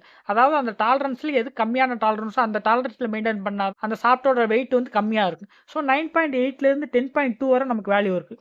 அப்போ லீஸ்ட் மெட்டீரியல் கண்டிஷன் கொடுத்துட்டாங்கன்னா நம்ம வந்து அதோட டாலரன்ஸ் வந்து மினிமமில் மெயின்டைன் பண்ணணும். அதாவது 9.8ல் மெயின்டைன் பண்ணணும். அதுவே மேக்ஸிமம் மெட்டீரியல் கண்டிஷன் என்ன பண்ணுவோம்? 10.2ல் மெயின்டைன் பண்ணுவோம் மேக்ஸிமமில். ஸோ நம்ம 9.8ல் மெயின்டைன் பண்ணும்போது தான் அதோட வெயிட் வந்து ரொம்ப கம்மியாக இருக்கும். ஸோ நம்ம சாஃப்ட்டை பொறுத்தவரை 9.8 மெயின்டைன் பண்ணணும். அதுவே நீங்கள் ஒரு ஹோல் எடுத்துக்கிட்டிங்கன்னா அதோட டயா பார்த்தீங்கன்னா நீங்கள் வந்து மேக்ஸிமம் மெயின்டைன் பண்ணணும். மேக்ஸிமம் மெயின்டைன் பண்ணால் தான் அதில் வந்து மேக்ஸிமம் மெட்டீரியல் வந்து ரிமூவ் பண்ணுவோம். அப்படி மேக்ஸிமம் மெட்டீரியல் ரிமூவ் பண்ணும்போது தான் பார்த்தீங்கன்னா அதோட வெயிட் வந்து உங்களுக்கு கம்மியாக இருக்குது. இந்த மாதிரி நேரத்தில் நம்ம வந்து லீஸ்ட் மெட்டீரியல் கண்டிஷனை வந்து அட்டைன் பண்ணிக்க முடியும். இப்போ லீஸ்ட் மெட்டீரியல் கண்டிஷனை வந்து நீங்கள் டெக்னிக்கலாக எக்ஸ்பிளைன் பண்ணணும்னா ஃபீச்சர் ஆஃப் சைஸ் ஆப்ஜெக்டோட வால்யூம் வச்சு நீங்கள் வந்து 2 டைப்பாக சொல்லலாம். Internal feature or external feature. Internal ஃபீச்சர்னு எடுத்துக்கிட்டிங்கன்னா உங்களுக்கு ஹோல் எடுத்துக்கலாம். எக்ஸ்டர்னல் ஃபீச்சர்னு எடுத்துக்கிட்டிங்கன்னா நீங்கள் வந்து சாஃப்ட் எடுத்துக்கலாம். லீஸ்ட் மெட்டீரியல் கண்டிஷன் அந்த ஆப்ஜெக்ட்டில் பார்த்தீங்கன்னா வெயிட் வந்து நீங்கள் வந்து மினிமமில் மெயின்டைன் பண்ணணும். மினிமமில் மெயின்டைன் பண்ணும்போது பார்த்தீங்கன்னா நீங்கள் லீஸ்ட் மெட்டீரியல் கண்டிஷனை பொறுத்தவரை ஹோலுக்கு எடுத்துக்கிட்டிங்கன்னு பார்த்தீங்கன்னா நீங்கள் வந்து அந்த ஹோலோட சைஸ் வந்து பார்த்தீங்கன்னா மேக்ஸிமமில் வச்சுருக்கணும். அதாவது வித் இந்த டாலரன்ஸ்க்குள்ள மேக்ஸிமமில் வச்சுருக்கணும். ஃபார் எக்ஸாம்பிள் நம்ம இப்போ வந்து 10 ± 0.2ன்னு வச்சிருக்கும் போது மேக்ஸிமம் இன்னர் ஹோல்னு பார்த்தீங்கன்னா உங்களுக்கு 10.2ன்னு வச்சுக்கணும். அதுவே நீங்கள் வந்து எக்ஸ்டர்னல் ஃபீச்சர் எடுத்துக்கும் போது அதாவது சாஃப்ட்டுக்கு நீங்கள் எடுத்துக்கும் போது பார்த்தீங்கன்னா லீஸ்ட் மெட்டீரியல் கண்டிஷன் பார்த்தீங்கன்னா அந்த சாஃப்ட்டோட சைஸ் வந்து நீங்கள் பார்த்தீங்கன்னா மினிமமில் வச்சிருக்கணும் சைஸ். ஃபார் எக்ஸாம்பிள் நம்ம 9.8 நீங்கள் வச்சிருக்கணும். அப்படி வச்சிருக்கும் போது நீங்கள் லீஸ்ட் மெட்டீரியல் கண்டிஷன் வந்து நீங்கள் அச்சீவ் பண்ணிடலாம். இப்போ இந்த டிராயிங் பார்க்கும்போது உங்களுக்கு ஈஸி அண்டர்ஸ்டாண்ட் பண்ணிக்க முடியும். இப்போ நீங்கள் ஒரு ஹோல் ப்ரொவைட் பண்ணுறீங்கன்னா அந்த ஹோலோட சைஸ் பார்த்தீங்கன்னா லார்ஜாக இருக்கணும், அதாவது பெருசாக இருக்கணும். அதே மாதிரி நீங்கள் ஒரு சாஃப்ட்வேர் பின் வந்து நீங்கள் வந்து மேனுஃபேக்சரிங் பண்ணுறீங்கன்னு பார்த்தீங்கன்னா அந்த பின்னோட சைஸ் பார்த்தீங்கன்னா மினிமமாக இருக்கணும். GD&T டிராயிங்கை பொறுத்தவரை நம்ம வந்து இந்த லீஸ்ட் மெட்டீரியல் கண்டிஷன் பார்த்தீங்கன்னா 100% பார்த்தீங்கன்னா ஒரு ட்ரூ பொசிஷன் வரக்கூடிய ஒரு ஹோல் ஒரு சாஃப்ட்டில் தான் நம்ம வந்து அப்ளை பண்ண போகிறோம். இப்போ ஒரு பிளேட்டோட கார்னரில் வந்து ஒரு ஹோல் இருக்குது. அந்த மாதிரி இடத்துல வந்து ஒரு பின் வந்து அதில் வந்து மேட்ச் பண்ணணும், அதில் வந்து ஃபிட் பண்ணணும்னு பார்த்தீங்கன்னா அந்த இடத்துல நமக்கு லூஸாக இருக்கிறதுனால அந்த ஆப்ஜெக்ட்டில் எந்த ஒரு ப்ராப்ளம் வராது. அதை வந்து அசம்பிள் பண்ணும்போது எந்த ஒரு ப்ராப்ளம் வராது, ரன் பண்ணும்போது அந்த மாதிரி கண்டிஷனில் நம்ம வந்து இந்த லீஸ்ட் மெட்டீரியல் கண்டிஷன் வந்து அப்ளை பண்ணுவோம். இன்னும் சிம்பிளாக சொல்லணும்னா ஒரு ஹோல் இருக்குது, ஹோலில் வந்து நம்ம வந்து சாஃப்ட் வந்து ஃபிட் பண்ணுறோம். அந்த ஃபிட் பண்ணும்போது நமக்கு டைட் ஃபிட் தேவையில்லை, லூஸாக இருக்கும்போது அசம்பிள் வைஸ் எந்த ஒரு ப்ராப்ளம் இருக்காது. அந்த மாதிரி கண்டிஷனில் வந்து நம்ம லீஸ்ட் மெட்டீரியல் கண்டிஷன் வந்து அப்ளை பண்ணிக்கலாம். நம்ம இப்போ இன்னொரு எக்ஸாம்பிள் எடுத்துக்கலாம். இப்போ இதில் பார்த்தீங்கன்னா சாஃப்ட்டாக இருக்கட்டும் ஹோலாக இருக்கட்டும் ரெண்டுக்குமே பார்த்தீங்கன்னா உங்களுக்கு வந்து ப்ளஸ் டாலரன்ஸ் தான் கொடுத்துருக்காங்க. எங்கேயுமே மைனஸ் டாலரன்ஸ் வந்து மென்ஷன் பண்ணல. ஆனால் ட்ரூ பொசிஷன் கேட்டிருக்காங்க. அதோட டாலரன்ஸ் பார்த்தீங்கன்னா 0.01ன்னு கொடுத்துருக்காங்க. With respect to datum ABC, அதாவது பிரைமரி, செகண்டரி, டெர்ஷியரி டேட்டம் 3 டேட்டாமே ரெஃபரன்ஸ் ஆகிறதுக்கு சொல்லிட்டாங்க. இப்போ ட்ரூ பொசிஷன் இருக்கிறதுனால நம்ம என்ன பண்ணுவோம்? இது வந்து ஒரு டைட் ஃபிட்டாக தான் உங்களுக்கு போகும். இதுவே நான் இப்போ வந்து லீஸ்ட் மெட்டீரியல் கண்டிஷன் வந்து இதில் அப்ளை பண்ணுறேன்னு வைங்க. அப்படி நான் மெட்டீரியல் கண்டிஷன் அப்ளை பண்ணும்போது எனக்கு வந்து ஹோலோட டயா பார்த்தீங்கன்னா எனக்கு பெருசாயிரும், சாஃப்ட்டோட டயா வந்து சிறுசாயிரும். ஸோ உங்களுக்கு பார்த்தீங்கன்னா இப்போ வந்து சாஃப்ட்டோட டயா பார்த்தீங்கன்னா உங்களுக்கு வந்து போனஸ் டாலரன்ஸ் கிடச்சிரும் மைனஸில் 0.2ன்னு வந்து உங்களுக்கு மைனஸ் ஆகும்போது என்ன ஆகும் பார்த்தீங்கன்னா அந்த ப்ளஸ் வேல்யூவில் இருந்து 30 - 0.013 அப்படிங்கிற ஒரு வேல்யூ கிடைக்கும். இந்த மாதிரி நேரத்தில் உங்களுக்கு வந்து ஒரு லூஸ் ஃபிட் கிடைக்கும். இப்போ உங்களுக்கு ஈஸி அண்டர்ஸ்டாண்ட் ஆகிருக்கும்னு நினைக்கிறேன். மாடிஃபயர்ஸில் நெக்ஸ்ட் பார்க்க போகிற டைப் பார்த்தீங்கன்னா ஃப்ரீ ஸ்டேட். இதோட சிம்பிள் பார்த்தீங்கன்னா இந்த மாதிரி தான் இருக்குது. ஒரு சர்க்கிள்குள்ளே கேபிட்டல் F போட்டிருக்கும். இது டாலரன்ஸ் பாக்ஸை பொறுத்தவரை உங்களுக்கு டாலரன்ஸ் ஜோனில் மட்டும்தான் உங்களுக்கு வந்து அப்ளை ஆகும். மற்றபடி எந்த ஒரு டேட்டம் கூட இது வந்து உங்களுக்கு ரிலேட்டிவாக இருக்காது. இப்போ மேக்ஸிமம் மெட்டீரியல் கண்டிஷனாக இருக்கட்டும், லீஸ்ட் மெட்டீரியல் கண்டிஷனாக இருக்கட்டும், ஜாமெட்ரிக் கேரக்டரிஸ்டிக் சிம்பிள்ஸை பொறுத்தவரை நம்ம வந்து குறிப்பிட்ட இடத்துக்கு யூஸ் பண்ணுவோம். ஃபார் எக்ஸாம்பிள் இப்போ நம்ம லீஸ்ட் மெட்டீரியல் கண்டிஷன் எடுத்துக்கிட்டோம்னா மேக்ஸிமம் வந்து பொசிஷனுக்கு யூஸ் பண்ணுவோம். அதே மாதிரி மேக்ஸிமம் மெட்டீரியல் கண்டிஷன் எடுத்துக்கிட்டோம்னா ஸ்ட்ரைட்னஸ், ஃப்ளாட்னஸ், பர்பெண்டிகுலாரிட்டி அந்த மாதிரி சிம்பிளுக்கு யூஸ் பண்ணுவோம். அதே மாதிரி இந்த ஃப்ரீ ஸ்டேட் உங்களுக்கு எங்கே யூஸ் ஆகுதுன்னு பார்த்தீங்கன்னா ஒரு ஆப்ஜெக்ட்டோட ப்ரொஃபைலுக்கு தான் நம்ம வந்து இது யூஸ் பண்ண போறோம். இந்த ஃப்ரீ ஸ்டேட் மாடிஃபையர் எதுக்கு யூஸ் ஆகுது GDNTல அப்படிங்கிறத பார்த்தீங்கன்னா, ஒரு ரிஜிட் பாடி இல்லாம அல்லது ஒரு ஃப்ளெக்சிபிளா இருக்கக்கூடிய ஒரு ஆப்ஜெக்ட்டுக்கு தான் வந்து இந்த ஃப்ரீ ஸ்டேட் வந்து யூஸ் ஆகுது. ஃபார் எக்ஸாம்பிள் ஒரு ரப்பர் பார்ட்டா இருக்கட்டும், அது பிளாஸ்டிக் காம்பனன்ட்டா இருக்கட்டும், அது ஒரு சீலா இருக்கட்டும். இந்த மாரி ஒரு இம்ப்ராப்பர் ஷேப்ல இருக்கக்கூடிய ஒரு ரிஜிட் பாடி இல்லாம ஒரு வார்ப் ஆகக்கூடிய, வளையக்கூடிய ஒரு ஆப்ஜெக்ட்டுக்கு தான் நம்ம வந்து இந்த ஃப்ரீ ஸ்டேட் கண்டிஷன் வந்து நம்ம யூஸ் பண்ண போறோம். ஃபார் எக்ஸாம்பிள் நீங்க இப்போ ஓரிங்ன்னு எடுத்துக்கிட்டீங்கன்னா, உங்களுக்கு ஃபிட் பண்ணும்போது அது சர்க்கிளா இருக்கும். ஆனா நீங்க கையில எடுத்து பார்க்கும்போது அது வார்ப் பெண்ட் ஆகுற மாரி ஒரு கண்டிஷன்ல இருக்கும். இந்த மாரி கண்டிஷன்ல இருக்கக்கூடிய ஒரு ஆப்ஜெக்ட் தான் பார்த்தீங்கன்னா, நம்ம இந்த ஃப்ரீ ஸ்டேட்ங்கிற ஒரு கண்டிஷன் வந்து நம்ம யூஸ் பண்ண போறோம். இந்த மாரி ஒரு வார்ப் ஆகக்கூடிய ஒரு ஆப்ஜெக்ட்ட வந்து ஒரு இன்ஸ்பெக்டருமே மெஷர் பண்ணும்போது பார்த்தீங்கன்னா, அதுல வந்து எந்த ஒரு ஃபோர்ஸுமே அப்ளை பண்ணக்கூடாது. ஒரு ஃப்ளாட்டாவோ, ஸ்ட்ரெய்ட்டாவோ வச்சோ அப்ளை பண்ணக்கூடாது. அந்த ஆப்ஜெக்ட் எப்படி இருக்கோ அத அப்படியே மெஷர் பண்ணணுமே தவிர, அதுல எந்த ஒரு மாடிஃபையுமே பண்ணக்கூடாது. இந்த மாரி கண்டிஷன்ல இருக்கக்கூடிய ஒரு ஆப்ஜெக்ட் ஒரு ஃபீச்சருக்கு தான் பார்த்தீங்கன்னா, நம்ம ஃப்ரீ ஸ்டேட்ங்கிற ஒரு மாடிஃபையர் வந்து நம்ம யூஸ் பண்ண போறோம். இப்ப இந்த இமேஜ் எக்ஸாம்பிளுக்கு எடுத்துக்கிட்டீங்கன்னா, உங்களுக்கு வந்து ஒரு கிளாம்போட இமேஜ். இதுல பார்த்தீங்கன்னா, நம்ம 2 சைடுமே வந்து போல்ட் போட்டு நம்ம நட்டு போட்டு டைட் பண்ணிரலாம். டைட் பண்ணும்போது பார்த்தீங்கன்னா, அந்த சென்டர் பொசிஷன் பார்த்தீங்கன்னா, உங்களுக்கு டிகிரி ஆஃப் ஃப்ரீடம் எதுவுமே உங்களுக்கு ஆக்ட் ஆகாது. இந்த மாரி இம்ப்ராப்பர் ப்ரொஃபைல் இருக்கக்கூடிய ஒரு கண்டிஷன் வார்ப் ஆகக்கூடிய, பெண்ட் ஆகக்கூடிய ஒரு கண்டிஷன்ல தான் நம்ம வந்து இந்த ஃப்ரீ ஸ்டேட்ங்கிற ஒரு மாடிஃபையர் வந்து யூஸ் பண்றோம். ஓகே. இப்போ உங்களுக்கு ஒரு டவுட் வரலாம். இது வந்து ஒரு ப்ரொஃபைல் கேரக்டரிஸ்டிக்ஸ்ன்னு சொல்லியாச்சு. So profile of a surface, profile of a line 2ல மட்டும் தான் யூஸ் பண்ணுவோமான்னு கேட்டீங்கன்னா, கண்டிப்பா கிடையாது. ப்ரொஃபைல்னா என்ன ஒரு ஃபார்ம் கேரக்டரிஸ்டிக். நம்ம வந்து GDNTல ஃபார்ம் கேரக்டரிஸ்டிக் சிம்பிள்னா என்னென்ன பார்த்திருக்கோம்? ஸ்ட்ரெய்ட்னஸ் பார்த்திருக்கோம், ஃப்ளாட்னஸ் பார்த்திருக்கோம், சர்க்குலாரிட்டி பார்த்திருக்கோம். இந்த மாரி சிம்பிளா யூஸ் பண்றோம். இந்த மாரி ஒரு ஆப்ஜெக்ட்டோட ஷேப்ப வந்து மெஷர் பண்ணக்கூடிய எல்லா இடத்துலயுமே இந்த ஃப்ரீ ஸ்டேட் கண்டிஷன் வந்து நம்ம அப்ளை பண்ணிக்கலாம். அதாவது அந்த மெட்டீரியல் தான் முக்கியம். Rubber material, plastic material, bend ஆகக்கூடிய சீலு, ஓரிங் இந்த மாரி ரிஜிட் பாடியா இல்லாம வார்பா அல்லது ஃப்ளெக்சிபிளா இருக்கக்கூடிய ஒரு இம்ப்ராப்பர் ப்ரொஃபைல்ல பார்த்தீங்கன்னா, நம்ம இந்த ஃப்ரீ ஸ்டேட் அப்ளை பண்ணிக்கலாம். மாடிஃபையர்ல நம்ம நெக்ஸ்ட் பார்க்க போற டைப் பார்த்தீங்கன்னா, கன்டினியூஸ் ஃபீச்சர். இதோட சிம்பிள் பார்த்தீங்கன்னா, உங்களுக்கு இந்த மாரி தான் இருக்கும். இது வந்து நம்ம டாலரன்ஸ் பாக்ஸ்ல வந்து டாலரன்ஸ் ஜோன்ல வந்து நம்ம மென்ஷன் பண்ணுவோம். இது வந்து நம்ம டாலரன்ஸ் பாக்ஸ்ல மட்டும் தான் மென்ஷன் பண்ணணும். ஃபீச்சர் கண்ட்ரோல் ஃப்ரேம்ல மட்டும் தான் மென்ஷன் பண்ணணும் அப்படிங்கிற அவசியம் கிடையாது. சப்போஸ் நான் ஒரு இடத்துல டாலரன்ஸ் குடுக்குறேன்னா, அந்த இடத்துலயும் நான் தனியாவும் இத மென்ஷன் பண்ணிக்கலாம். ஓகே. இந்த கன்டினியூஸ் ஃபீச்சர் வந்து GDNTல எங்கே யூஸ் ஆகுது? இப்போ ஒரு பிளேட் இருக்கு. பிளேட்ல வந்து நீங்க ஒரு ஹோல் போடுறீங்க. ஒரு ஹோல் வந்து ஒரு 10 mmல ஹோல் புரொவைட் பண்றீங்கன்னா வந்து நீங்க நார்மலா குடுத்துட்டு போயிரலாம் அதோட டைமென்ஷன். பட் அதே 10 mmல 2 அல்லது அதற்கு மேற்பட்ட 3, 4 அந்த மாரி ஹோல் வந்து ஒரே சைஸ்ல வந்து ஒரே பிளேட்ல குடுக்குறீங்க. அதான் கோஆக்சியலா வந்து ஹோல் வந்து நீங்க புரொவைட் பண்றீங்க. இந்த மாரி நேரத்துல நீங்க வந்து கன்டினியூஸ் ஃபீச்சர்ங்கிற ஒரு விஷயத்த வந்து GDNTல நீங்க யூஸ் பண்ணிக்கலாம். இந்த மாரி ஒரே டைமென்ஷன நெறைய இடத்துல நீங்க யூஸ் பண்றீங்கன்னு வைங்க கோஆக்சியலா. அந்த மாரி நேரத்துல நீங்க இந்த கன்டினியூஸ் ஃபீச்சர் நீங்க அப்ளை பண்ணிட்டீங்கன்னா, ஒரே ப்ராசஸ்ல வந்து அந்த ஹோல வந்து நீங்க புரொவைட் பண்ணலாம். மெஷினிங் ப்ராசஸாவே இருக்கட்டும். நீங்க வந்து அந்த ஹோல வந்து ஒரே ப்ராசஸ்ல வந்து நீங்க புரொவைட் பண்ணலாம். தனித்தனியா வந்து அதே ஹோல வந்து நீங்க ஒரே டைமென்ஷனுக்கு வந்து மாத்தி மாத்தி புரோகிராம் பண்ணணும்னு அவசியம் இல்ல. அதே மாரி நீங்க டிசைன் வைஸ் பார்க்கும்போது நீங்க டிராயிங்ல வந்து தனித்தனியா மென்ஷன் பண்ண வேண்டிய அவசியம் கிடையாது. ஒரே இடத்துல வந்து நீங்க இந்த கன்டினியூஸ் ஃபீச்சர் நீங்க குடுத்துட்டீங்கன்னா, எல்லாத்துக்குமே ஒரே டைமென்ஷன் அப்படிங்கிறத வந்து அவங்க அண்டர்ஸ்டாண்ட் பண்ணிக்கிருவாங்க. இந்த மாரி நீங்க கன்டினியூஸ் ஃபீச்சர் யூஸ் பண்றதுனால, இன்ஸ்பெக்ட் பண்றதுமே உங்களுக்கு வந்து ரொம்பவே ஈஸியா ஆயிருது. இப்ப இந்த டிராயிங்கையும் நம்ம எக்ஸாம்பிளுக்கு எடுத்துக்கலாம். இப்ப இதுல பார்த்தீங்கன்னா, A அண்ட் Bன்னு 2 கேரக்டரிஸ்டிக்ஸ் குடுத்துருக்காங்க. இதுல Aல பார்த்தீங்கன்னா 2xன்னு குடுத்துருக்காங்க. அதே மாரி Bல பார்த்தீங்கன்னா 2xன்னு குடுத்துருக்காங்க. அப்ப 2xனாலே நம்ம இதுலருந்தே அத வந்து அண்டர்ஸ்டாண்ட் பண்ணிக்கலாம். 2ட்டயும் வந்து அந்த டைமென்ஷன் வந்து யூஸ் பண்ண போறோம் அப்படிங்கிறது. ஃபர்ஸ்ட் பார்த்தீங்கன்னா 2xங்கிறது பார்த்தீங்கன்னா, Aங்கிறது இந்த இடத்துல மென்ஷன் பண்ணிட்டாங்க. அப்ப இன்னொரு A எங்க வரும்னு பார்த்தீங்கன்னா, மேல வந்து தனியா மென்ஷன் பண்ணியிருக்காங்க பாருங்க. இந்த மாரி 2 இடத்துல வந்து ஒரே டைமென்ஷன் யூஸ் பண்றதுக்கு மாரி குடுத்துருக்காங்க. அதே மாரி இப்ப நீங்க B எடுத்துக்கிட்டீங்கன்னா, Bல பார்த்தீங்கன்னா ஒரு டைமென்ஷன் குடுத்து 2 இடத்துல யூஸ் பண்ண சொல்லியிருக்காங்க. அதே மாரி 2 இடத்த வந்து அதுவே தனியா மென்ஷன் பண்ணி காட்டிட்டாங்க. இந்த மாரி ஒரே டைமென்ஷன வந்து 2 அல்லது அதற்கு மேற்பட்ட இடத்துல வந்து நம்ம யூஸ் பண்ண போறோம், அப்ளை பண்ண போறோம்னா, இந்த வந்து கன்டினியூஸ் ஃபீச்சர் வந்து நம்ம அப்ளை பண்ணிக்கலாம். நீங்களே நெறைய டிராயிங்ல பார்த்திருப்பீங்க. 2x, 3x, 4x இந்த மாரி குடுத்துருப்பாங்க. அதாவது ஒரு ஹோல் வந்து குடுத்துட்டு 2 இன்டு அந்த ஹோலோட சைஸ் குடுத்துருப்பாங்க. இல்ல 4 இன்டு அந்த ஹோலோட சைஸ் குடுத்துருப்பாங்க. இப்ப 2 இன்டு அந்த ஹோலோட சைஸ்னா 2 இடத்துல அந்த ஹோல் வரும்னு அர்த்தம். அதுவே 4 இன்டு அந்த ஹோலோட சைஸ்னா 4 இடத்துல அந்த ஹோல் வரும் அப்படிங்கிறது அர்த்தம். இது சம்டைம்ஸ் என்ன பண்ணுவாங்க பார்த்தீங்கன்னா, இந்த 2xன்னு குடுக்குறதுக்கு பதிலா அந்த டேட்டம ரெஃபரன்ஸா வச்சுக்கிட்டு அதோட டைமென்ஷன் மட்டும் குடுத்துருவாங்க. ஃபார் எக்ஸாம்பிள் இதுல பார்த்தீங்கன்னா, டேட்டம் A ரெஃபரன்ஸா வச்சுக்கிட்டு அதோட டைமென்ஷன் வந்து குடுத்துருவாங்க. குடுத்துட்டு அதுல CF அப்படிங்கிறது வந்து மென்ஷன் பண்ணிருவாங்க. அதாவது கன்டினியூஸ் ஃபீச்சர் அப்படிங்கிறத மென்ஷன் பண்ணிருவாங்க. நெக்ஸ்ட் பார்க்க போற மாடிஃபையர் பார்த்தீங்கன்னா, ரிகார்ட்லெஸ் ஆஃப் ஃபீச்சர் சைஸ். இதுக்குன்னு GDNTய பொறுத்தவரை எந்த ஒரு சிம்பிளுமே கிடையாது. சம்டைம்ஸ் வந்து எஸ்ங்கிறத வந்து மென்ஷன் பண்ணுவாங்க. Regardless of feature size. இதோட மீனிங் பார்த்துக்கிட்டீங்கன்னா, independently of the size dimension. அதாவது இப்ப நம்ம நார்மலா ஒரு டாலரன்ஸ் பாக்ஸ்ல வந்து மெட்டீரியல் கண்டிஷன் அப்ளை பண்றோம். Maximum material condition, least material condition. அந்த மாரி எந்த ஒரு எதுவுமே இல்லாம இது ஒரு இண்டிபெண்டன்ட்டா இருக்கும். அந்த மாரி எதுவுமே மென்ஷன் பண்ணாத நேரத்துல வந்து உங்களுக்கு ரிகார்ட்லெஸ் ஆஃப் ஃபீச்சர் சைஸா தான் அது கன்சிடர் பண்ணுவோம். இந்த கண்டிஷன் உங்களுக்கு அப்ளை பண்ணும்போது உங்களுக்கு எந்த ஒரு போனஸ் டாலரன்ஸுமே கிடைக்காது. ஃபார் எக்ஸாம்பிள் இப்ப வந்து 10 ± 0.2ன்னு குடுத்துட்டாங்க. அப்ப நம்ம பார்த்தீங்கன்னா, இந்த மாரி நேரத்துல எந்த ஒரு போனஸ் டாலரன்ஸுமே அப்ளை பண்ணிக்க முடியாது. வித்தின் த டாலரன்ஸ்குள்ள தான் அதோட சைஸ வந்து நம்ம மெயின்டெயின் பண்ணணும். இன்னும் டீட்டெயிலா சொல்லணும்னா, எப்போ ஒரு ஒரு ஆப்ஜெக்ட்டா இருக்கட்டும், ஒரு ப்ராடக்ட்டா இருக்கட்டும், அதில வந்து நம்ம சைஸ வந்து ப்ரிசிஷனா மெயின்டெயின் பண்ணணும்னு நெனைக்கிறோமோ, அந்த மாரி நேரத்தில தான் நம்ம ரிகார்ட்லெஸ் ஆஃப் ஃபீச்சர் ஆஃப் சைஸ்ன்னு குடுப்போம். அந்த மாரி நேரத்தில நம்ம வந்து எந்த ஒரு least material condition, maximum material condition அப்படிங்கிறத மென்ஷன் பண்ணியிருக்க மாட்டோம். ரிகார்ட்லெஸ் ஆஃப் ஃபீச்சர் சைஸ பொறுத்தவரை உங்களுக்கு வந்து ஃபீச்சரா இருக்கட்டும், ஒரு ஆப்ஜெக்ட்டோட சைஸ தான் உங்களுக்கு பேஸ் பண்ணி வரும். Tolerance box or feature control ஃப்ரேம பொறுத்தவரை இது பார்த்தீங்கன்னா, செகண்ட் காலம்ல வரும். அதாவது டாலரன்ஸ் ஜோன்ல வரும். சம்டைம்ஸ் இது வந்து அதில மென்ஷன் பண்ணியிருப்பாங்க. எஸ்ங்கிறத மென்ஷன் பண்ணியிருப்பாங்க. சம்டைம்ஸ் பார்த்தீங்கன்னா, எந்த ஒரு மெட்டீரியல் கண்டிஷனுமே உங்களுக்கு மென்ஷன் பண்ணாட்டாலும் பார்த்தீங்கன்னா, இது ரிகார்ட்லெஸ் ஆஃப் ஃபீச்சர் சைஸ் தான். இது பார்த்தீங்கன்னா, உங்களுக்கு வந்து டாலரன்ஸ் ஜோன் மட்டும் கிடையாது. டேட்டம்ல வேணா நீங்க அப்ளை பண்ணிக்கலாம். சப்போஸ் டேட்டம்ல உங்களுக்கு மென்ஷன் பண்ணாட்டாலும், நீங்க வந்து இந்த கண்டிஷனுக்கு வந்து ஆட்டோமேட்டிக்கா நீங்க அடாப்ட் ஆயிக்கிறணும். இது வந்து ஒரு டிஃபால்ட் கண்டிஷன் மாரி. ரிகார்ட்லெஸ் ஆஃப் ஃபீச்சர் சைஸ பொறுத்தவரை ஜியாமெட்ரி கேரக்டரிஸ்டிக் சிம்பிள் இருக்கக்கூடிய எல்லா சிம்பிளுக்குமே பொருந்தக்கூடியது. ரிகார்ட்லெஸ் ஆஃப் ஃபீச்சர் சைஸ பொறுத்தவரை எந்த ஒரு டிராயிங் காலவுட்டுமே உங்களுக்கு வந்து ஸ்பெசிஃபை பண்ண மாட்டாங்க. பிகாஸ் பார்த்தீங்கன்னா, இதில உள்ள எல்லா டைமென்ஷனுமே உங்களுக்கு இண்டிபெண்டன்ட்டா இருக்கும். மெட்டீரியல் கண்டிஷன பொறுத்தவரை இது ஒரு டிஃபால்ட் மெட்டீரியல் கண்டிஷன். சப்போஸ் உங்களுக்கு மேக்ஸிமம் அல்லது லீஸ்ட் மெட்டீரியல் கண்டிஷன் எதுவுமே மென்ஷன் பண்ணாட்டா, இது வந்து ஒரு டிஃபால்ட் மெட்டீரியல் கண்டிஷனா உங்களுக்கு இருக்கும்.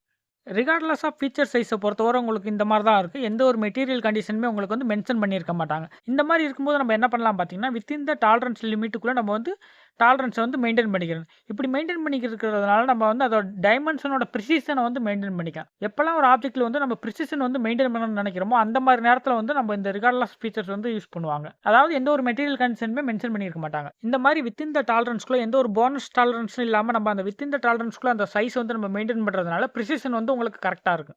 மாடிஃபையர்ஸ்ல நெக்ஸ்ட் பார்க்க போற டைப் பார்த்தீங்கன்னா, ப்ரொஜெக்டட் டாலரன்ஸ் ஜோன். இது பார்த்தீங்கன்னா, Pங்கிற ஒரு சிம்பலால குறிப்பாங்க. ஒரு சர்க்கிள்குள்ள கேப்பிட்டல் P போட்டிருக்கும். Projected tolerance zone. இந்த மாடிஃபையர் அல்லது இந்த கண்டிஷன் பார்த்தீங்கன்னா, டாலரன்ஸ் பாக்ஸ்ல செகண்ட் காலம் அல்லது டாலரன்ஸ் ஜோன்ல தான் யூஸ் பண்ணுவாங்க மோஸ்ட்டா. Projected tolerance zone. இது எந்த மாரி கண்டிஷன்ல நமக்கு யூஸ் ஆகும்னு பார்த்தீங்கன்னா, இப்போ ஒரு ஹோல் இருக்கு இல்லைன்னா ஒரு த்ரெட் இருக்குன்னு வைங்க லென்த்தா. அதில நான் ஒரு பின் இல்லைன்னா ஒரு போல்ட நான் வந்து இன்சர்ட் பண்றேன். இன்சர்ட் பண்ணும்போது அது கரெக்ட்டா போய் மேல அந்த ஹெட் பார்த்தீங்கன்னா, உங்களுக்கு மேல இருக்கிற சர்ஃபேஸ்க்கு அந்த ஹெட்டுக்கு எந்த ஒரு கேப்பும் இல்லாம கரெக்ட்டா ப்ரொஜெக்ட் ஆகி இருக்கும். சப்போஸ் அந்த ஹோல் ஆர் த்ரெட் பார்த்தீங்கன்னா, உங்களுக்கு சென்டர் ஆக்சிஸ்க்கு இல்லாம சம் டில்ட் ஆயிருக்கு. ஒரு சைடா பார்த்து சாய்ஞ்சிருக்கு. சாய்ஞ்சிருக்கும்போது நான் அந்த போல்ட நான் வந்து இன்சர்ட் பண்றேன்னு வைங்க. அந்த போல்டோட ஹெட் பார்த்தீங்கன்னா, மேல ஒரு கேப் எனக்கு உருவாகும். இந்த மாரி ப்ரொஜெக்ட் ஆகக்கூடியத நம்ம பிரிவென்ட் பண்றதுக்காக தான் இந்த ப்ரொஜெக்டட் டாலரன்ஸ் ஜோன்ங்கிறத ஒண்ணு மெயின்டெயின் பண்றோம். ப்ரொஜெக்டட் டாலரன்ஸ் ஜோன பொறுத்தவரை உங்களுக்கு ஓரியன்டேஷன் அண்ட் லொகேஷன வந்து வித் ரெஸ்பெக்ட் டூ சென்டர் ஆக்சிஸ பொறுத்து தான் உங்களுக்கு வந்து மெயின்டெயின் பண்ணுவோம். இந்த டிராயிங்கே பார்த்தீங்கன்னா, நமக்கு சென்டர் ஆக்சிஸ பொறுத்து நம்ம மெயின்டெயின் பண்ணாம இருக்கும்போது என்ன ஆகும் பார்த்தீங்கன்னா, அந்த போல்டா இருக்கட்டும் அல்லது அந்த பின்னா இருக்கட்டும், அது பார்த்தீங்கன்னா உங்களுக்கு சென்டரா இல்லாம மேல சம் கேப் வந்து உருவாகக்கூடிய வாய்ப்புகள் இருக்கு. இந்த இன்டர்ஃபரன்ஸ் கண்டிஷன நம்ம வந்து பிரிவென்ட் பண்றதுக்காக தான் இந்த ப்ரொஜெக்டட் டாலரன்ஸ் ஜோன்னு ஒரு கண்டிஷன் வந்து நம்ம யூஸ் பண்றோம். ஓரியன்டேஷன் அண்ட் பொசிஷன பேஸ் பண்ணி தான் இந்த ப்ரொஜெக்டட் டாலரன்ஸ் ஜோன் வந்து நம்ம ஒர்க் ஆகுதுன்னு சொல்லிட்டோம். அது என்ன ஓரியன்டேஷன்? ஓரியன்டேஷன்லாம் நம்ம என்னென்னலாம் பார்த்தோம்? ஆங்கிள்ஸ் ஆக்ட் ஆகக்கூடிய எல்லா சிம்பிளுமே பார்த்தீங்கன்னா ஓரியன்டேஷன் தான்.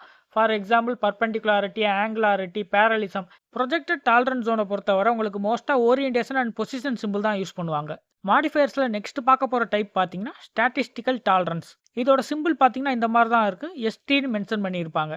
இந்த modifier tolerance box or feature control ஃப்ரேம பொறுத்தவரை உங்களுக்கு டாலரன்ஸ் ஜோன்ல தான் மென்ஷன் பண்ணுவாங்க. ஸ்டாட்டிஸ்டிக்கல் டாலரன்ஸ் அப்டின்னா என்ன? ஸ்டாட்டிஸ்டிக்கல் டாலரன்ஸ்னா ஒண்ணும் கிடையாது. One kind of algorithm. அதாவது ஒரு புள்ளி விவரம்னு சொல்லுவோம்ல. இத நம்ம கண்ட்ரோல் பண்ணோம்னா புரொடக்டிவிட்டியா இருக்கட்டும், அசெம்பிளியா இருக்கட்டும், இது வந்து நம்ம வந்து இன்கிரீஸ் பண்ணலாம். ஃபார் எக்ஸாம்பிள் இப்போ 1,00,000 பார்ட்ஸ் வந்து அசெம்பிள் பண்றாங்கன்னு வைங்க. அதுல வந்து ஒரே ஒரு நம்பர் மட்டும் தான் நமக்கு வந்து இஷ்யூவா இருக்கும். இத வந்து நம்ம மெஷர் பண்றதுக்காக அந்த ஸ்டாட்டிஸ்டிக்கல் டாலரன்ஸ் அப்படிங்கிற ஒரு மெத்தட நம்ம வந்து யூஸ் பண்றோம். இத நம்ம அச்சீவ் பண்றதுனால CPKயா இருக்கட்டும், CPயா இருக்கட்டும், அதாவது ப்ராசஸ் கேப்பபிலிட்டி இண்டெக்ஸ்லாம் சொல்றோம்ல. இத வந்து நம்ம இன்கிரீஸ் பண்ணிக்கலாம். ஸ்டாட்டிஸ்டிக்கல் டாலரன்ஸ் எப்படி ஒர்க் ஆகுதுன்னு பார்த்தீங்கன்னா, GD&T பொறுத்தவரை இப்ப நார்மலா ஒரு டாலரன்ஸ் குடுக்குறாங்க. 10 ப்ளஸ் ஆர் மைனஸ் 0.2ன்னு குடுக்குறாங்க. இந்த மாரி குடுக்கும்போது என்ன ஆகும்? டாலரன்ஸ் ரேஞ்சே கொஞ்சம் வைடா இருக்கு. 0.2ங்கிறது கொஞ்சம் வைடா இருக்கு. இன்னும் கொஞ்சம் அக்யூரேட்டா வேணும். இன்னும் கொஞ்சம் ப்ராடக்ட் வந்து அக்யூரஸியா வேணும்னா என்ன பண்ணணும்? டாலரன்ஸ் ரேஞ்ச் வந்து நம்ம இன்னும் சார்ட் அவுட் பண்ணணும். சார்ட் அவுட் பண்ணி 10 ப்ளஸ் ஆர் மைனஸ் 0.05 இந்த மாரி ஒரு O5 குடுக்கும்போது என்ன ஆகும் பார்த்தீங்கன்னா, ரொம்ப வந்து அக்யூரேட் வந்து நம்ம மெயின்டெயின் பண்ணலாம்.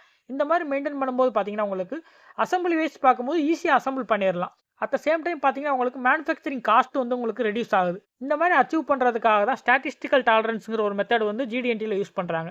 இது பார்த்தீங்கன்னா, ஒரு அனலிட்டிக்கல் மெத்தட் மாரி தான். இந்த அனலிட்டிக்கல் மெத்தட யூஸ் பண்ணி தான் டாலரன்ஸ வந்து ஃபிக்ஸ் பண்ணி மேனுஃபேக்சரிங் வந்து இன்கிரீஸ் பண்றாங்க. அசெம்பிளிய வந்து இன்கிரீஸ் பண்றாங்க. இப்ப இத நம்ம அண்டர்ஸ்டாண்ட் பண்ணிக்கிறதுக்கு ஒரு 100 நீளம்ல ஒரு சாப்ட்ட வந்து நம்ம எக்ஸாம்பிள்க்கு எடுத்துக்கலாம். இப்ப இந்த 100 சாப்ட்ட வந்து நம்ம வந்து 3 பார்ட்ஸா வந்து தனித்தனியா பிரிக்கணும். பிரிக்கணும்னா ஒரு பார்ட்ஸ்ல வந்து 30 வச்சுக்கலாம். இன்னொரு பார்ட்ஸ்ல 40 வச்சுக்கலாம். இன்னொன்னுல 40 வச்சுக்கலாம். இப்ப இது எல்லாத்துக்குமே டாலரன்ஸ் பார்த்தீங்கன்னா, +/- 0.5ங்கிறத நம்ம குடுத்துக்கலாம். இப்ப 0.5 குடுக்கும்போது என்ன ஆகும்? நம்ம எல்லாமே மேக்ஸிமம் டாலரன்ஸ்ல வச்சு மெயின்டெயின் பண்றோம். அப்ப 30.5, 40.5, 40.5 அப்ப உங்களுக்கு மொத்தமா பார்க்கும்போது 101.5 அந்த மாரி உங்களுக்கு கிடைக்கும். அதுவே மினிமம் டாலரன்ஸ்ல வைக்கும்போது நமக்கு என்ன கிடைக்கும்னு பார்த்தீங்கன்னா, 98.5ன்னு கிடைக்கும். பிகாஸ் நம்ம மினிமம்ல மெயின்டெயின் பண்ணும்போது என்ன ஆகும்? 29.5, 39.5, 39.5 இதெல்லாம் ஆட் பண்ணும்போது 98.5 வரும். அப்ப இந்த மினிமம் வேல்யூக்கும் மேக்ஸிமம் வேல்யூக்கும் உள்ள டிஃபரன்ஸ் பார்த்தீங்கன்னா, 3 வேரியேஷன் வருது. இது நம்ம ஆக்சுவல் டாலரன்ஸ்ல இருந்து ரொம்பவே தள்ளி போயிருக்கு. இத நம்ம பிரிவென்ட் பண்றதுக்காக தான் இந்த ஸ்டாட்டிஸ்டிக்கல் டாலரன்ஸ்ங்கிற ஒரு மெத்தட் வந்து நம்ம யூஸ் பண்றோம். இந்த ஸ்டாட்டிஸ்டிக்கல் டாலரன்ஸ் நம்ம மெத்தட் யூஸ் பண்ணும்போது பார்த்தீங்கன்னா, இந்த ஆக்சுவல் டாலரன்ஸ் இருக்குல்ல 0.5 +/- 0.5 இந்த 0.5 விட இன்னும் கம்மியாவே நம்ம வந்து டாலரன்ஸ் சொல்லி குடுக்குறோம். இப்படி குடுக்கும்போது பார்த்தீங்கன்னா, இந்த 3 வேரியேஷன் வர்றது பார்த்தீங்கன்னா, உங்களுக்கு அந்த வித்தின் த டாலரன்ஸ் ரேஞ்சுக்குள்ள வந்துரும். நமக்கு வந்து புரொடக்டிவிட்டி அதிகமாயிரும். காஸ்ட்டும் உங்களுக்கு வந்து எஃபெக்டிவா இருக்கும். நெக்ஸ்ட் பார்க்க போற மாடிஃபையர் பார்த்தீங்கன்னா, டான்ஜென்ட் பிளேன். இதோட சிம்பிள் பார்த்தீங்கன்னா, இந்த மாரி தான் ஒரு சர்க்கிள்குள்ள கேப்பிட்டல் T போட்டிருக்கும். Feature control frame or tolerance பாக்ஸை பொறுத்தவரை இந்த டேஞ்சென்ட் பிளேன்ங்கிறது பார்த்தீங்கன்னா உங்களுக்கு டாலரன்ஸ் ஜோனில் மட்டும்தான் யூஸ் பண்ணுவாங்க. ஸோ இந்த டேஞ்சென்ட் பிளேன்னா என்ன? இது ஃபீச்சர் ஆர் ஆப்ஜெக்ட்ல இருக்கக்கூடிய ஒரு கைண்ட் ஆஃப் ஃபார்ம் கண்ட்ரோல் தான். ஃபார்ம் கண்ட்ரோல்னா நம்ம என்ன சொல்லுவோம்? ஃப்ளாட்னஸ், ஸ்ட்ரெயிட்னஸ், சர்க்குலாரிட்டி இந்த மாதிரி இருக்கக்கூடிய எல்லாமே பார்த்தீங்கன்னா ஃபார்ம் கண்ட்ரோல். அதாவது அந்த ஆப்ஜெக்டோட ஷேப்பை வந்து கண்ட்ரோல் பண்ணக்கூடியது. இதோட சர்ஃபேஸில் இருக்கக்கூடிய அந்த ஷேப்பை வந்து இர்ரெகுலர் ஷேப்பை வந்து சம் டாலரன்ஸ் கொடுத்து நம்ம வந்து கண்ட்ரோல் பண்ண போகிறோம். இதுக்காக தான் இந்த டேஞ்சென்ட் பிளேன்கிற ஒரு பிளேன் வந்து நம்ம யூஸ் பண்ண போகிறோம். அதாவது அந்த சர்ஃபேஸில் இருக்கக்கூடிய எரரை வந்து நம்ம கண்ட்ரோல் பண்ண போகிறோம். இதை இன்னும் சிம்பிளாக எக்ஸ்பிளைன் பண்ணணும்னா, இப்போ நான் ஒரு சர்க்கிள் ட்ரா பண்ணுறேன். அந்த சர்க்கிளோட டயாவை டச் பண்ணுற மாதிரி இன்னொரு சர்க்கிளை வந்து நான் அந்த ஆர்க்கோட டச் பண்ணுற மாதிரி நான் ட்ரா பண்ணுறேன்.